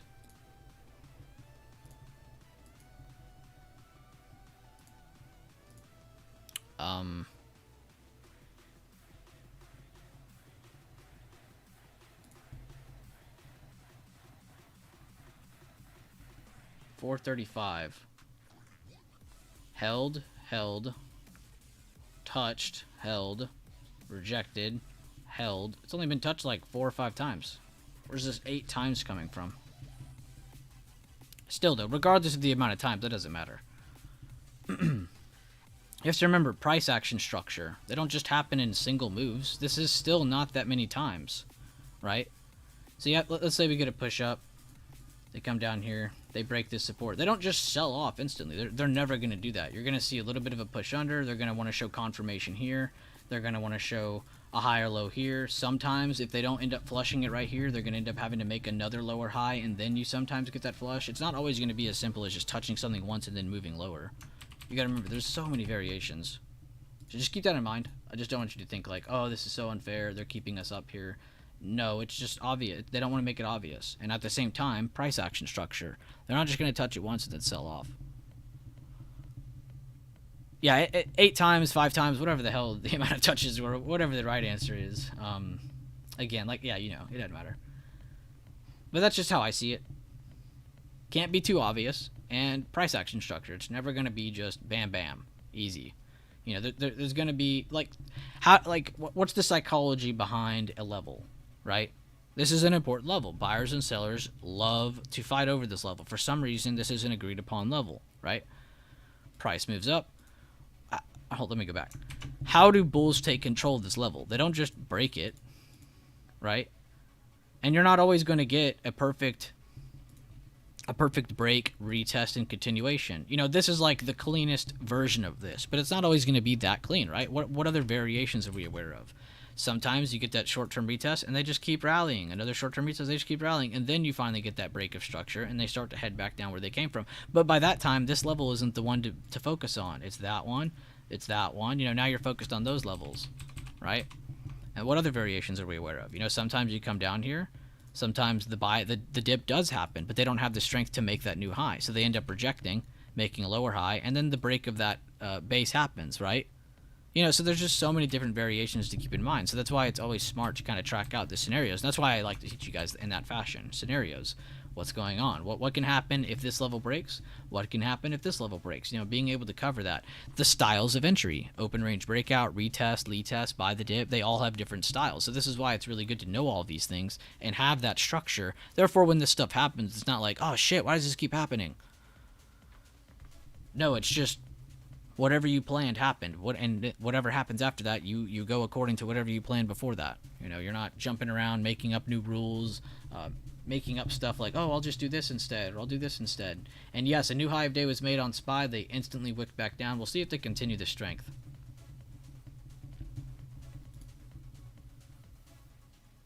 So let's talk about today's price action. Like, today's actually super clean. It's slow, but it's super clean. What did we have? Let's include pre-market. So, you know, yesterday we had that rally, end of day, blah, blah, blah. They come down. They bring us down overnight. You know, this probably ruins a lot of positions going into the morning. They end up pushing down. So 2 kinds of thinking before open as you're at the end of this candle. Okay, so think about what do bull positions from last night, what are they going to do, Lucky Nugget? And then what are bear positions going to do from last night once they get to this candle?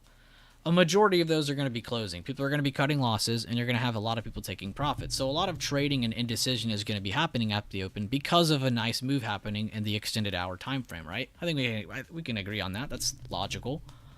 Right, so we're going to get a lot of just kind of getting their footing type of price action. They got to make up their mind down here. So they end up holding. They do make a new low at first. They end up picking it back up. They come back down here again. After making it up to the supply, or it was demand, they're trying to turn it to supply. And they come back down. They hold the same low. No new low is made. They do look ugly. It does look very good to possibly continue selling off, but it doesn't ever make that new low. Okay, well, looks like a lot of people just need to get out of their positions and wait to see what's next. They end up pushing up. We get into old demand, which is trying to turn supply. The first push out of this is a failed breakout. They end up trying to hold it with a single candle reset for a continuation and fail. Within the next 5-minute candle, they're already back in range. Within the next 5 minutes, they're out of this range again. And for the next 15 minutes, they have retested this and turned old demand into supply. Again, demand being buyer, supply being seller. So turning an old buyer area into a new seller area. What do they end up doing? going down to test to see if they can break that low again. They failed to do it earlier. Let's try it again. They failed again, right? So now it's like, all right, well, shit. Buyers might as well get a buy reaction, and they need to retest this to see if they have the strength to surpass it or not. And if not, then we'll be getting a similar move like this again to see if they can take out the new low. You're basically testing until someone is right. Let's move on. Price gets over the 90 EMA. Price gets back off of old demand, or recent demand, sorry. They get back into supply. Remember, this is supply now. It's not a buyer area, so they need to retake it. What do? They push into it, hold on top of the bottom of it, test the top of it, hold inside with an indecisive candle. This right here is a transfer of power. From this candle, if this would have been a lower open and pulled us back down, this would have been the reversal candle to make a lower high. What did they end up doing? They gave us a higher open, they pushed through resistance, they pushed through the recent high, they made it up to the next level, and now we're getting more indecision trading. People are deciding, are we going to try to move on to the next area? Should we take profits? Should I scale out? Should I get into a new play? Are we going to come back down after breaking out? You know, everyone's all indecisive now. Nobody knows what the hell's going on. So you need to be doing that, though. Every single chart, every single time you read this out to yourself, what do bulls want? What do bears want? You need to read that out loud to yourself.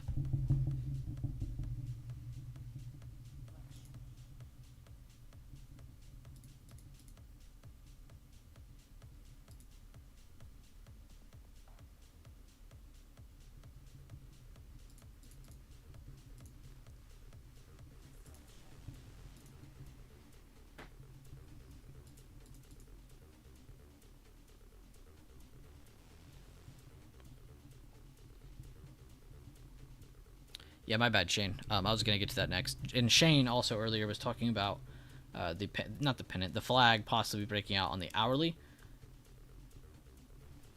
And now we're looking like we're still squeezing, getting small moves out of it. But we'll see if we can get out of it entirely. He also posted this in Chart by Members if you guys have access to that. Which I think everybody should see that channel.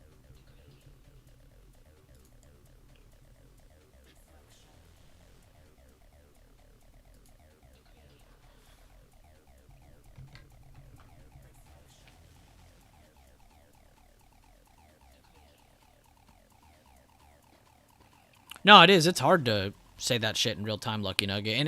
And don't ever take anything I say here as like anything I say in hindsight. I promise you, I'm not trying to like force that on you. Like, how did you not know that? Like, dummy. Like, no, I don't expect you to see that. I wouldn't have seen it. You know. These are things you need to practice though. So when they do pop up in real time, more and more over time, you start to grow accustomed to how you should react to them.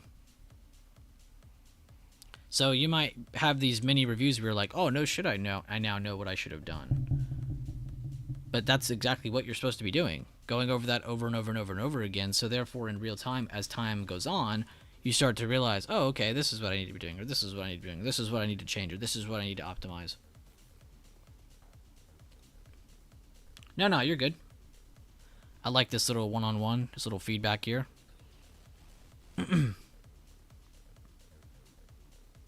I didn't think you were trying to be negative or anything. I just wanted to clear it up and talk over it more. It's just because I see that a lot in a lot of people. They're always like, you know, this is boring, or this isn't moving the way I wanted, or how come this happened this way? It's like, you know, stop looking for the why. Build some structure, be consistent with that structure, and react. Over time, you'll notice, oh wow, who cares about the news? Again, news should be looked at as fuel, not as what direction is it going to send us. If we're in a news-driven market, and I know there's a news-filled week coming up, we're probably going to get a lot of crazy movement that week. If we occur on a blackout week where there's no Fed speakers, and there's not a lot of data coming out, then we're probably not going to get as much volatile movement. I guess I'm in the mindset of trying to get in ahead of the move to really capture great gains, and when it goes against me, I just can't let it go because so many times I took a loss, and if I held it was a winner. And that's another thing, too, you know, becoming a good loser, you know, seeing a good play occur and then it being invalidated. You need to not marry your ideas, not marry the things that you see. You know, at first, yeah, you probably were right, but then it was invalidated. This happens all the time, but it's why it's important to keep your losses small. Become a good loser. I don't mean, like, just start losing trades left and right. No, start taking small losses and start sticking to your plan. You know, if it goes against you and you were super confident in it, don't marry the idea. You wouldn't stalk your ex, so don't sit there and just sit in that position and stalk the play for the rest of the time just because you're down or because it didn't go your way as soon as you wanted it to, you know? And that happens to all of us. You know, Lucky Nugget might be the one sitting here I'm reflecting with, but everyone does this.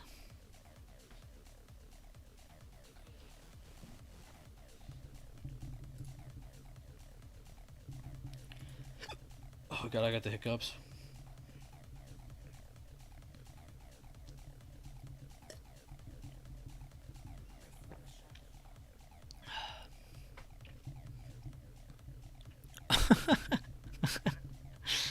I don't know if I'll read that one out loud, but that is funny. You don't do that? Yeah, who's the weird one now? That's funny.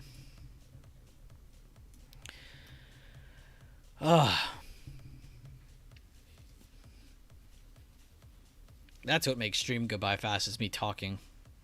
We just killed another 30 minutes. I felt like 5 minutes went by.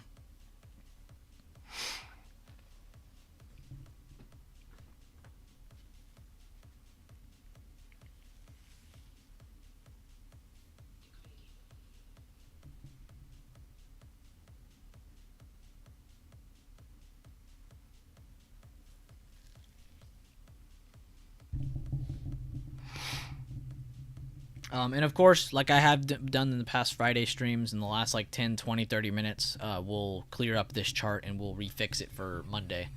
I won't delete the bigger time frame levels, but we delete all the smaller stuff and then we fix it for Monday. So if you're still here at the end of the stream, you will see me do that. And if you're not here, you can just go to the end of the stream and catch that. Bold of you to assume I even have an X.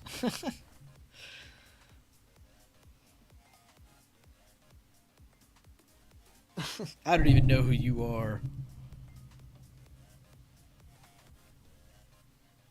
Alright, let's see what Discord's saying.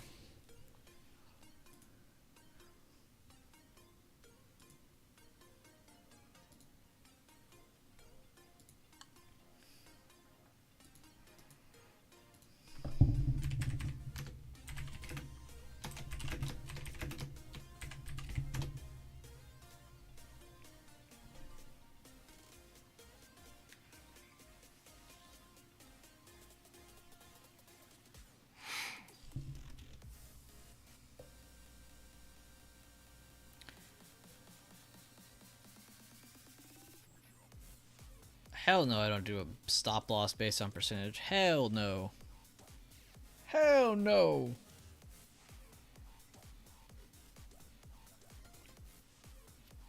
$25% is a fat loser. I think of that as losing a... I mean, it is. I'm losing a quarter of what I put at stake. That's a lot. Well, in some cases, if you're risking less, I could see you holding out. So it really does depend on risk size more than it does the percentage. We base it off levels, Lucky Nugget. I thought you were not new here. Maybe you are new here. I could have swore I've talked to you a lot. Maybe not. I'll cut you some slack.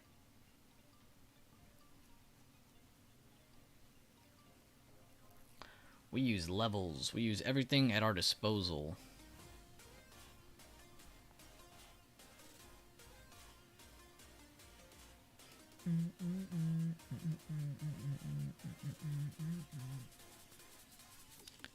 Hello, Bueller took a month off of trading and starting to lock back in. Glad I'm still part of the membership. Oh, maybe you won another one, Brayden. You might have won another one and I just don't remember. Like on top of whatever you had before. But glad to have you back, Brayden. Glad you're here. Hopefully your month off was a little relaxing. Hopefully this is a refresher as you come back. But Lucky Nugget, make sure to go through some of those recent videos. There is a video literally just on stop losses, so make sure to go check that out when you can.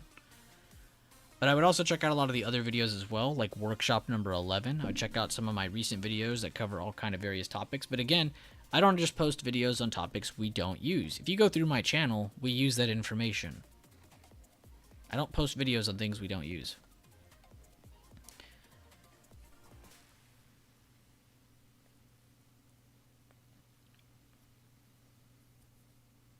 But you'll love that stop loss video.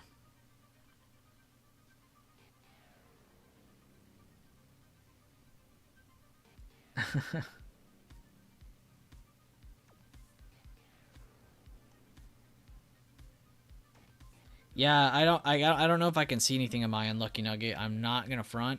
It doesn't show me emails on my end. It only shows me like what I see is your YouTube channel is what it shows me. It doesn't show me like any intrinsic information.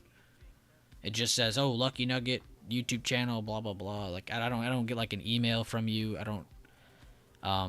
Now something you can do to see which one is connected to that account is one, go to your like YouTube channel right now, click on it, go see what email is connected to it, and then go try to do the forgot your password. You can do that route. Two, if you go to your emails, like if you have all of them logged in, go into them and see which one's getting the emails for the YouTube. I don't know which one's messing with you, but either way, there is a way to fix that from your end. There's no way it just like locks you out. It's like, all right, you're just paying this guy forever. It just wouldn't make sense.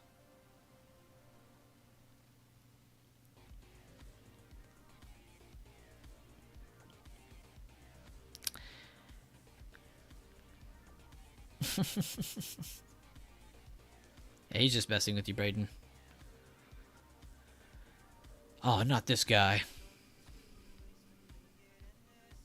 How's life? Living?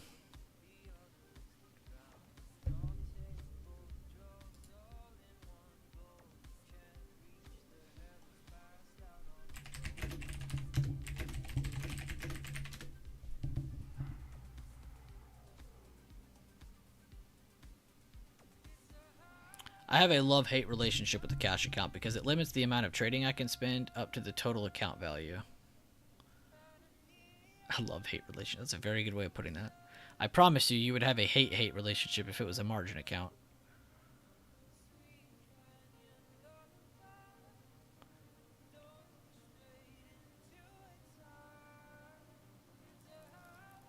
Jesus, Shane. Is it weird that I said it in Patrick's voice before reading that you said Patrick Star voice?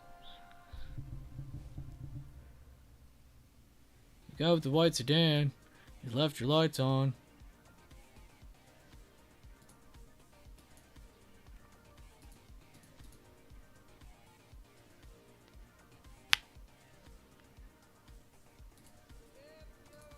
Also, like, you guys should have rules. Like we've gone over many times in here. I think I deleted it. Yeah, it's not there anymore. Of course. But we went over this for like a month straight in streams. But, like, how do you find a breakdown? Like, what's a set passive rule that you could have for finding breakdowns? Wait till you see a candle close under the 10-minute 9 EMA. This is just a good initial sign of, like, hey, we're breaking down after a really nice rally. And then from that, you can go down to the 5 minute or the 1 minute, draw your lead test, look for a potential lead test. If it invalidates, then you know it's still going higher. If it continues, then you know it's still going lower. You know, it's having set consistent rules. Gotta stick by that. If you're just doing random shit every day, how can you sit there and complain and expect yourself to grow? You're not even, the market's not even screwing you at that point. It's you yourself screwing you because you're not even giving yourself a consistent path of things to follow. You know, you're following just inconsistent variables.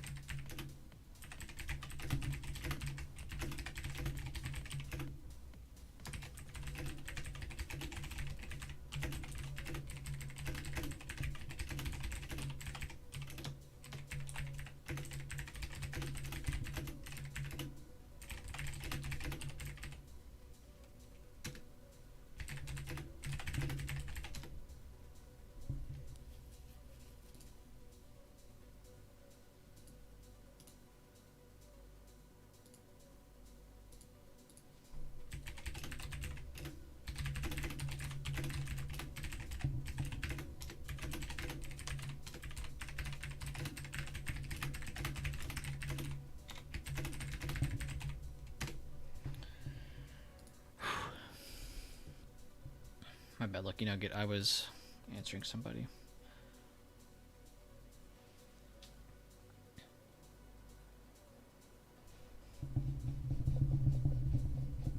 Yeah, we hit a new high of day for like a half second and then pulled back down. I was typing, so I wasn't watching. We did hit a new high of day from open, pulling back down instantly. Definitely getting weaker as we head towards the end of lunch hours. 17 away from 1 o'clock, and then we'll be 2 hours away from close. Thank you guys. I just realized we are almost at 90 likes. That's seriously impressive. Thank you guys again. I really do appreciate it. It means a lot to me.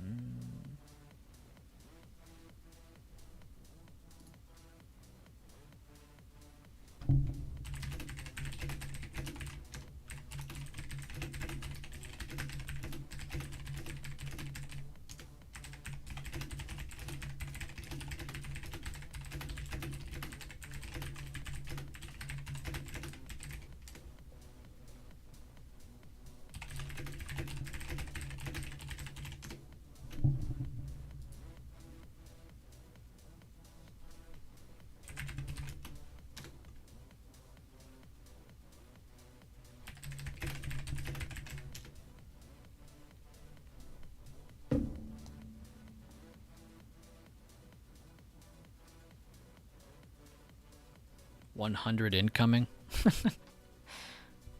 Oh, my bad, Lucky Nugget. I thought he was like questioning new high of day, not questioning the abbreviation of NHOD. My bad. I should have said that to him.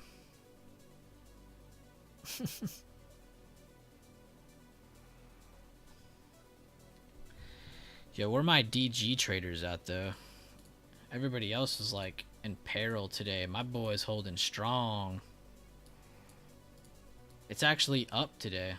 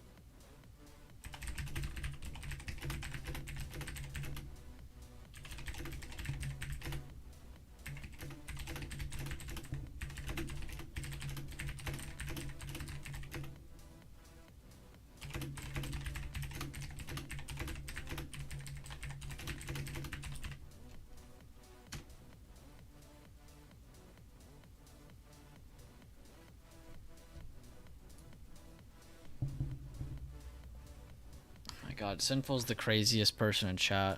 Just know that. You don't need context.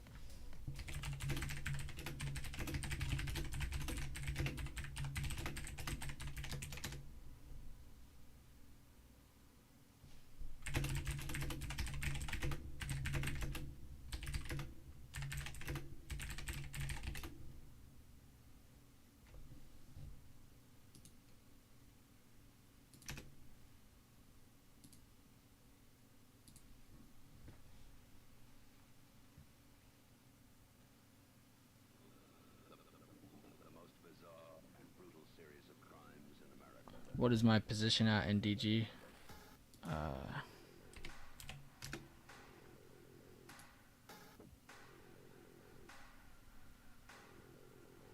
It's this contract. So it's at 2050 to 2070. We got it at 15.50. So whatever that math is. It's probably like a hair over 30%.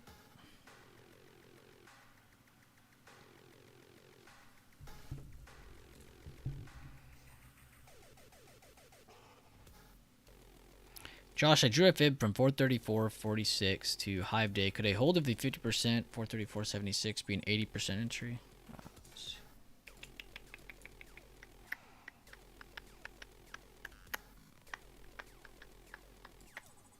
Okay, I see what you're doing. You're going from the recent open range breakout.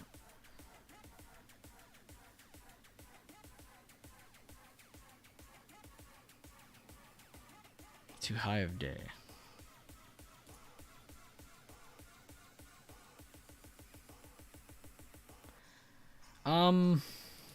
Honestly, I don't know if I'd draw a fib like that. I see why you're doing it. I'm not calling it crazy.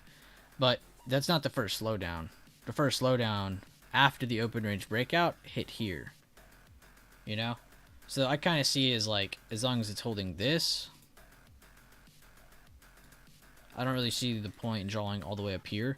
And honestly, after seeing that, I wouldn't even redraw the fib. I would just instantly be like, all right, well, it needs to get past really kind of right here. You know, where it had problem, right here. If I could get my cursor to move where I need it to. You know, I'm not including the wicks. I'm just showing you the meat. Again, where they rejected, where they pulled down, where they rejected, where they pulled down, where they tried to get back in, where they started from to get back above. I kind of see this as like the point of control. So even if you don't draw the fib, you can kind of see that with that meat there. But in my opinion, I don't know if I'd draw that fib that way. But it looks like either way I still end up with my zone right there. Let's see. Let's just do that. Let's test it. I mean, it seems to still be showing an effective area. It's not like it's giving you just some random ass area. It's a little bit higher than what I put. But yeah, essentially, yeah, you could see this as an 80% entry. Now, I don't know if I'd be jumping on this one, but just in terms of learning, yes, I would definitely look at that as a potential retest. Good question, too. I like how you asked that. It was very easy to pick up on what you were looking at. Whereas some people will be like, 434.46. What do you do with that? So thank you, David, for making that very easy to understand what you were going from there. Do you have a set limit that if you make / lose a certain amount of money, you are done for the day? Yes.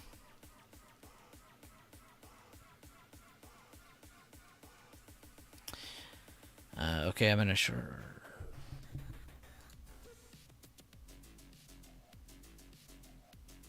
I see Shane had already answered that way, and also called out that I would also reply that way. Okay, Shane can see the future.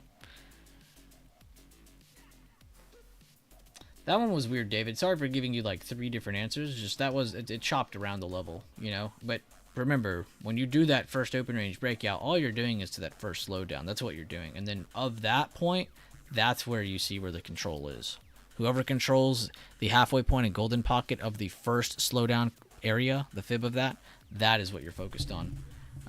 But you know, if you're ever eyeballing it, I'm sure you could see it too without ever, you know, actually drawing it. But I'm sure you see there's wicks here. I'm sure you see there's, you know, the meat of the rejection here. So even just in this vicinity, you know this is where control is at, even without drawing that fib. So I wanted to give you both answers so you knew.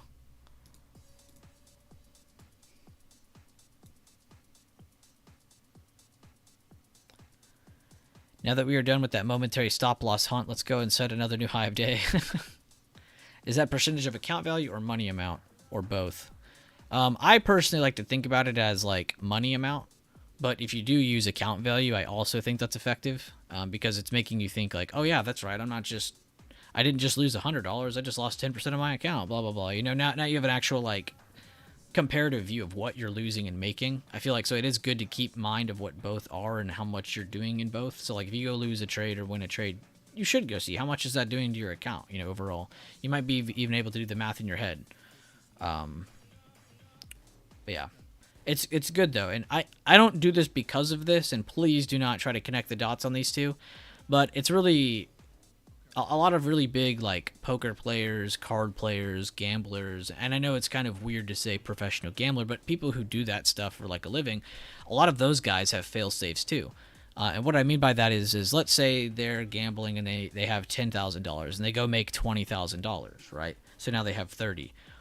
They instantly are going to take out 10, 15, almost 20K of that profit and then continue gambling because they want to keep gambling, but they know that they want to cover their bases to where if they go lose it all, they could either one, dip in and keep gambling with the money they just made, or two, they can go home knowing they didn't just lose everything they came up there with. So it's good to have a failsafe. And in the same sense, that's how I kind of like to think about things with trading. Now, you're never going to be gambling or doing those things like that ever. You should never be thinking about it like that. But it's in the same sense doing the same thing. You know, if I have a really, really good week and then on Friday I go blow $200 in a single trade, do I necessarily need to take another trade? No. What's the point of damaging the rest of my week? You know, and you can sit there and make the argument, yeah, but I'm capable of making a successful trade after that and you know, stopping some of the bleeding. It's like, okay, but you could also further the bleeding.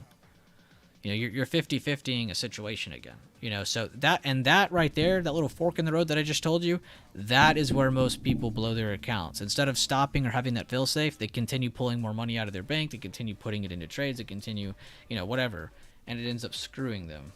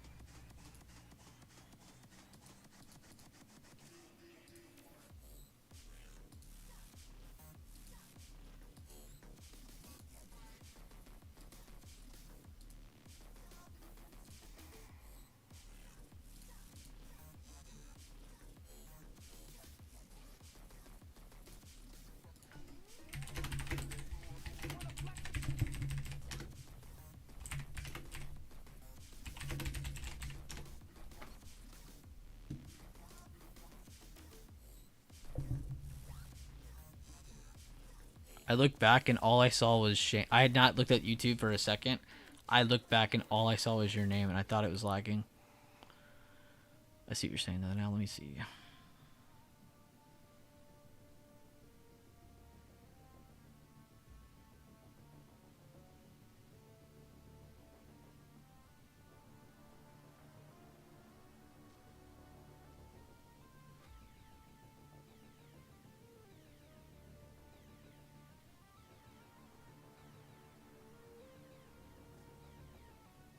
Damn, yeah, y'all honestly should reread what everything Shane just said. I like that. Love that energy by Shane.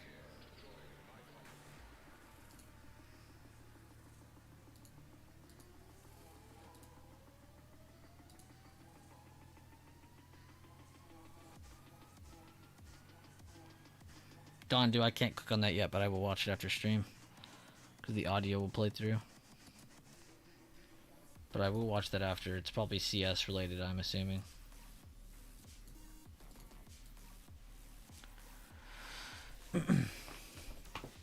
Ow. 2 minutes till 1. We are 2 hours away from close.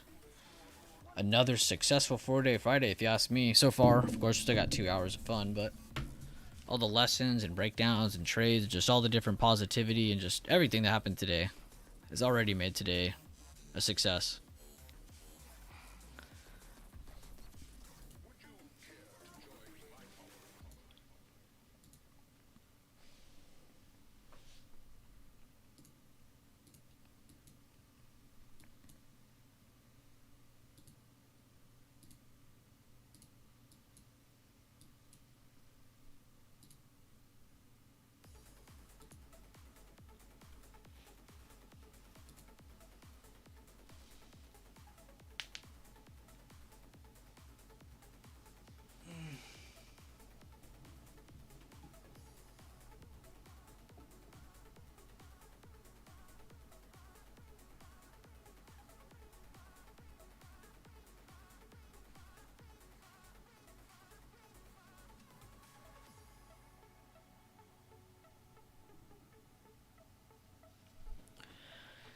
Shane's alright, I get. Yeah, he aight. Apple's holding 2. Whoa! David just gifted 5 memberships. React, Chris, Steph, GS, and Christian all got gifted free memberships by David. David, you're a real one. Thank you for doing that, man. Hopefully they see that as well. I forgot to ask, is this a members only stream? No, it is not. There's just so many members in stream now. Almost everyone's a member that joins these now that it looks like a members only stream. And then you got verified YouTubers like Blink who think they're cool and can have cool looking standing out names and check marks and stuff. Yo, good stuff. David, though. Round of applause for David. Seriously, thank you for that, man. And hopefully those people take advantage. Guys, make sure to give him some love. Respect. I'm glad React got one. He was literally in here earlier trying to get it. So I'm glad he got one. Who was the other person that was trying to win earlier? Someone else was typing that over and over. Damn. Alright, cool. Well, I'm glad some other people got it. And just one more plug so you guys understand where you're going with this. Once you have a YouTube membership, whether you were gifted it or not, you can, choose if you want to keep doing it or not by clicking the join or whatever. Then you can manage it. I don't know what it looks like for you, but you join and manage it from here. Then you go to membership here. Okay. Membership here. And then you can scroll down and there's like tons of videos for you. There's links to all kinds of different things that are private to just you. So that's why I'm scrolling through it fast. Oops. But make sure you go through all that content. It's all there for you. There's other stuff in there as well that's not just video content. So you have all kinds of cool stuff there. Take your time. Go through it. Winner. David gifted me last week. Oh, yeah, that's right. David has been gifting a pretty good amount. David's kind of a real one. If this was like Twitch in any way, there would be like a leaderboard of gifted, and I think Daffy would be up there, D-Touch would be up there, and David would be up there, and probably a few other people. Sandollar would be up there with donations because of the amount of coffee donations he's given over time. I'll never forget those. And yeah, it's crazy. Everybody in here is just super positive, just wants to help each other out, cheer each other up for a good joke.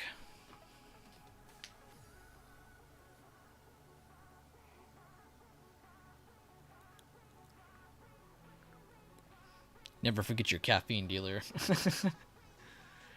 He got the plug on that Russian coffee, yo. We are all winners in this group. Especially you, Ace.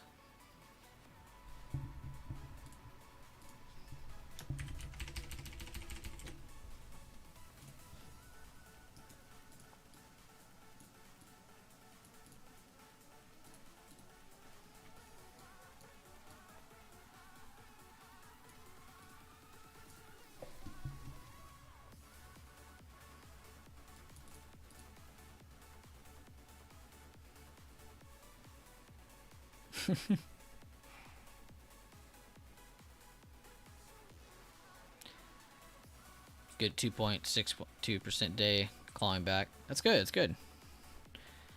And try not to think about it, seriously. Like, honestly, you should just be focused on taking good quality trades that make sense to you. Don't even think about the money. And I know that's so impossible to do, but don't think about the money. Focus on finding a play that is reasonable to you, that makes sense to you, and that you have confidence in. Take it. Follow it. Manage it. Where do you not like it to close under? Get out. You don't like it? All right, we'll close it before it hurts you. You like the target it's heading towards? All right, get out. Take profit. Move on to the next one. Do not make a habit of just sitting there thinking about the same trade over and over and over, you know. Take the same style of trade, but you shouldn't, like, if I take a 30% trade here on SPY, I shouldn't be talking about it next Monday. You know, it should already be in the back of your head. It should already be out of your head. Don't marry your losers. Don't marry your winners. Move on. I feel that, though. Good stuff, though, Ace. Get them base hits stacking up, man. Some of the greatest baseball teams don't win off of home runs. Some of the greatest baseball teams have a lot of their scoring because they have a lot of the best RBIs. People who can get on base, stay on base, and get home.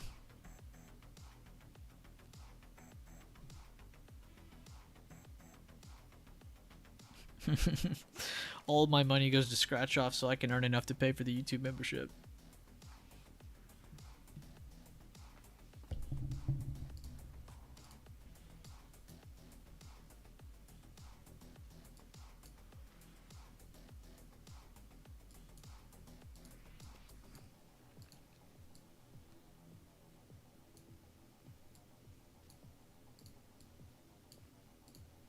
Let's see. Was this a Lee test? Was I going to trade it? Hell no. But I still want to back test it. So high of the move before the breakdown, low of the move. They end up consolidating. They reject. If you took an entry, it looks like even if you did, and it held you up to here, looks like even if you did hold, you wouldn't have been cut out yet because it never closed above. And you got a flush all the way back to that low. And look, they're even taking it away now. Really good, awesome, just initial lead test from the 5 to 1 minute. Now we'll see what they do now that they're approaching really big consolidation from earlier. Kind of pushed up here and sat on the same level over and over. Yeah, I was just about to say, Mel, you said you were going to take it and then... Or not actually take it, you're just kind of visualizing it. And I was just kind of thinking about the same thing. Good job, though. Seriously. Looks like your visualizing trade did really well. And see, guys, this is exactly what I'm talking about. Like, think of, like, when you guys think of, like, some of the craziest traders in chat, y'all's minds go straight to, like, Leland, Mel, username, you know, people in chat. Even these guys, you're seeing it right now with Mel. Even these guys have gotten to a point where maybe they don't make a big mistake or they don't even, you know, get to a point of whatever, but they get to a point where it's like, well, I'm confident, but I want to be really confident. And look at Mel. Even though he's had so much success in the past, he still has the mindset to go back and say, you know what? I'm not above learning. I'm not above continuing to learn new things and going over the same thing over and over and over again. Look at him. He's mental trading. He's visualizing. He doesn't see the point in trading today because he's more focused on what's more important. Learning, growing, becoming confident. So when he is in his live account again, he's not going to be sitting here second guessing things. And thank you, Mel, for letting me use that as an example involuntarily. But that's what I'm trying to get at. Like, you guys always think like, oh, this guy's doing so much better than me, or you always like to compare yourself to people. Like, don't do that. That is where you fucked up. It's when you started comparing yourself. It has nothing to do with what somebody else is doing compared to you or how you're doing compared to them. Stay on your path. But shout out to Mel, though. Being man enough to go back and say, you know what? I just want to visualize some more. I want to get more confident. And then when I reapproach the charts, I'm going to destroy them.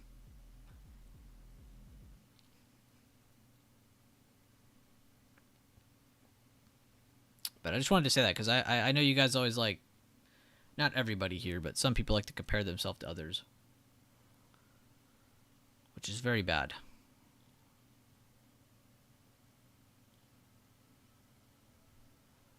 Ding, ding, ding. You got that one, Ace. Ding, ding, ding, ding, ding.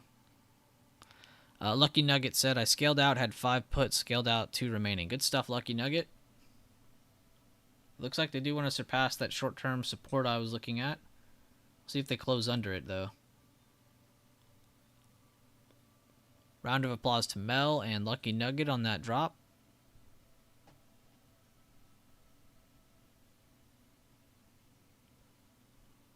Only person I compare myself to is me yesterday, and always trying to make sure I'm a better person / trader every day. There you go, see? It's always you versus you. It's never me versus Ace, or me versus Mel, or me versus Lucky Nugget. No, it's Lucky Nugget versus Lucky Nugget. Me versus me. Ace versus Ace. Mel versus Mel. I saw that, Mel. I'm honestly very proud of you, dude, because I think right now, you know, you'll pick up a lot from it. But, like, in the moment, you might not think about it as much. Like, oh, this isn't what I need to be doing, or this or that. Like, I wish I was in a real account. Yeah, whatever. Down the road, though, you're going to be very happy that you did this.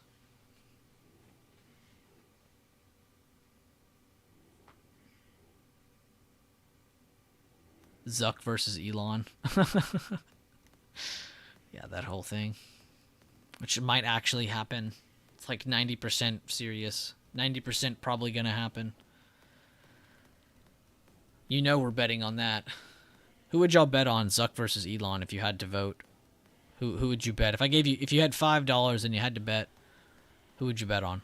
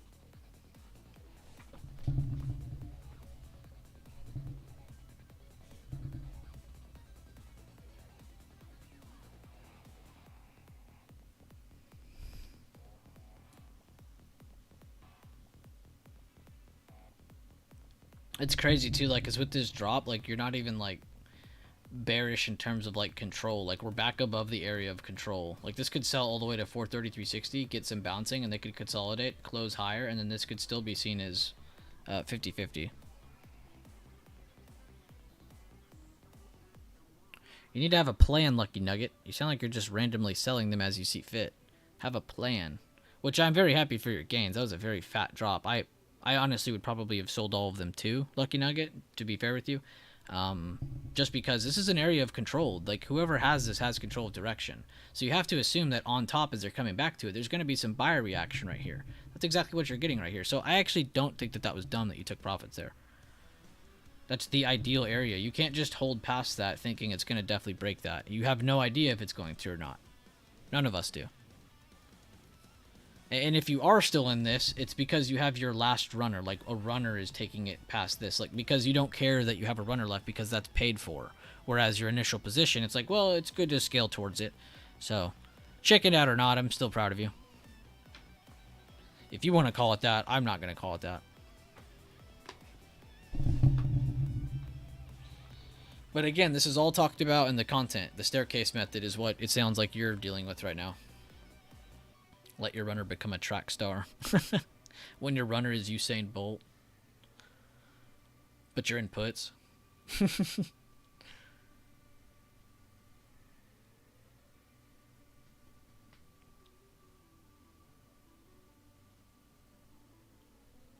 See? Lucky nugget right there. You picked up on your own tempo. You said you had a lot of losses from earlier, and this would help it out a little bit. You know, it's smart to think about that, you know, so it's good to just close the position out entirely instead of just sitting there staring at it. You know, I think it's great that you did that. Plus, this is probably going to be where they slow down for a second, which is already ruining the momentum of your contracts. Your contracts are already cheaper than where you sold. If you sold the, like, you know, low of that move. But momentum's already changing. Pricing behind the contracts already changing. So, it's good that you're not hesitating. That is a good thing. Hesitation is what kills you. You hesitate any longer, those contracts aren't up as much. You probably second guess that you even want to sell them. You end up holding it. Price reverses, bounces back up. Your contracts are back above where you entered. You're now down. So it's like, you know, this could, think about it the other way too.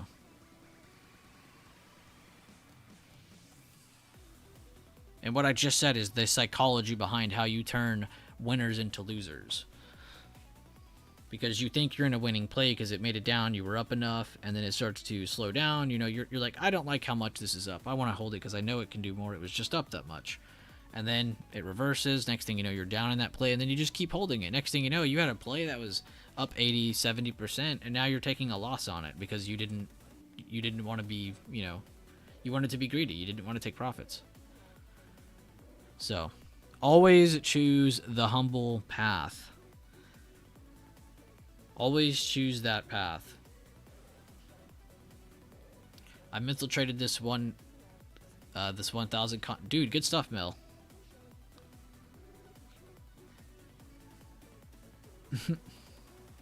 Proud of you, Mel. I really am. Leland is too.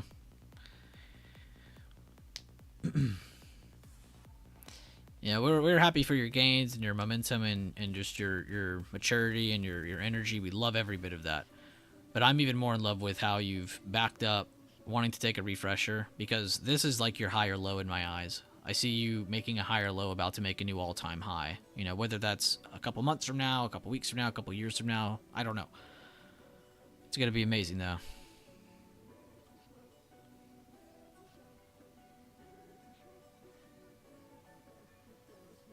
Happened to me today, was up 15 to 17%, got greedy and let it go red 30%. Greed is a killer. There you go. Gets you every time, man. Every spinking time.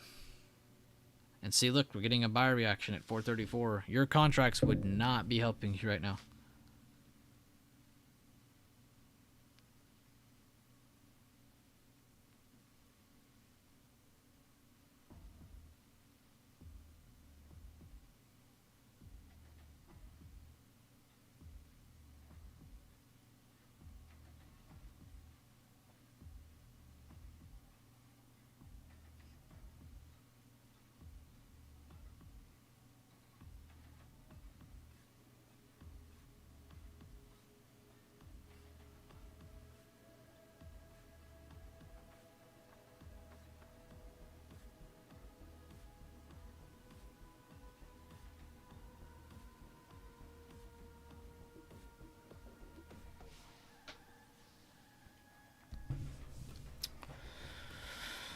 Let's see what we got on the bigger time frame.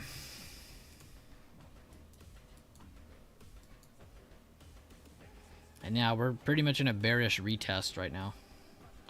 They really need to hold over 433.30. Like I said this morning, basically, if they can't close over 433.30, then we're definitely dropping on Monday.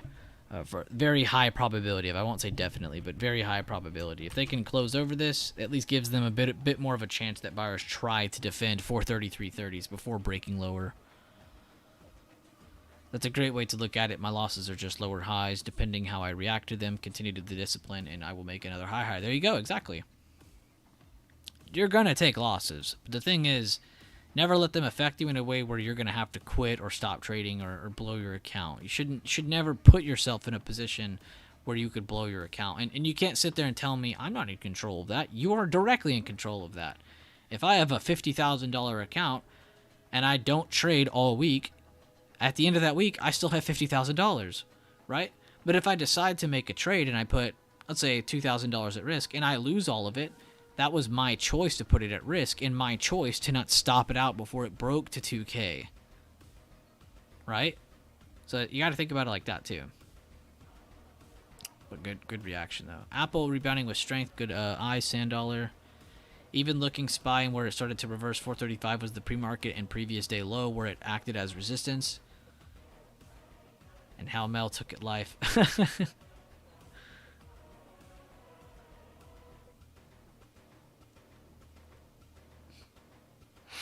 All right.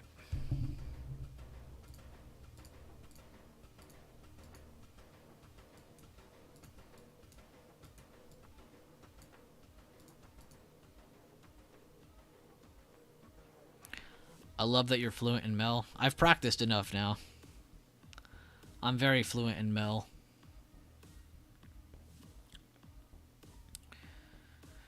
To be fair, growing up, I had two friends who they were from here, but they were very poor and they had really, really bad English, and they kind of typed that way. Which I'm not saying he's poor. I'm just saying Mel isn't from here. He doesn't know English as well, so it's not his fault. But he's still got shit. He's still, most of those words, though, shit right there, he types better than I do.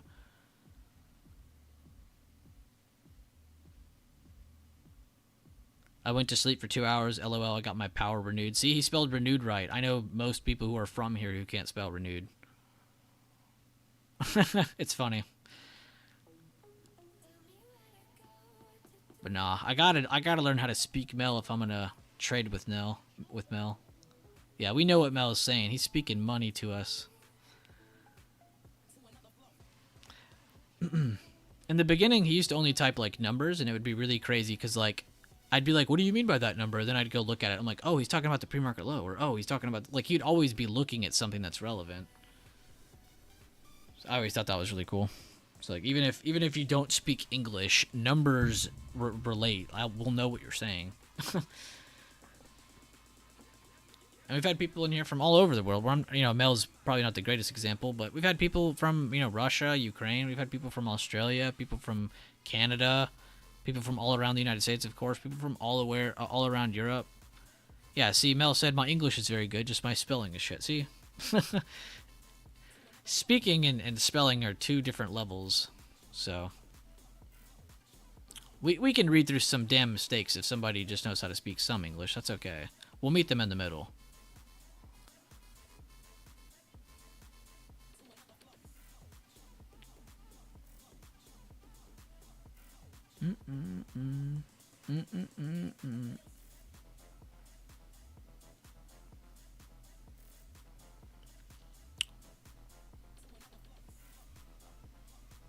Also, it's not really like smart to get, annoyed by things like that. It's like, oh, this guy is not speaking good English or typing good English. I don't know what the hell he's saying. Like, I don't know what he's trying to tell me to do in this trade. It's like, what? Why are you complaining, dude? Like, I bet Mel can speak more languages than me.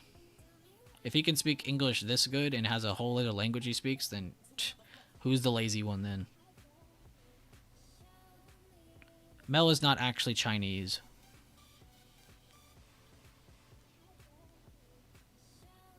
Did he tell you he was Chinese?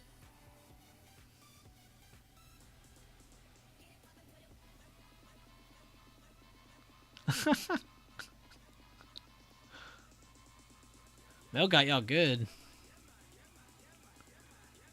Nah, Mel's got it in his profile pic.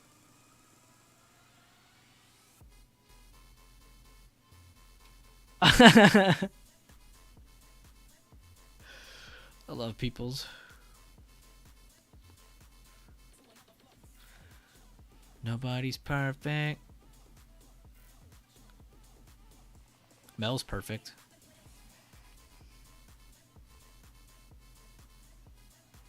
No, we're all friends here. Nobody's gonna be fucking butthurt if you say some shit like that. I just spoke about how his English wasn't good at spelling, but he's good at English. Like, Mel's not gonna cry over stupid shit like this. We're all friends here. You're not allowed to have soft skin and be in here. I mess up English all the time, and I'm literally from here. It's not a foreign thing.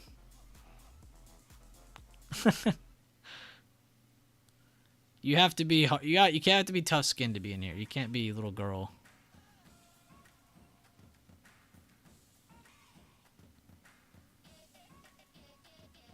Everybody jokes with each other. It's all good fun.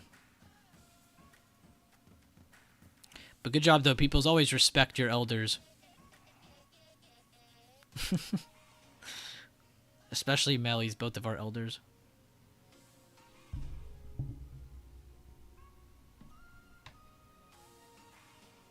Nobody's perfect. I don't know how to be serious 90% of the time. I 100% agree with you. Can't be serious all the time, then you wouldn't have fun, ever. When it comes to trading, though, and all this stuff, you do need to be serious, taking it serious. It's good to have fun here and there, though. Damn, Apple's holding up really well. Remember the only thing green on my screen this morning was Amazon? At least we got a couple other ones to join it. From different sectors, too. Apple, AMD, Tech, Metas, and Comms. You got Amazon and Discretionary. Got a good mix of everything. Banks seem to be down, just ever so slightly.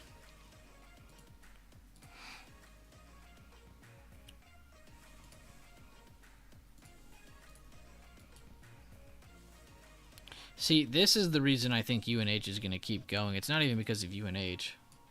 Like, this looks like it's ready to slow down and come back to support. But then you go to the healthcare chart and it's like, damn, this looks good enough to keep going. This is one of the charts you got to keep on watching. This is why me and, what's it called? The sector rotation. Me and Daffy talked about sector rotation. Healthcare was the laggard right now. This is one of the sectors you want to keep your eyes on for next week.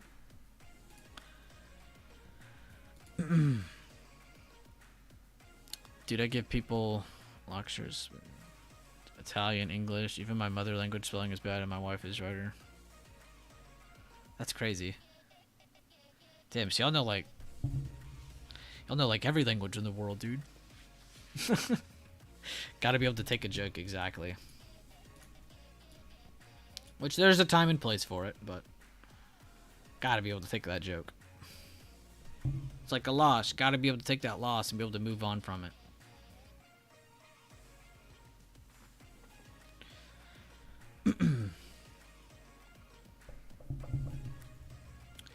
And yeah, thank you guys for all the donations, the membership signups. I love seeing new people in the membership so they can catch some of that content in there, all the new videos, all the good stuff in there. The likes, thank you guys again. Thank you guys for being here engaging. We've got about an hour and a half before the end of the stream, but just wanted to show some appreciation.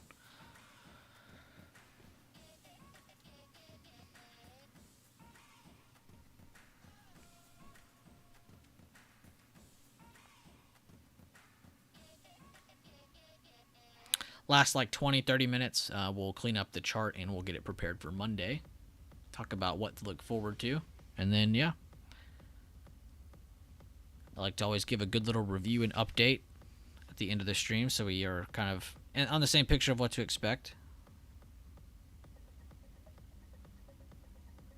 Jesus, Jack.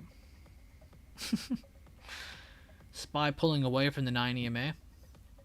The retest was to get bought up after hitting a good area of old support. They hit up at the 9 EMA. Now they're pulling back down. So they're getting us a drop-based drop.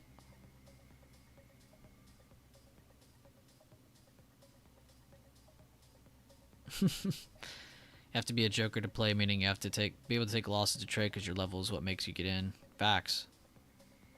Preach, Mel. Now you're 3 out of 3 on the day. Let's get some green candlesticks in the chat for People's Pepples.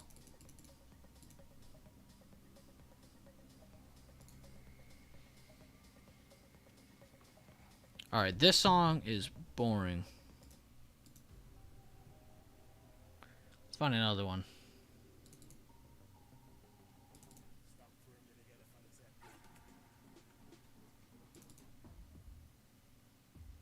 Oh, that's the one I just played. Oh yeah, if you copy it, it'll type out like the command for it, which is what I typed, whatever it is. Yeah, Hulk candle.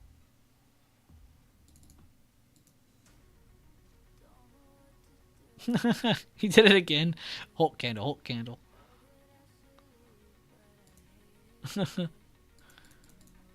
If you go to the emojis blink, you should have them. You could be cool like the rest of us.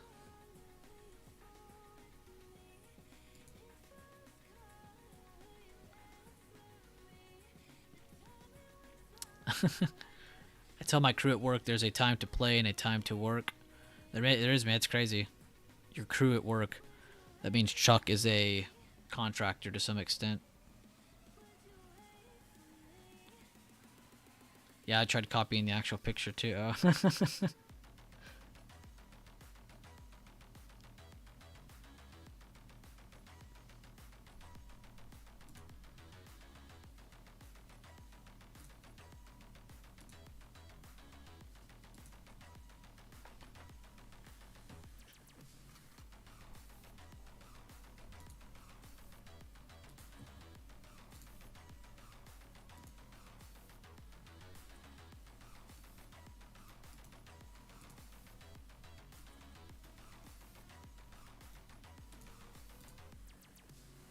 Oh my god, Blink, I just saw you posted another one.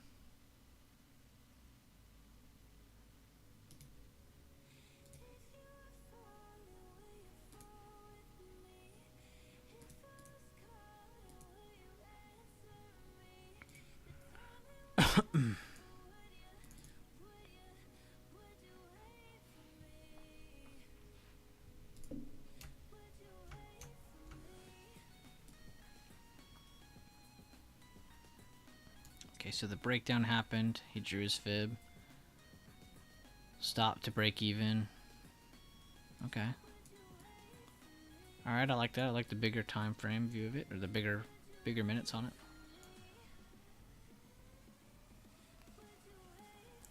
Took 3 here. Stop loss is 2-minute close above that 65%. Okay, so he's looking for right above that. If it goes above that, he's out. Confluence. Lead test look here. Okay, he's got that right. Under the 5-minute 90 MA and supply zone. Okay. Under a daily BB level, and it broke the macro higher low and made a lower low. Okay, okay. So he's looking at this macro trend. He liked that it broke in. That's what's giving him initial view of like, all right, we can look for our lead test potentially. Open range breakout, lead test. But he ends up getting in on the lead test a lot better. Sold. Wait. Sold here slightly above first target. We can still see potentially a higher low, so wanted to make sure to avoid that. Okay, so he sees that there's a good retest here, so instead of just holding all of them randomly, he sells as we hit a target. Very smart. So he took some initial profits there. Am I missing a number? 1, 3, 4, 5.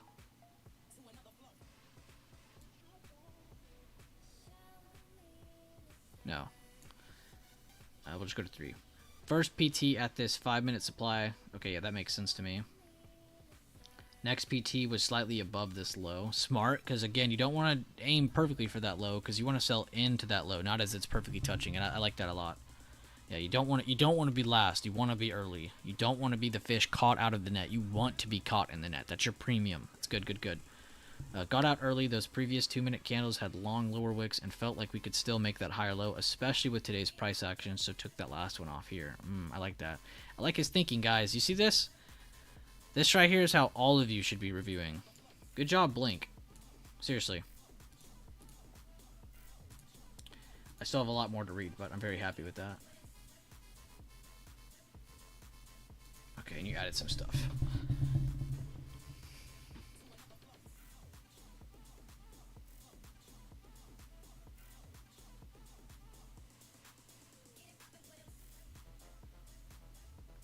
So Blink, you said the price action in the morning was a little wicky, which maybe I should have avoided taking this trade. I actually think you did great, man. I would say you would be right if you took a trade earlier in the day, but you didn't. You took a good lead test. You didn't trade the first hour of the day. I mean, that was in what? I don't even know what time of day. Yeah, that's over 2 hours into the open. So I would say that that's fine. You know, now if you were a lot earlier in the day, then I'd be like, okay, maybe you traded a little early, but you didn't. You waited at least an hour and a half, 2 hours into that trade. So I'm pretty proud of you for that one. I'm just reading through your points you put. But I did like we had good confluences here with the breakback under the previous day demand turn supply, which is also a BB level that we were rejecting. And on top of that, we broke that higher low with a lower low. Okay, yeah, and I saw that in your notes too. You were drawing that as it broke that major trend. That's very smart. And I did give you extra confidence because now you know you're not just taking an uptrend lead test. You're taking a lead test that has already broken trend, which is good. That's the strongest. That's what you want. Without that push under the previous day demand turn supply, I don't think I would have taken the. Okay, so you were really just confident with how many things lined up. That's good. That's good. My scales were quick once again because of that morning price action, which now thinking about it, just taking the one con would have been the play instead of taking 3 here on a day like today. So moving forward for the next time, I have to adjust taking less than 3 if I like the confluences, but the morning price action makes me a little iffy. Or simply avoid this trade. Was a winning trade, but gotta adjust those cons depending on the price action in the morning. We'll work on these things more and continue mental trading for a few weeks at least. I like that. I like that. Honestly, round of applause for my boy Blink. Can we get some? What candles do we want? Can we get some Leonardo DiCaprio's and some thumbs up and green candlesticks for my boy Blink? I would appreciate that.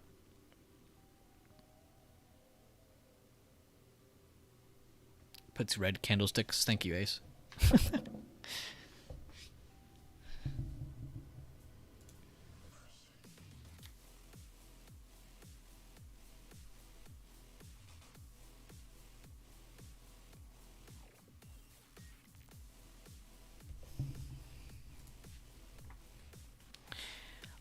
Very proud of your awareness of not just yourself and positioning in the market, just everything in general. Blink, seriously, your awareness is through the roof on that. Blink, seriously, your awareness is through the roof on that. Blink, seriously. Okay, I heard myself 3 times. Cringe.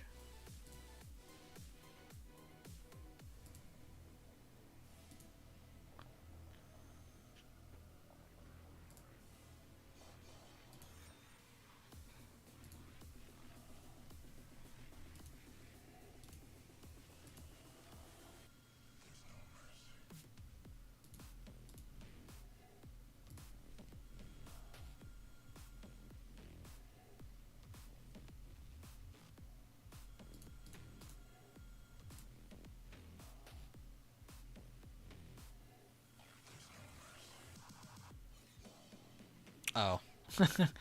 Sorry, the way you said it, I was like, oh, he's got like a crew, cool. My bad. I got what you're saying now.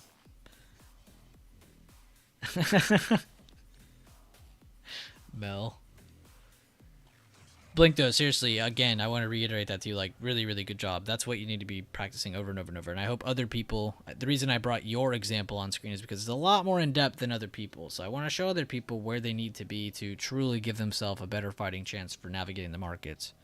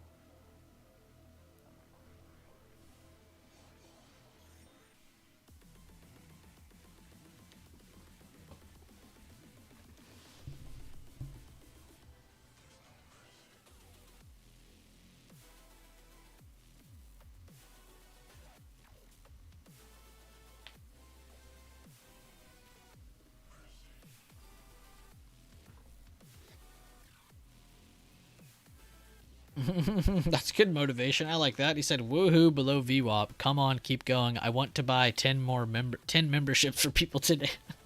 I don't know why. I thought the end of his sentence was like, "I want to buy 10 cars" or something. You're approaching really good levels after the 430-406 area. They retested 9 EMA, came back down. They got a drop-based drop, piece of price action.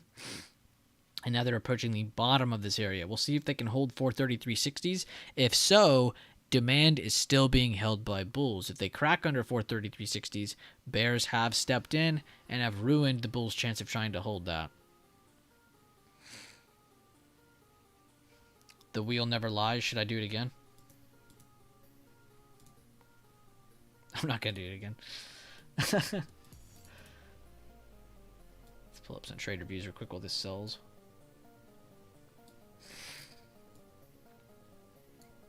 Alright, Semerente. Geez, all over. Embrace the fear.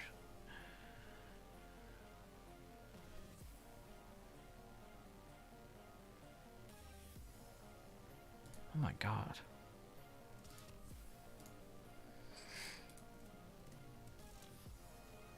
Ooh, good job on meta. Rambo called it out in chat too. Really nice move. It's his favorite. Entry was based on 2-minute time frame and break a previous day high. Beautiful. Took profits around for 40% on the new high of day. Good job. New HOD of day.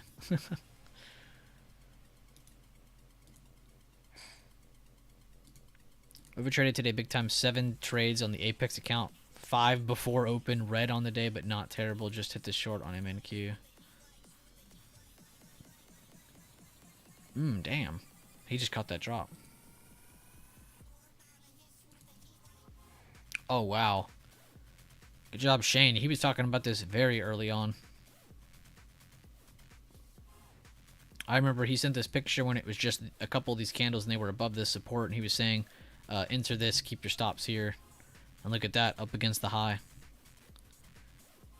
Insane call out. That was a pretty nasty move, not gonna lie. I don't have any more super reactions. I can't give you any. Tesla closed below 90 EMA 10-minute. He used the rule. He used the rule. And broke below our chop zone. Saw a massive flush below, and bears kept holding golden pocket from our range. Bought on the higher low, closing below the 9 EMA 1 minute. Had confirmations on 5 and 10 minute with big topside wicks.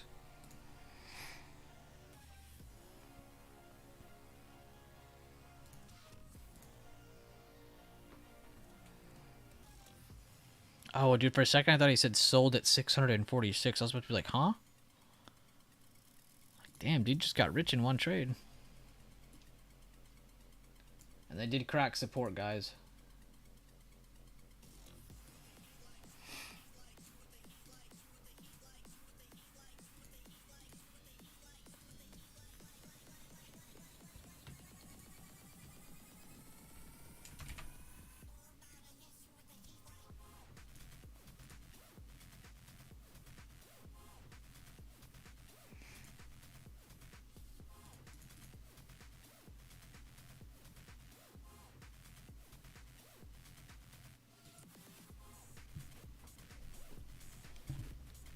People's is alright.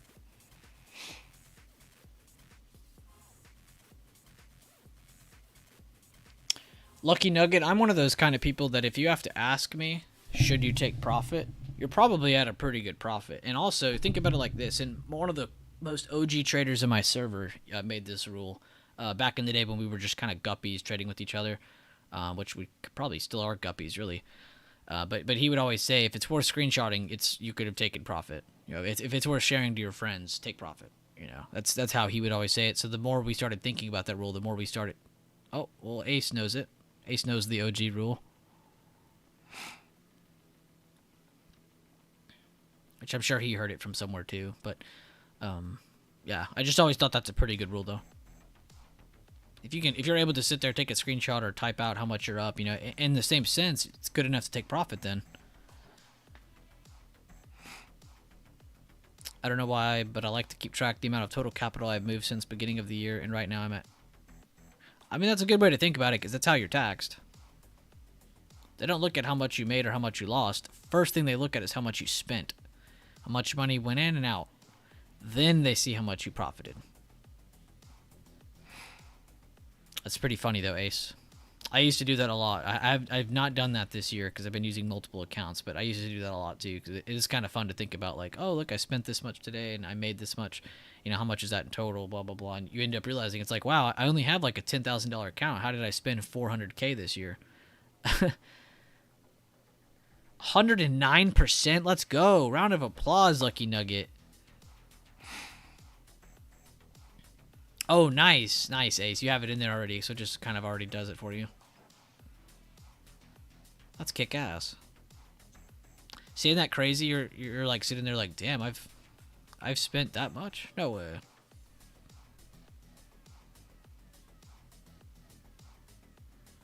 Bring out the spinny thing.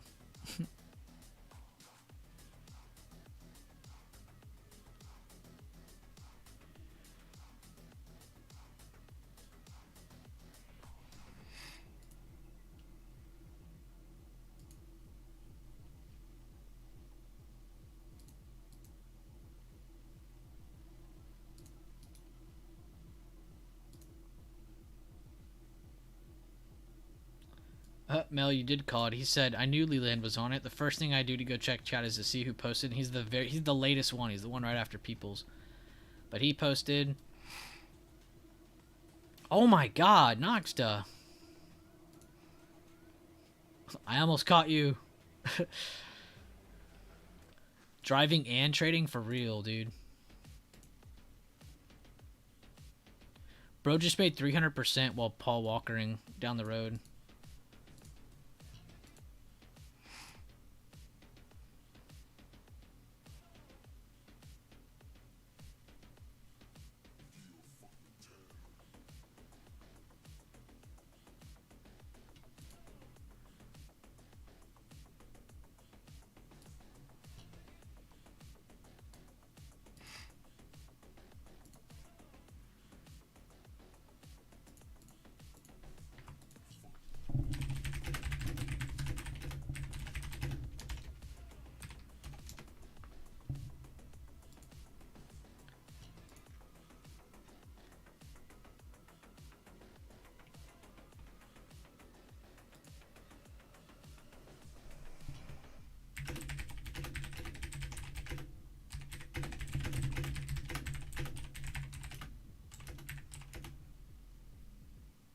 Oh my god, that just kept flushing.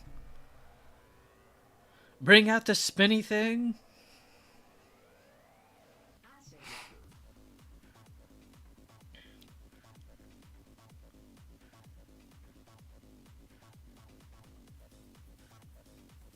That's disgusting. Whew. Isn't that crazy, guys? There's an hour and 14 minutes left in the market. And we just touched today's open. We just basically erased everything we've done today. From open. Everything. Acid Nation is working. I didn't even realize that's what was playing. Yo, Acid Nation is a legit thing. I didn't even click it that time. That was like an actual natural find of the song. Oh my god. We finally did it, everybody.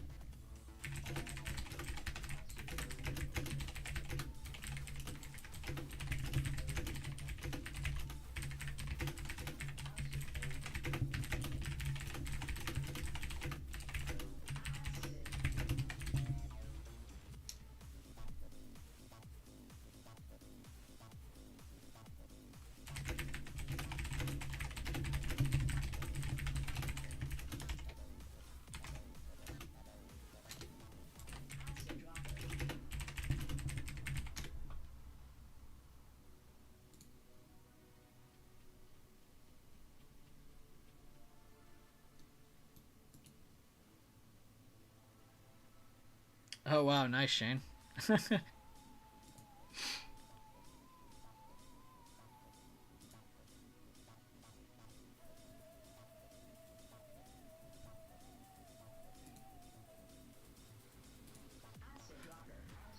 I back tested it, pointing to made a fib.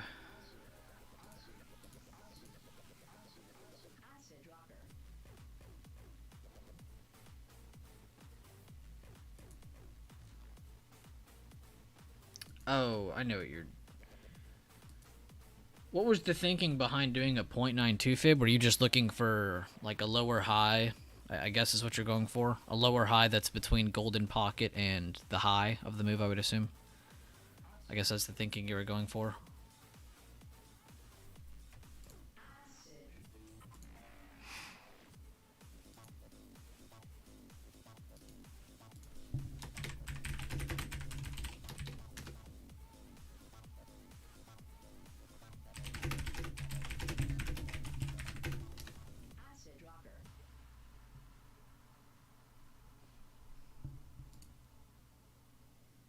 Oh my god.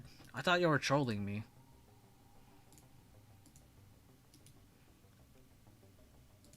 Yo, I thought y'all were trolling me. I did not actually think he was still in one.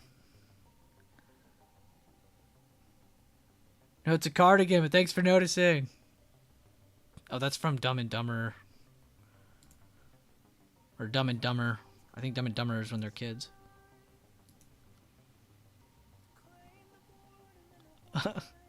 Literally did pull off.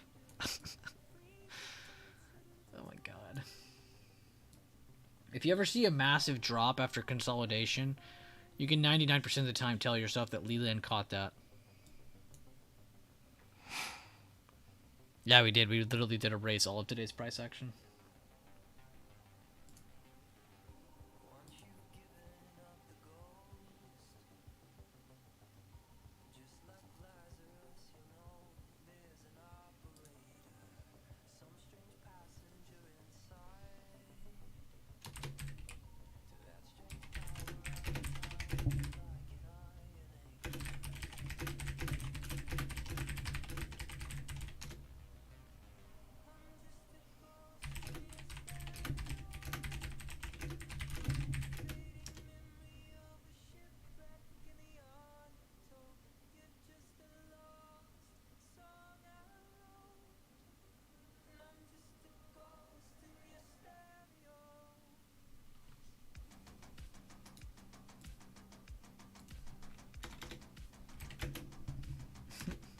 God, what a spacebar can do to a sentence.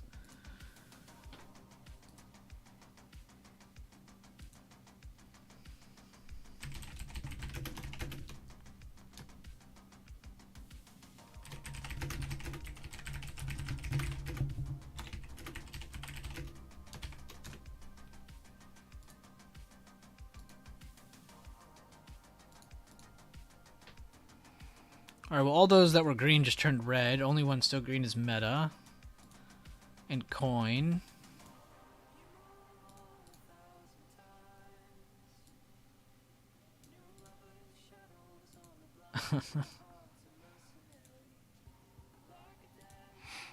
See, a lot of this was brought down by a lot of the major tech tickers.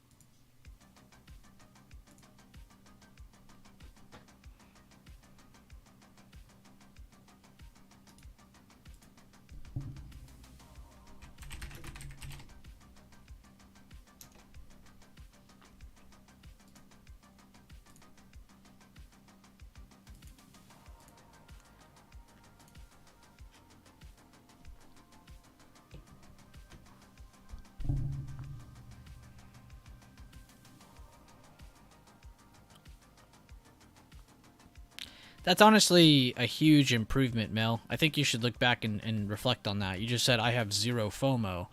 Do you know how hard it is to get to that point, though? Like, to be able to sit here and give someone else love for making money on a trade you were also watching and did not take on? It is so hard to do that, but it's a great way to practice growing against FOMO. Again, what everyone's always like, I get FOMO on this and that. It's like, yeah, because you don't ever practice not trading. All you do is trade. If all you do is trade, you're going to keep getting FOMO.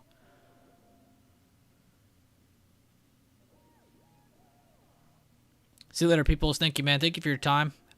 Please get some... Oh, you're going to work. You're not going to relax. See you later, though, peoples. I'll miss you. I have JOMO. Congrats, Leland.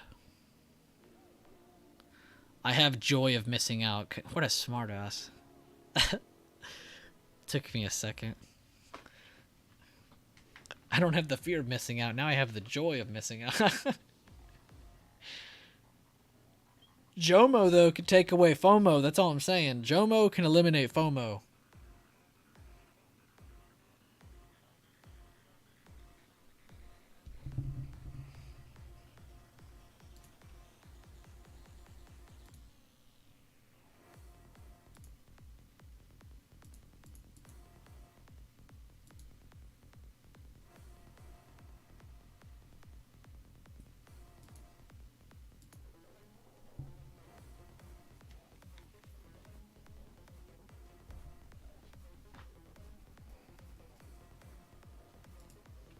Shane. Euphoria.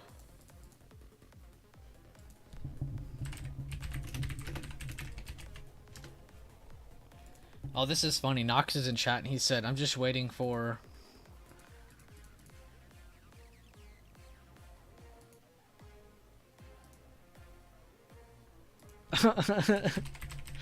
Trade floor is hilarious right now. Knox is like, I'm waiting for Leland 600%. It's like 100% more than that. Oh my god. That's so funny.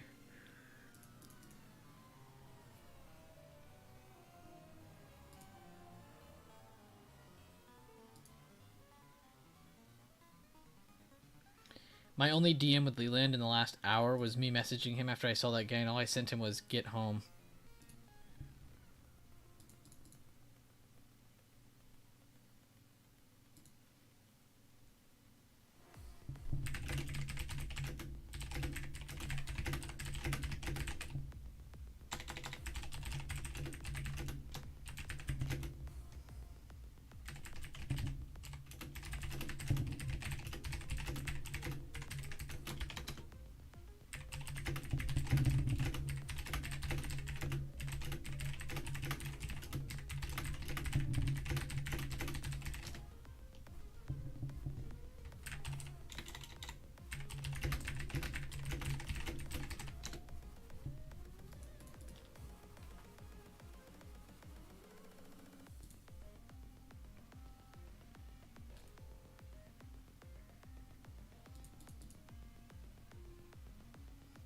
Sir, yes, sir. I just saw you typed in here too. I just need Leland to get home. We need to hear that Leland's safe at home. Dude just made 700% on his phone.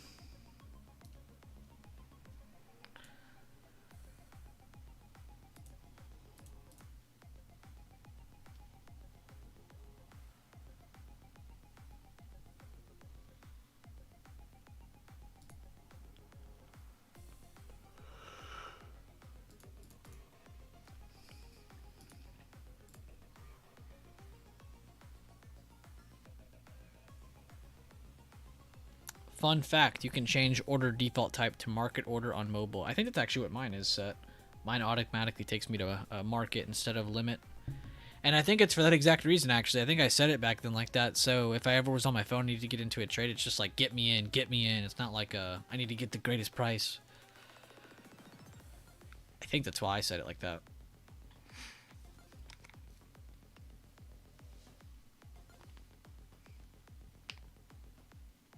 Fun fact. Painful fact.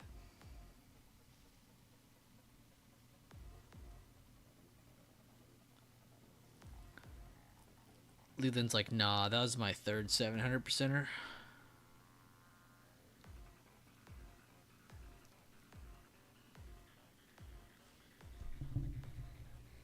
We have an hour and 2 minutes. 2 minutes before power hour. Who's all still here with me?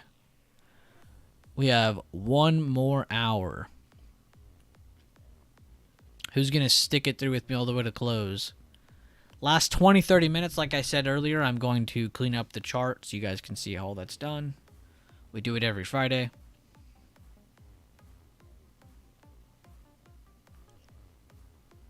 I know you're here. 434 Herrera we come. Ooh, Super Mario 3. Okay. That actually sounds kind of fun right now. Regulators, let's mount up. Let's ride. That Leyland guy is such nerd. He is such nerd. He probably Moonwind Lambo. Sticking with you, not trading anymore. Bet. Yeah, I'm just chilling. I don't want to know the other ones. Here to close. What's up, Teresa? Always happy to see your name pop up. I'm going to hack Rambo's computer and Game Boy, and we're going to get into Super Mario 3 with him.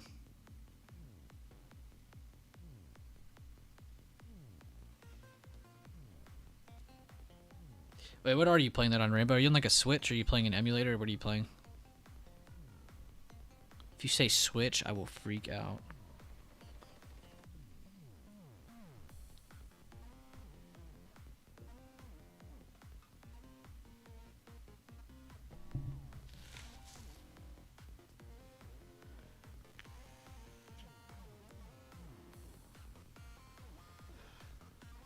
Oh, okay.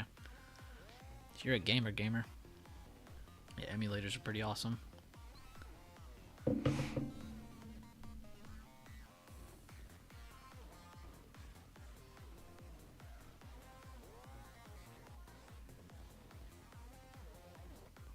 With the Nintendo Switch controller, you're a legend.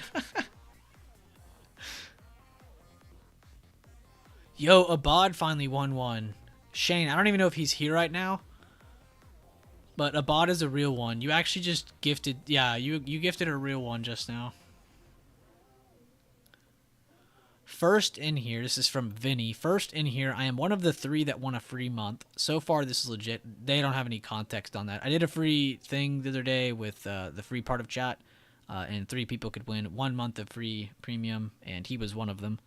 But he said, so far, this is legit. I will blast through content. I'm very happy to hear that, Vinny. Take your time. Please take your time. You have an entire month. Yeah. But go slow. I would check out Trading Strategies channel, and then I would work through that live trading series channel. Those 2 channels that you now have access to, those have a ton of stuff in them. But they give you all like the basics and structure of everything we do, and then you can kind of take it from there. Then once you learn it once, you'll never have to go back to it again. You'll just always remember, oh yeah, this is how they trade. Sorry, Abad, you can't give it to someone else because we don't know how to do those things. Because Google sucks.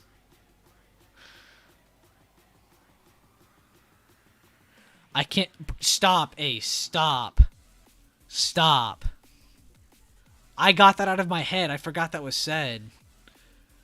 The bars in the chart is just the time of your life passing by. The most mind F in my life. I can't believe that stuck. I can't believe anybody remembered that, dude. I tried to get it out of my head so fast. Hold up. I'll show you exactly what meme that makes me think of when you said that again. I mean, you probably know exactly which one I'm talking about. This one. Just like picture a big quote across the screen saying exactly what you just typed. Breaking a new low of day. Do they want to go down to 432? The daily time frame, guys, with this pulling down, this is not looking good. I might even actually swing a light position put over the weekend. I'll wait till the last 20 minutes and see if I still like it. Man, that made my day, Ace. I'm not gonna lie, my day wasn't quite made until you said that. My bad, Vinny. I'll go back. So you need to go to this channel first. Where am I? Trading Strategies channel first. Go to this one. Start at the top, please. Start up here. And then the next one that you have unlocked is this one, which I'm not going to click on it, but this is the second one you should do. So Trading Strategies, then go to Live Trade Series, and then from there you can go whatever direction you want. You could do this, you could go to the YouTube channel, whatever the hell you want. I would probably focus on this since you'll have free access for a month and you can completely take advantage of all that. I think you're the only one of the 3 people that actually messaged back. Yeah, C-Bar 1. Spicy Pepper talked to me. And then you. Which, I was going to say, this is a good movie. My friend Harrison showed me that movie.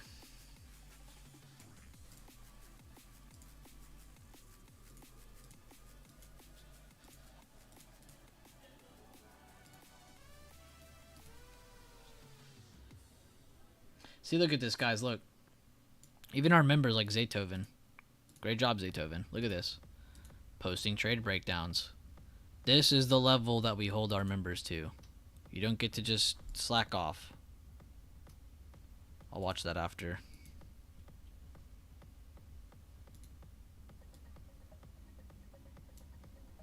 Wicking back up. I kind of expected. That'd be wild if we closed a new low like that after doing all of this. We'll see, though. We'll probably close somewhere around this general vicinity. Can't expect us to go hit 432. Would not be shocked if we hit 433.60, but we'll probably finish somewhere in between there. We'll see what goes on. Shane going off on the gifted memberships. He just likes seeing his name. Gifted 1 Bueller Trading membership to Robert Foreman. Congrats. Another one. Another one. Damn, 16 new members today. And I think I only gifted 2 of them. D-Touch gave 3, Shane gave some, Peoples gave some, David gave 5. Or more than 5, I think. Abad's gifting... God, what is going on? Y'all are blowing the chat up. Zaytoven was gifted it by Abad. Good stuff. Everybody's getting hooked up today. I'm content. 3 on the day and slipped you drink money. Light generosity on a happy day. Karma's on my side right now.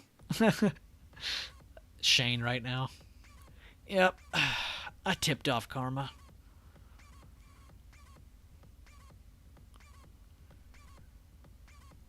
That's funny too, because I was literally just showing y'all Zaytoven's YouTube channel.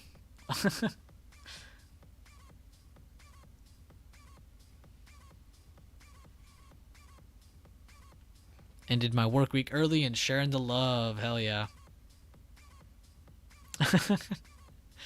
That's just how I read that. You're like, I'm content. 3 on the day and slipped you drink money. Light generosity.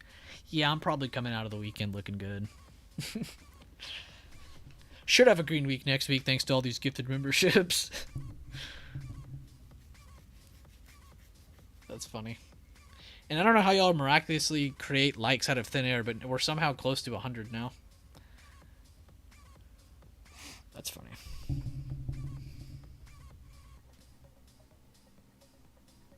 See if we get a bounce end of day to keep us in range, or are they going to keep us lower? Blink gifting a membership. Mahul Shah, welcome. Well, you guys just keep gifting memberships, so I have to keep telling people how to use it now. Good job, though, Blink. Thank you for that. Mahul, make sure to give him some love for giving you that. Got to keep the momentum going. I feel that. For anybody who got a membership today or was gifted a membership by a generous trader in our chat, make sure you check out the membership section. This is where you'll have access to over 50 videos. I have a weekly spy video that goes up. And tons of other stuff in there too. But glad to have you all on board. That's crazy, man. 18 new members today.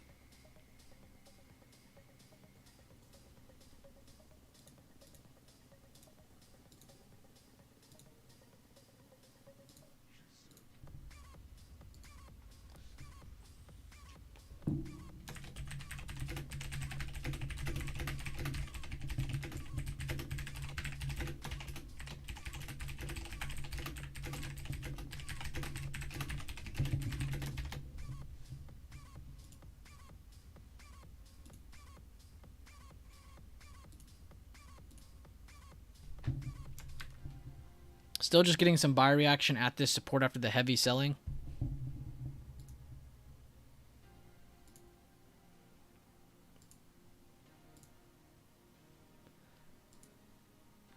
Yeah, I had to look, but y'all actually achieved it. This right now is the most members this channel has ever had at one point since starting it about 4.5, almost 5 months ago. That is crazy.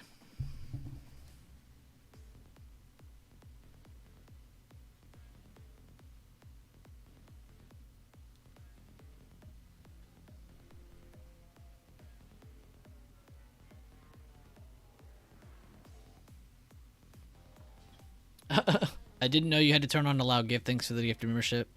Be studying up this week. That's crazy. You like turned it on and then won instantly.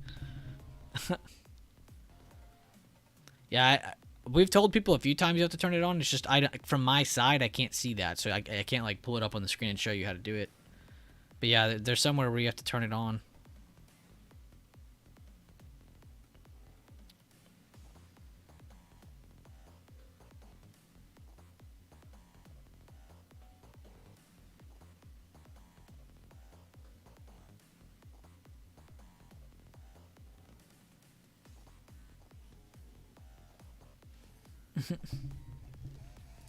Y'all are too funny.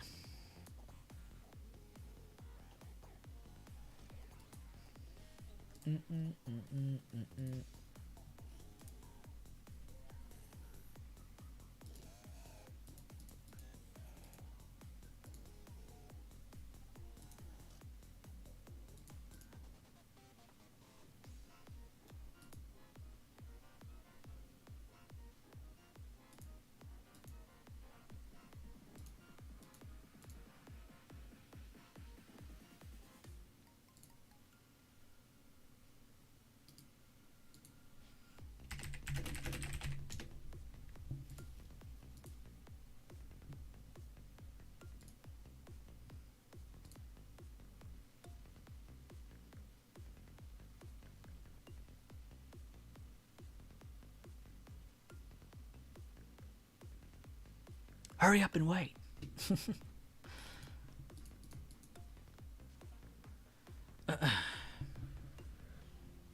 Yeah, Shane, Dev's not bad. I like Dev. Me and Dev came from an era where every Discord sucked.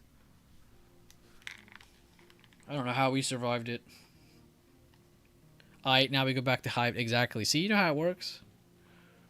Bam! Here, you run these streams, Blink.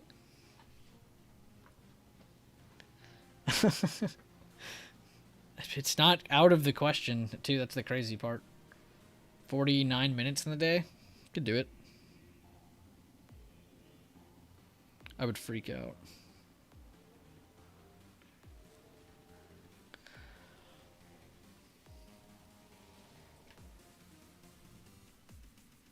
Dude, I'm gonna have to full day a different day. I'm so tired of doing these Fridays where it's not a boring day. Like, you guys still make it fun, but it's just like, I want to get one of these breakout days or something. Like, for a full day stream. We keep getting these, like, side days. But, again, you know, the stream's still very entertaining. Everybody kind of keeping it entertaining. Without y'all, I promise you I'd go crazy. I might already be crazy, but go crazier.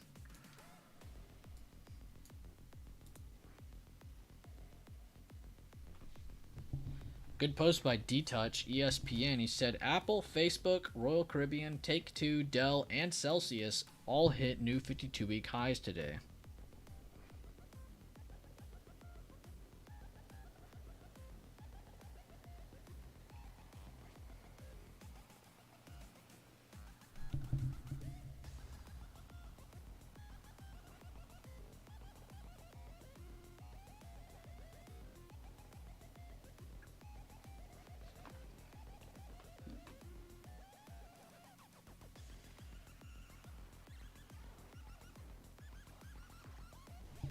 This song is going crazy. I feel like someone's squeaking my ears.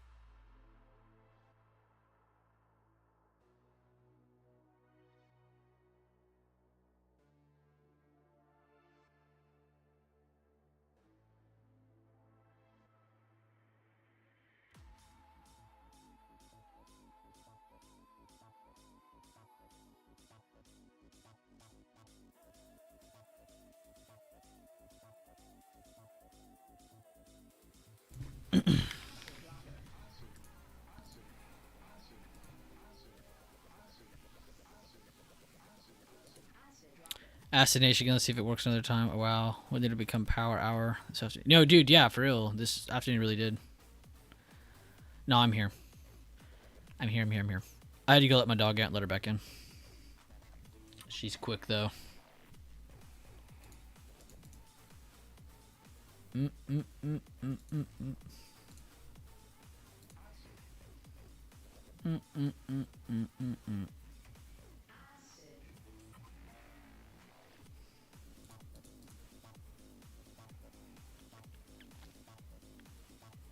But are you hungry? Not yet.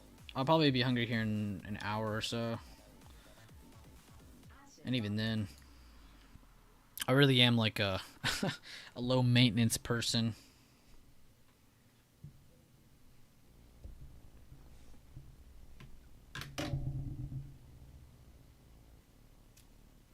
Let's see here.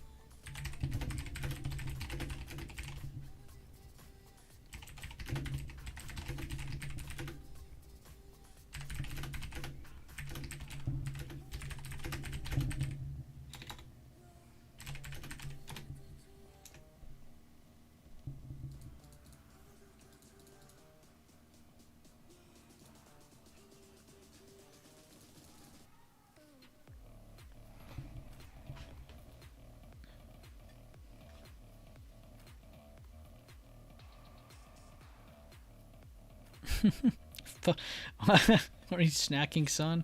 I don't know. I wasn't. I do got some water here, though. A little mason jar, some water in it.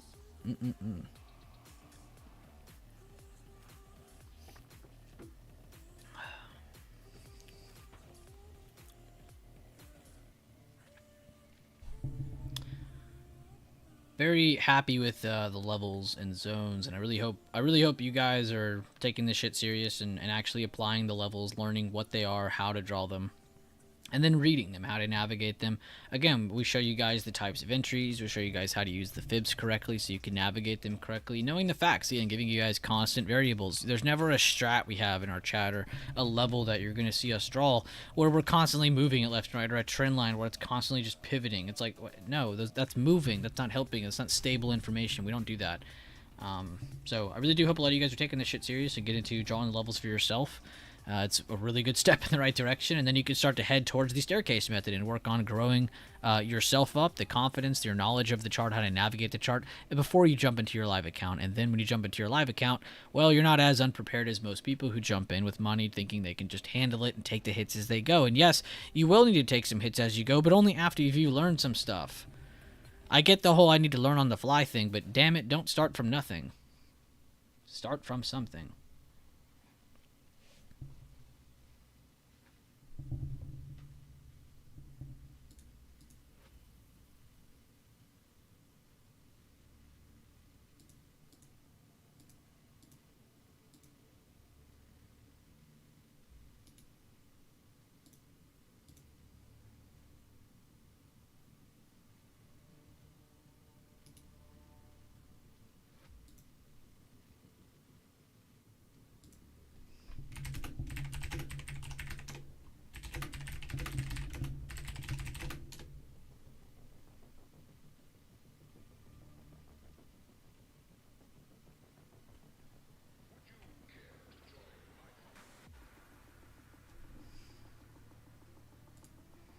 Three times in a row it said above. I'm just going to click off that.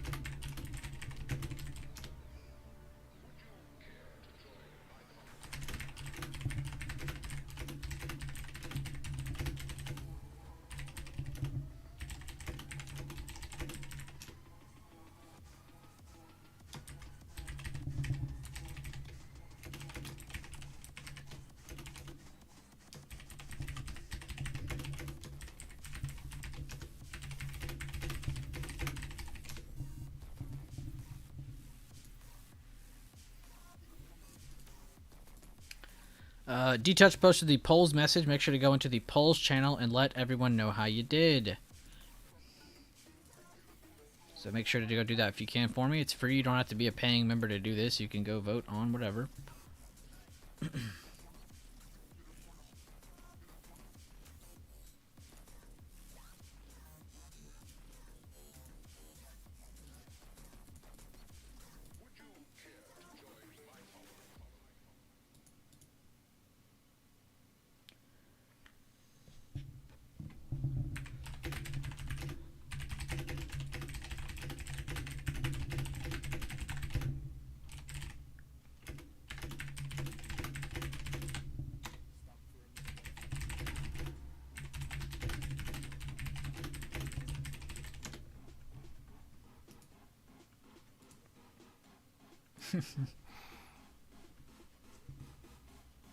Wasted my capital and bought puts. I honestly thought you were about to be like, wasted my capital and I bought a pizza or something like that. Closed for $6 profit. Stonks. I did effing terrible button today, actually for the week. Just vote bad.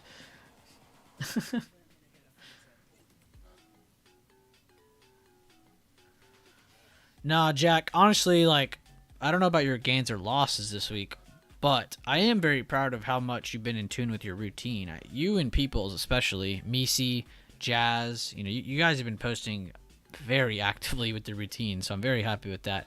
It's a very good step in the right direction. You're building your discipline, you're building your knowledge of the charts, you're building your confidence. You're building in so many different directions right now, you don't even know it, So I'm more proud of that than what your gains or losses were. Because we'll get to that point. We'll get to that point where we're more worried about that and talking about actual, like, all right, well, you need to quit taking stop worrying about bigger losses. Let's just focus on the system, the routine, the structure, and then over time. Bueller, I'm on lunch. Can you chart triple Q? You know what, Marlon? Just because you asked so nicely. Wait. Like, you just want me to go look at it?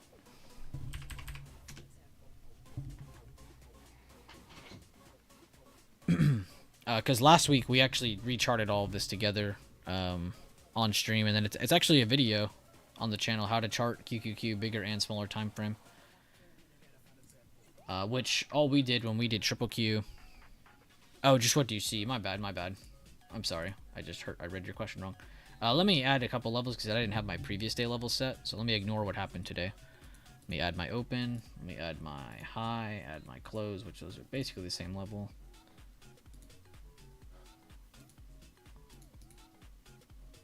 Rectangle. Add a couple days. No. There we go.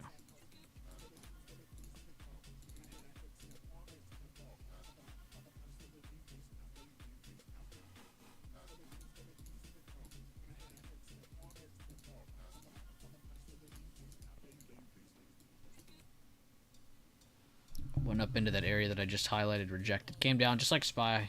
Very normal. Came back up. It's a little slower than SPY on recovery. It's probably because this isn't a mixed amount of sectors. Like, this doesn't have healthcare and banks in it, whereas like healthcare has all healthcare, whereas SPY has all of these sectors. Triple Q is a little bit more isolated from other sectors, so it's not going to react the exact same way as SPY, but this is still a very, very important thing to know. You end up getting your low, your base. They went up and hit your supply twice. Well, they turned it into supply. Actually, it was demand. Turned it into supply here, here, and here. They end up retaking it here and here. After the breakout here, which is a lot of what people were watching in our stream today on SPY, they end up getting a good push into the 364.20s. And this was a good take profit spot with runners going towards 365, which they didn't quite make it. As you can see, they stopped just under 364.90s. They didn't even get to 365. Ended up pulling back under the 90 EMA. And this was actually about the same time everybody was having fun with SPY to the downside, because everybody was taking lead tests, which I'm pretty sure if I was to draw one here, there will also be one here. So high before the breakdown, reversal of the breakdown. Yep, lead test hit there. High before the breakdown, buy the dip before the breakdown. They got back up to it, rejected that other one. And yeah, pretty good entry levels there. Now they're back into this demand, which was trying to be supply earlier on this morning. They broke it, and now they're just kind of in limbo, kind of just chilling in that range, which is kind of where SPY's at too. If you go back to SPY chart, they're up, but they had their breakout, they broke back down, they rejected again, but they didn't go anywhere from there. They still didn't hold the new low. They still didn't get back into range. So we really did nothing today based on price action. But don't get me wrong, there's still plenty of opportunity. I mean, in terms of like where we are from here to here, it's almost like we did nothing. Same story for the triple Qs. You see, I mean, we're really close to where we opened today. Next week, maybe 358 on triple Q. Let me see.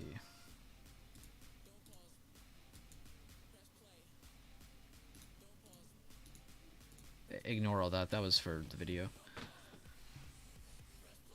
It looks like 360 is the ultimate support. If 360 is broken, this is full send down to whatever next levels there are. And in your case, like you just said, 358. We have 358.65. We have 355, a small gap at 356. So 358.60, 356, under 360. And right now, you are under the 9 EMA on the daily, which is not good for bulls.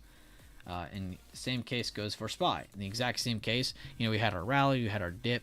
We had what could have been a reversal, and now we've gotten a lower open and a slight green day on QQQ. I think they're slight red. Yeah, there's no, they're slight green as well.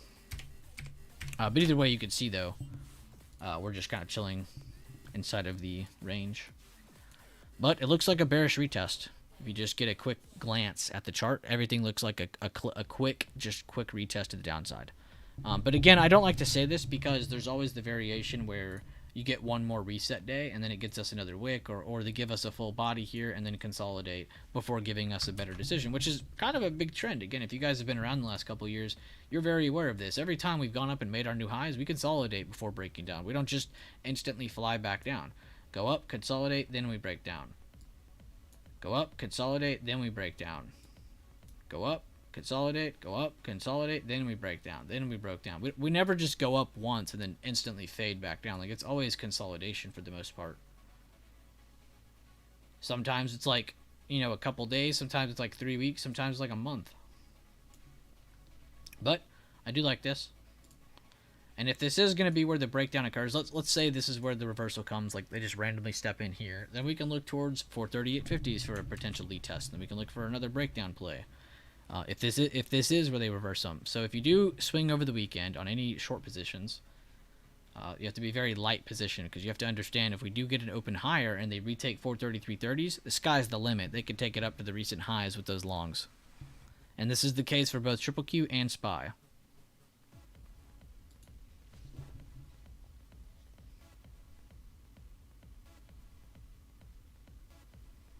Last 30 minutes of the day, I think I am going to get that SPY play that we talked about earlier.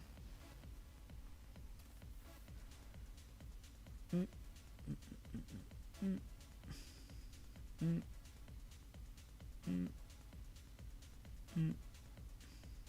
430. So end of next week, 430 puts are about 100. Let's keep that in mind. What does a July 14th cost? 280. Greeks are better. Open interest is fine.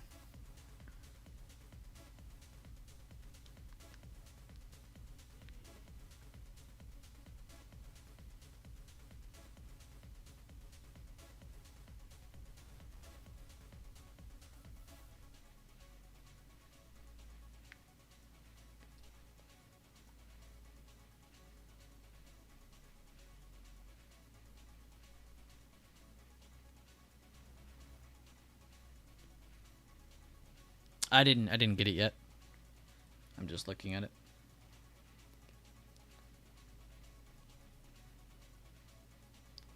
All right, I'm going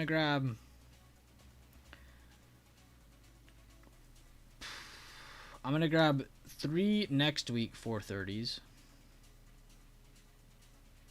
puts.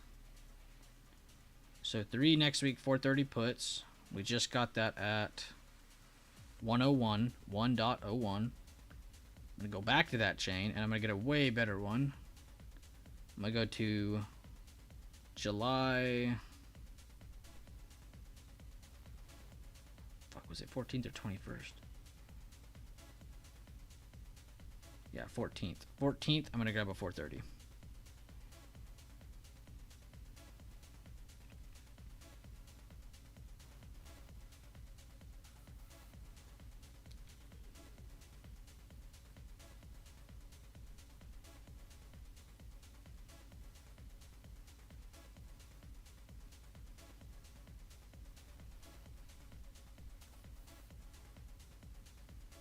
It's like 580, right? 303. 580. Yeah, 580.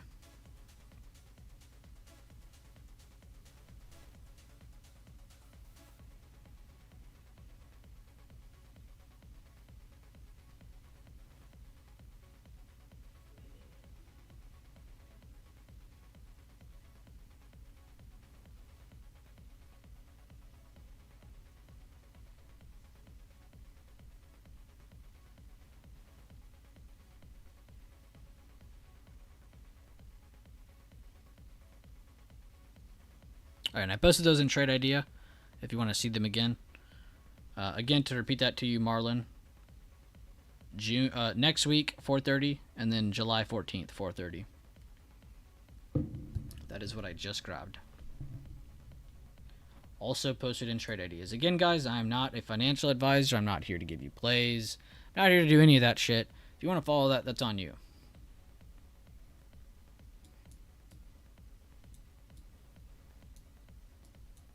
I like it a lot, though. I like this break of the 9 EMA. I like that it's after a retest that could have been a bullish reversal. So a lot of possible liquidity sitting here getting trapped.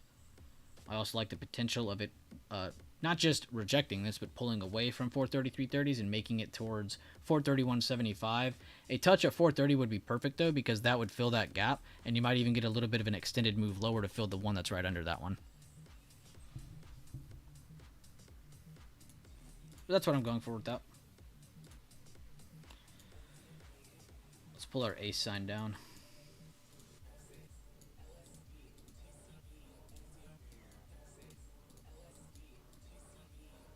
Ace.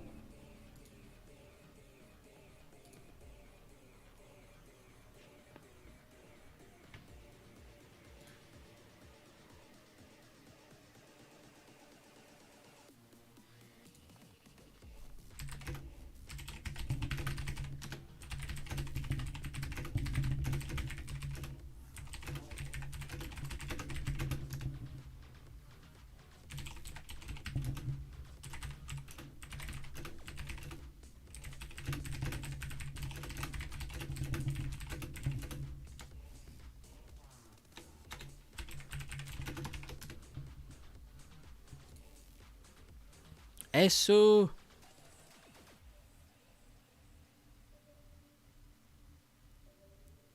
It's late in the day, excuse him. He means poots. Learned a lot by not taking a trade, and all it took was a good one. And all it takes is a good one. There you go. And you realize what you're doing too, Mel. Like, you're not just visualizing, like, so you can make better trades in the future. Like, you're doing this because you're growing out so many different directions. Like, you're picking up on visualizing. So 1, you're learning how to navigate the chart a lot better. 2, you're picking up on confidence because now you're seeing what variations of price occur after certain types of breakouts, right? So it's not just, oh, now I'm comfortable with what this chart looks like. Now you're comfortable with everything about the chart. So you're growing in multiple ways when you visualize charts. You're learning price action. You're learning how to be confident.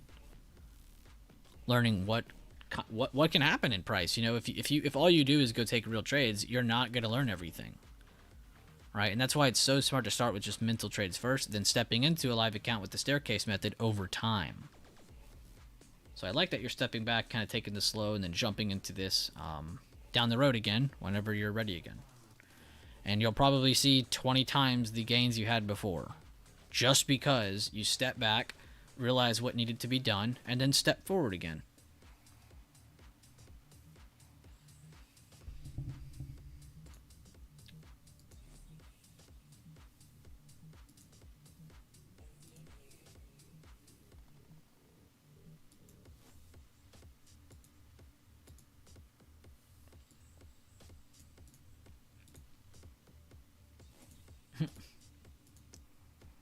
Institutional secrets.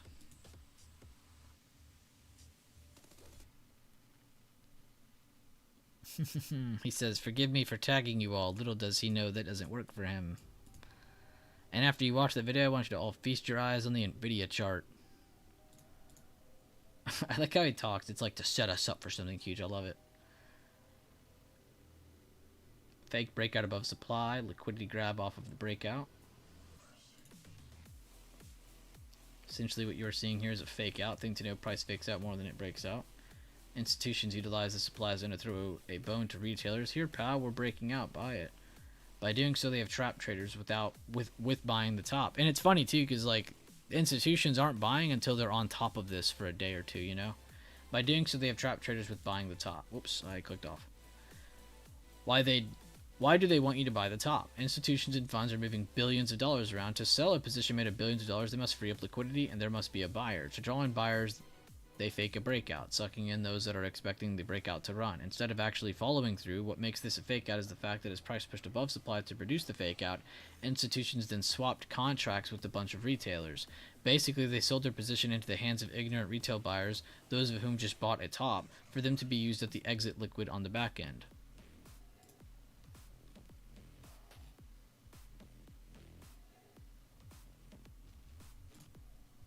So you can check that video out. It's an off-topic chat if you want to go check it out from Shane's link. Like Shane said, just good to understand other things. It's not necessarily going to be something that completely alters your style of trading. It's just something else to think about. React, I actually was looking at that, and there's a few of us I think that actually like that too. There's just one level in the way though. Yeah, it's the same reason I like what I'm doing. This does look good.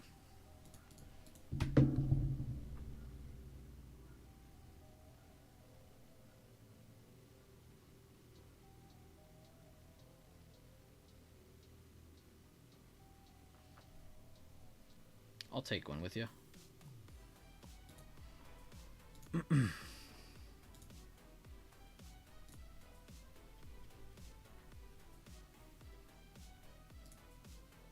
Keep that there. And then go to July 14th.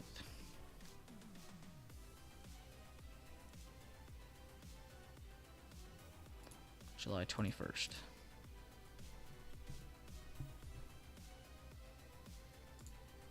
Back end of July. Where's all this open interest at in July? They must not have it on the Netflix chain. On most chains, the 14th and the 21st have the most open interest, but I can see that is not the case for Netflix.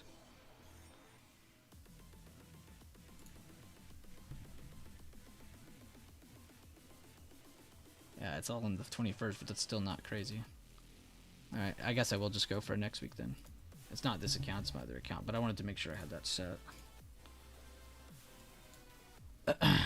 Who said that? I don't even know who just said that. Oh, it was React, okay. React, which one are you doing? I'm gonna do it next week. 410. Oh wow, I just realized how shit the Greeks are on that.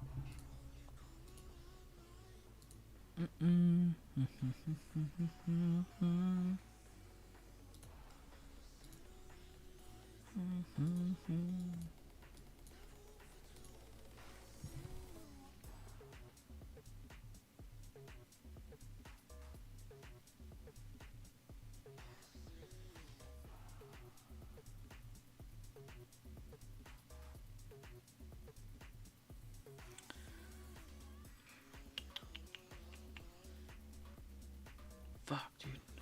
The better contracts all end of July, but they're fucking so not cost efficient. You almost don't want to touch it.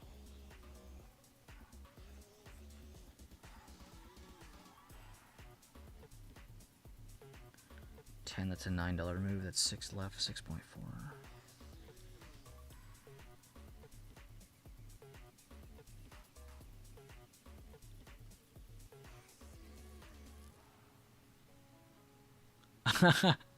React, you said that right as I was saying it too, probably. I can tell you know how to read an options chain if that's what you said, because that's kind of what I'm getting back from it. I am just going to be a little risky-bisky with it then. I'm just going to get 410 for next week, just one. Whereas usually I would like to get a couple of the more expensive ones because they're safer. But that's not the case here.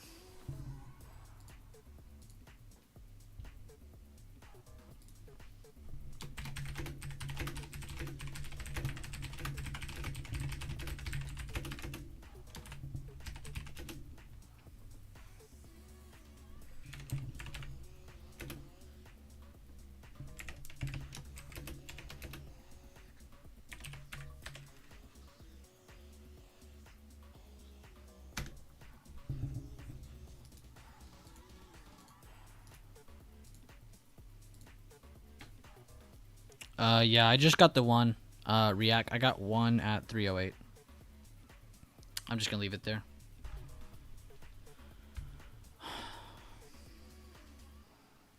Oh, it's the last 17 minutes. Let's clean up the chart. We'll delete Ace. Sorry, Ace. Alright, so going into next week, what levels need to be deleted? What needs to be saved? So I think I am going to leave this. I am going to leave this because neither have been invalidated, so we can kind of skip past all that. Whoops.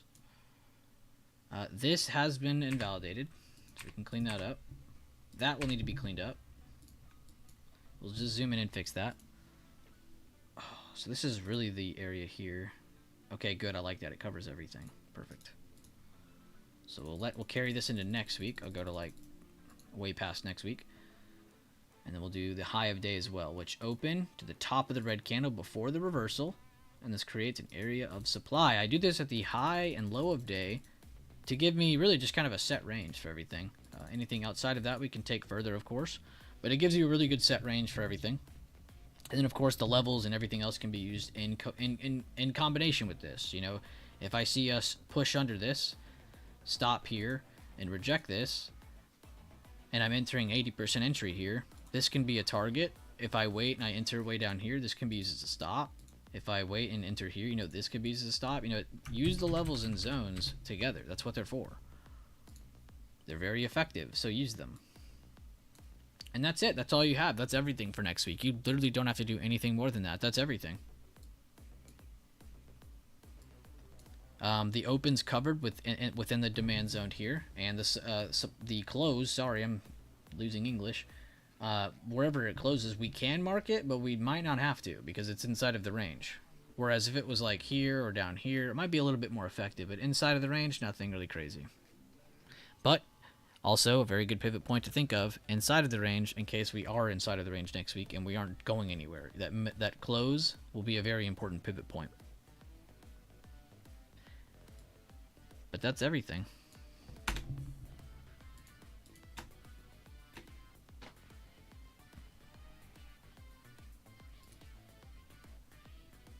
Clean up your other charts too, of course. You know, you're like, oh, I set all these targets for Apple. All right, we'll delete them. Those are just psychological levels I had set. We'll keep that one. We'll keep that one. They weren't invalidated yet. Not invalidated yet. We'll extend it. Delete. Delete. Delete. Delete. And that's it. Oh, wait. Oh, my bad. That one too. And then we'll add whatever levels we need to next week. Again, we'll add them in the morning, but we'll end up adding that. Probably end up grabbing whatever the high of day supply is about right here. And it'll be super effective for next week. Nothing to change on Microsoft because I didn't take the time to mess it up. Tesla, we just got to delete the pre-market low.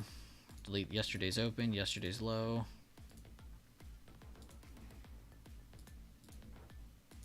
Delete yesterday high, delete yesterday close.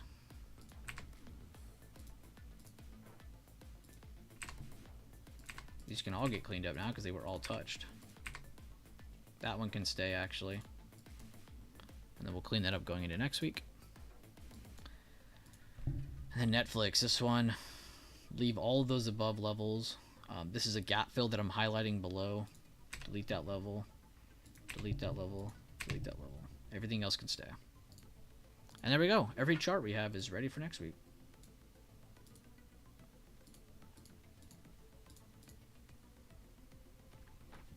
Do you guys want me to start sharing these links with you guys like at the end of the Friday stream, or do you just want me to start doing that on Sundays?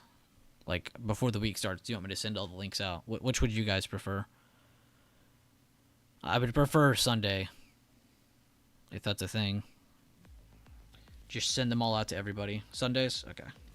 It just makes more sense to me.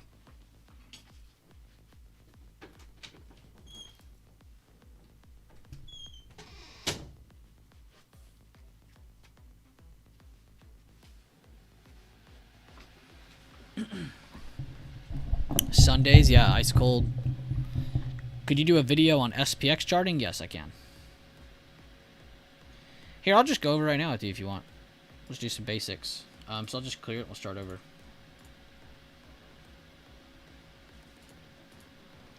So first step.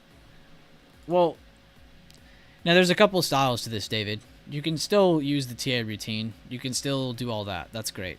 That's effective. It's efficient. It's consistent. You don't have to worry about worrying about redoing the levels every day. But if you do want to have recent levels and maintenance your chart every day, which is what Leland does, then you can go to equities, take off all of your extended hours, apply, and then write this down. You're going to go in order.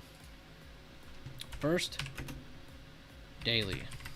Second, hourly. Third, 15-minute. Remember this.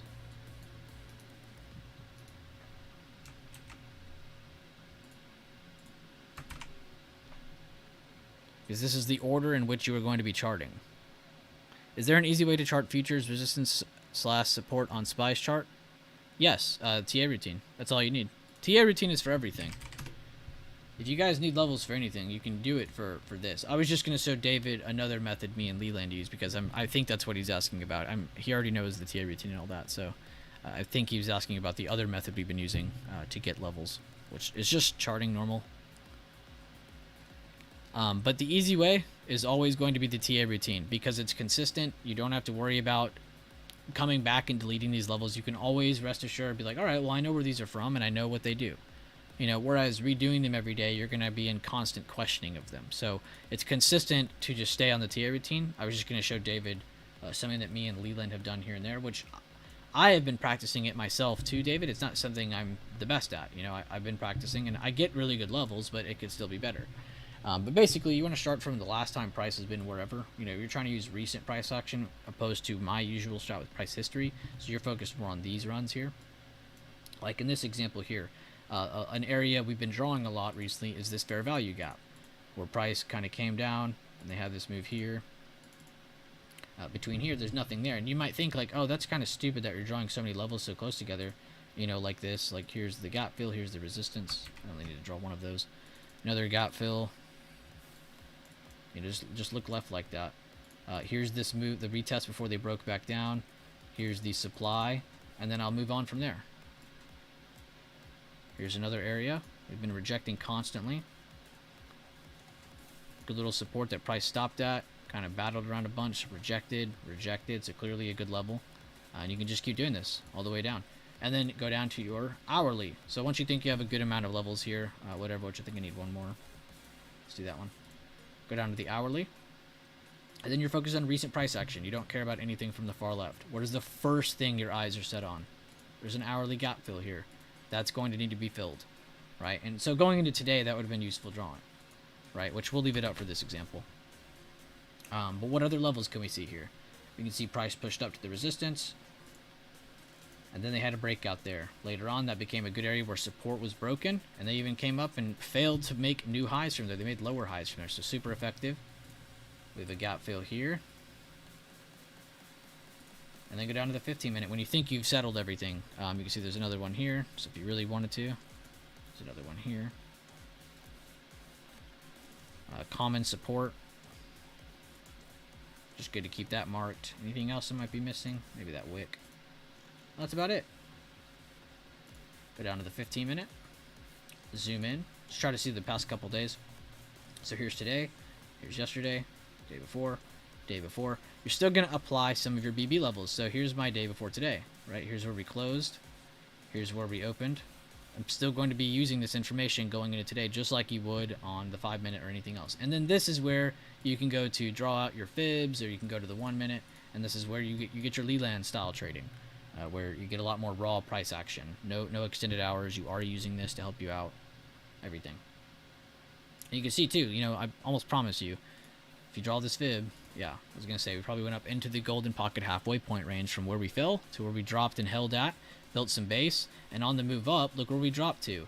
Look where you could have just waited for all day. You know, it's just small stuff like that. It's just basic price action, but it's not in the same sense or as consistent as the TA routine, because the TA routine is giving you the exact same levels every single time, whereas this, one of my levels might be off a little bit because I'm going back and redrawing them every day.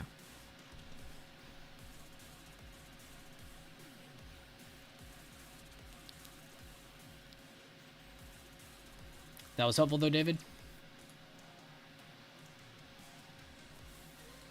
Good, good.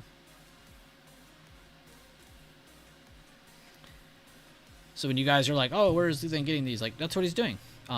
It's just kind of hard to teach because you're not getting the exact same levels over and over. I mean, I am in a lot of the cases, like on the far left of the chart, because we just keep using the same ones until they're invalidated. Then you're going to find yourself at a higher part of the chart where you're not grabbing the same levels, you know? So that's why we still tell everyone the TA routine, because you're still getting the same levels, and Leland himself has said this too. If you go back test these levels with TA routine, you end up getting a lot of the same levels, and you're still getting a lot of the same looks. So it's not like you're missing out by doing one or the other. It's just that there are different styles, recent versus price history.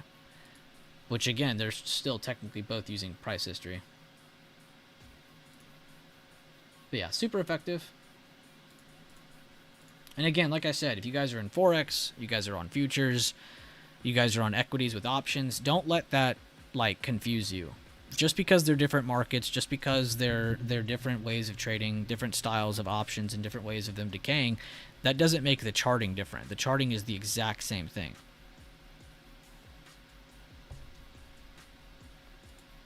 Yeah, Google wicked up pretty nice. Was Meta still killing it? Yeah. Some news must have came out. Oh, yeah, dude, the whole Elon versus Zuckerberg is probably being marketed now.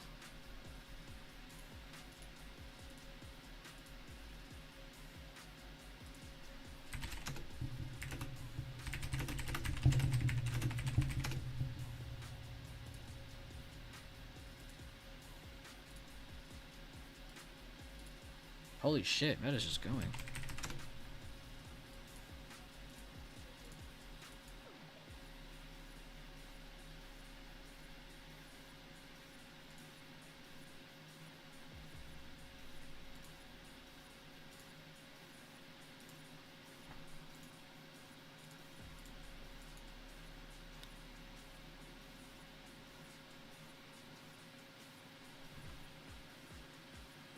We need to have a chat with Google. Bueller, I love you, man. I'm ending a week green in what feels like years. I have a system, and I know myself and the way I want to trade. I keep building more and more of my foundation each day. Good stuff, Nomley. Can we get a round of applause for Nomley, everybody? Love you too, Nomley, wherever you are in the world. Glad to have you on here, man. And I'm really happy to see some progression from you. It just goes to show, again, and you'll never see me sit here and go, you'll never see me sit here and go, oh, like, he only learned that because of us. Like, thank God he found us. Like, no, that's just stupid. It's still up to Nomley at the end of the day to get in here, to work his ass off, and to grow, to focus on this stuff. You know how many people in chat have just as much time as Nomley in here and have not looked at resources? You know, that's crazy.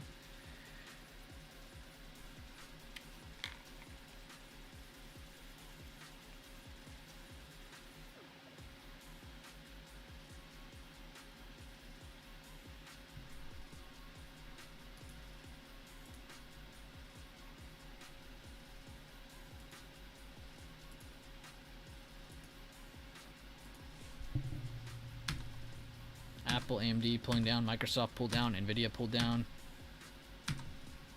Meta is all alone on that rally. Oh no, Netflix rallied. What am I talking about? Oh, sick. It's okay, Netflix moves a lot. Don't let that scare you.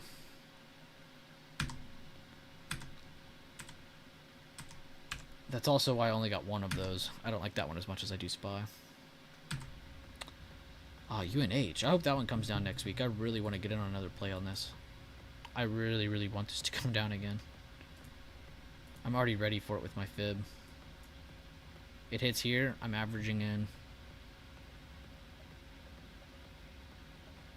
Bum, bum, bum, bum. Yeah, React. It's Netflix too. It moves like that. You might be like, oh, it's news related, or it's because it's comms related. Like, no, that's just Netflix.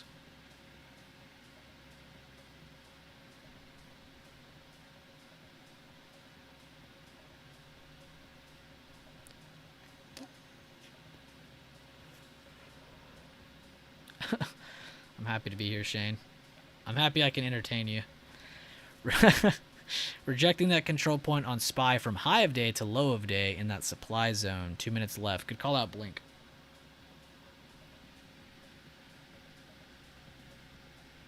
Yo, Blink, we playing CS in a bit?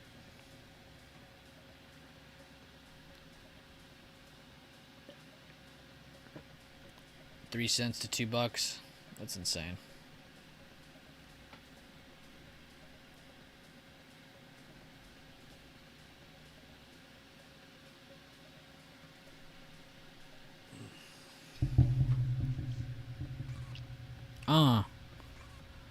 Let's end the day off with some...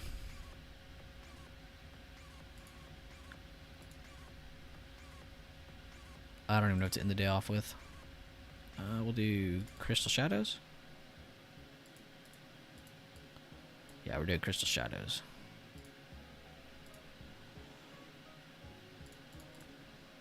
This is the saxophone.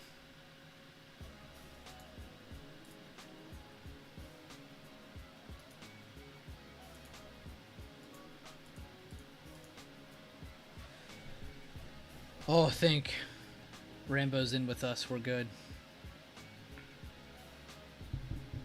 Nice. Everybody's on the same side. We're looking good. Yo, thank you, Rambo, for being a part of this awesome team and making it so. Appreciate you, man. Love you, Rambo. Alright, guys. Well, I'm going to be ending the stream here. I appreciate everybody's hard work during the week on this short week. We do have a full week next week, so you don't have to worry about that. I'll make sure on Sunday for all YouTube members and Discord members that you get that spy video with everything you're going to need. So make sure you guys stay up to date with that. We already have our charts cleaned. We just have to add some stuff on Sunday and in the morning on Monday. Thank you guys again for the crazy amount of support. We had an amazing amount of people join the channel today. Rambo, speaking of the devil, Rambo donating $5 at the very, very end. I appreciate you, Rambo. Love you, man. And bam, we did hit 100 likes right at the end. You guys are crazy. I love each and every one of you. And honestly, it's because of all of you guys that these streams do so well. But I will miss you guys. Sadly, the weekend is here. Please tune into the Discord if you'd like to just engage with people. I did make, just to make everybody clear, we did make an off-topic section. So if you want to go in here and mess around, you can. My Discord won't freeze. Jesus. But off-topic channel, pets channel, gaming channel, people gaming stuff, memes, food pics, stuff like that. So if you just want to come in here and share some cool stuff, do that on the weekend. Glad to have you in here. Links are in the bio for everything. I'll see you guys later on. Again, please have a great weekend. Love you all. Be safe.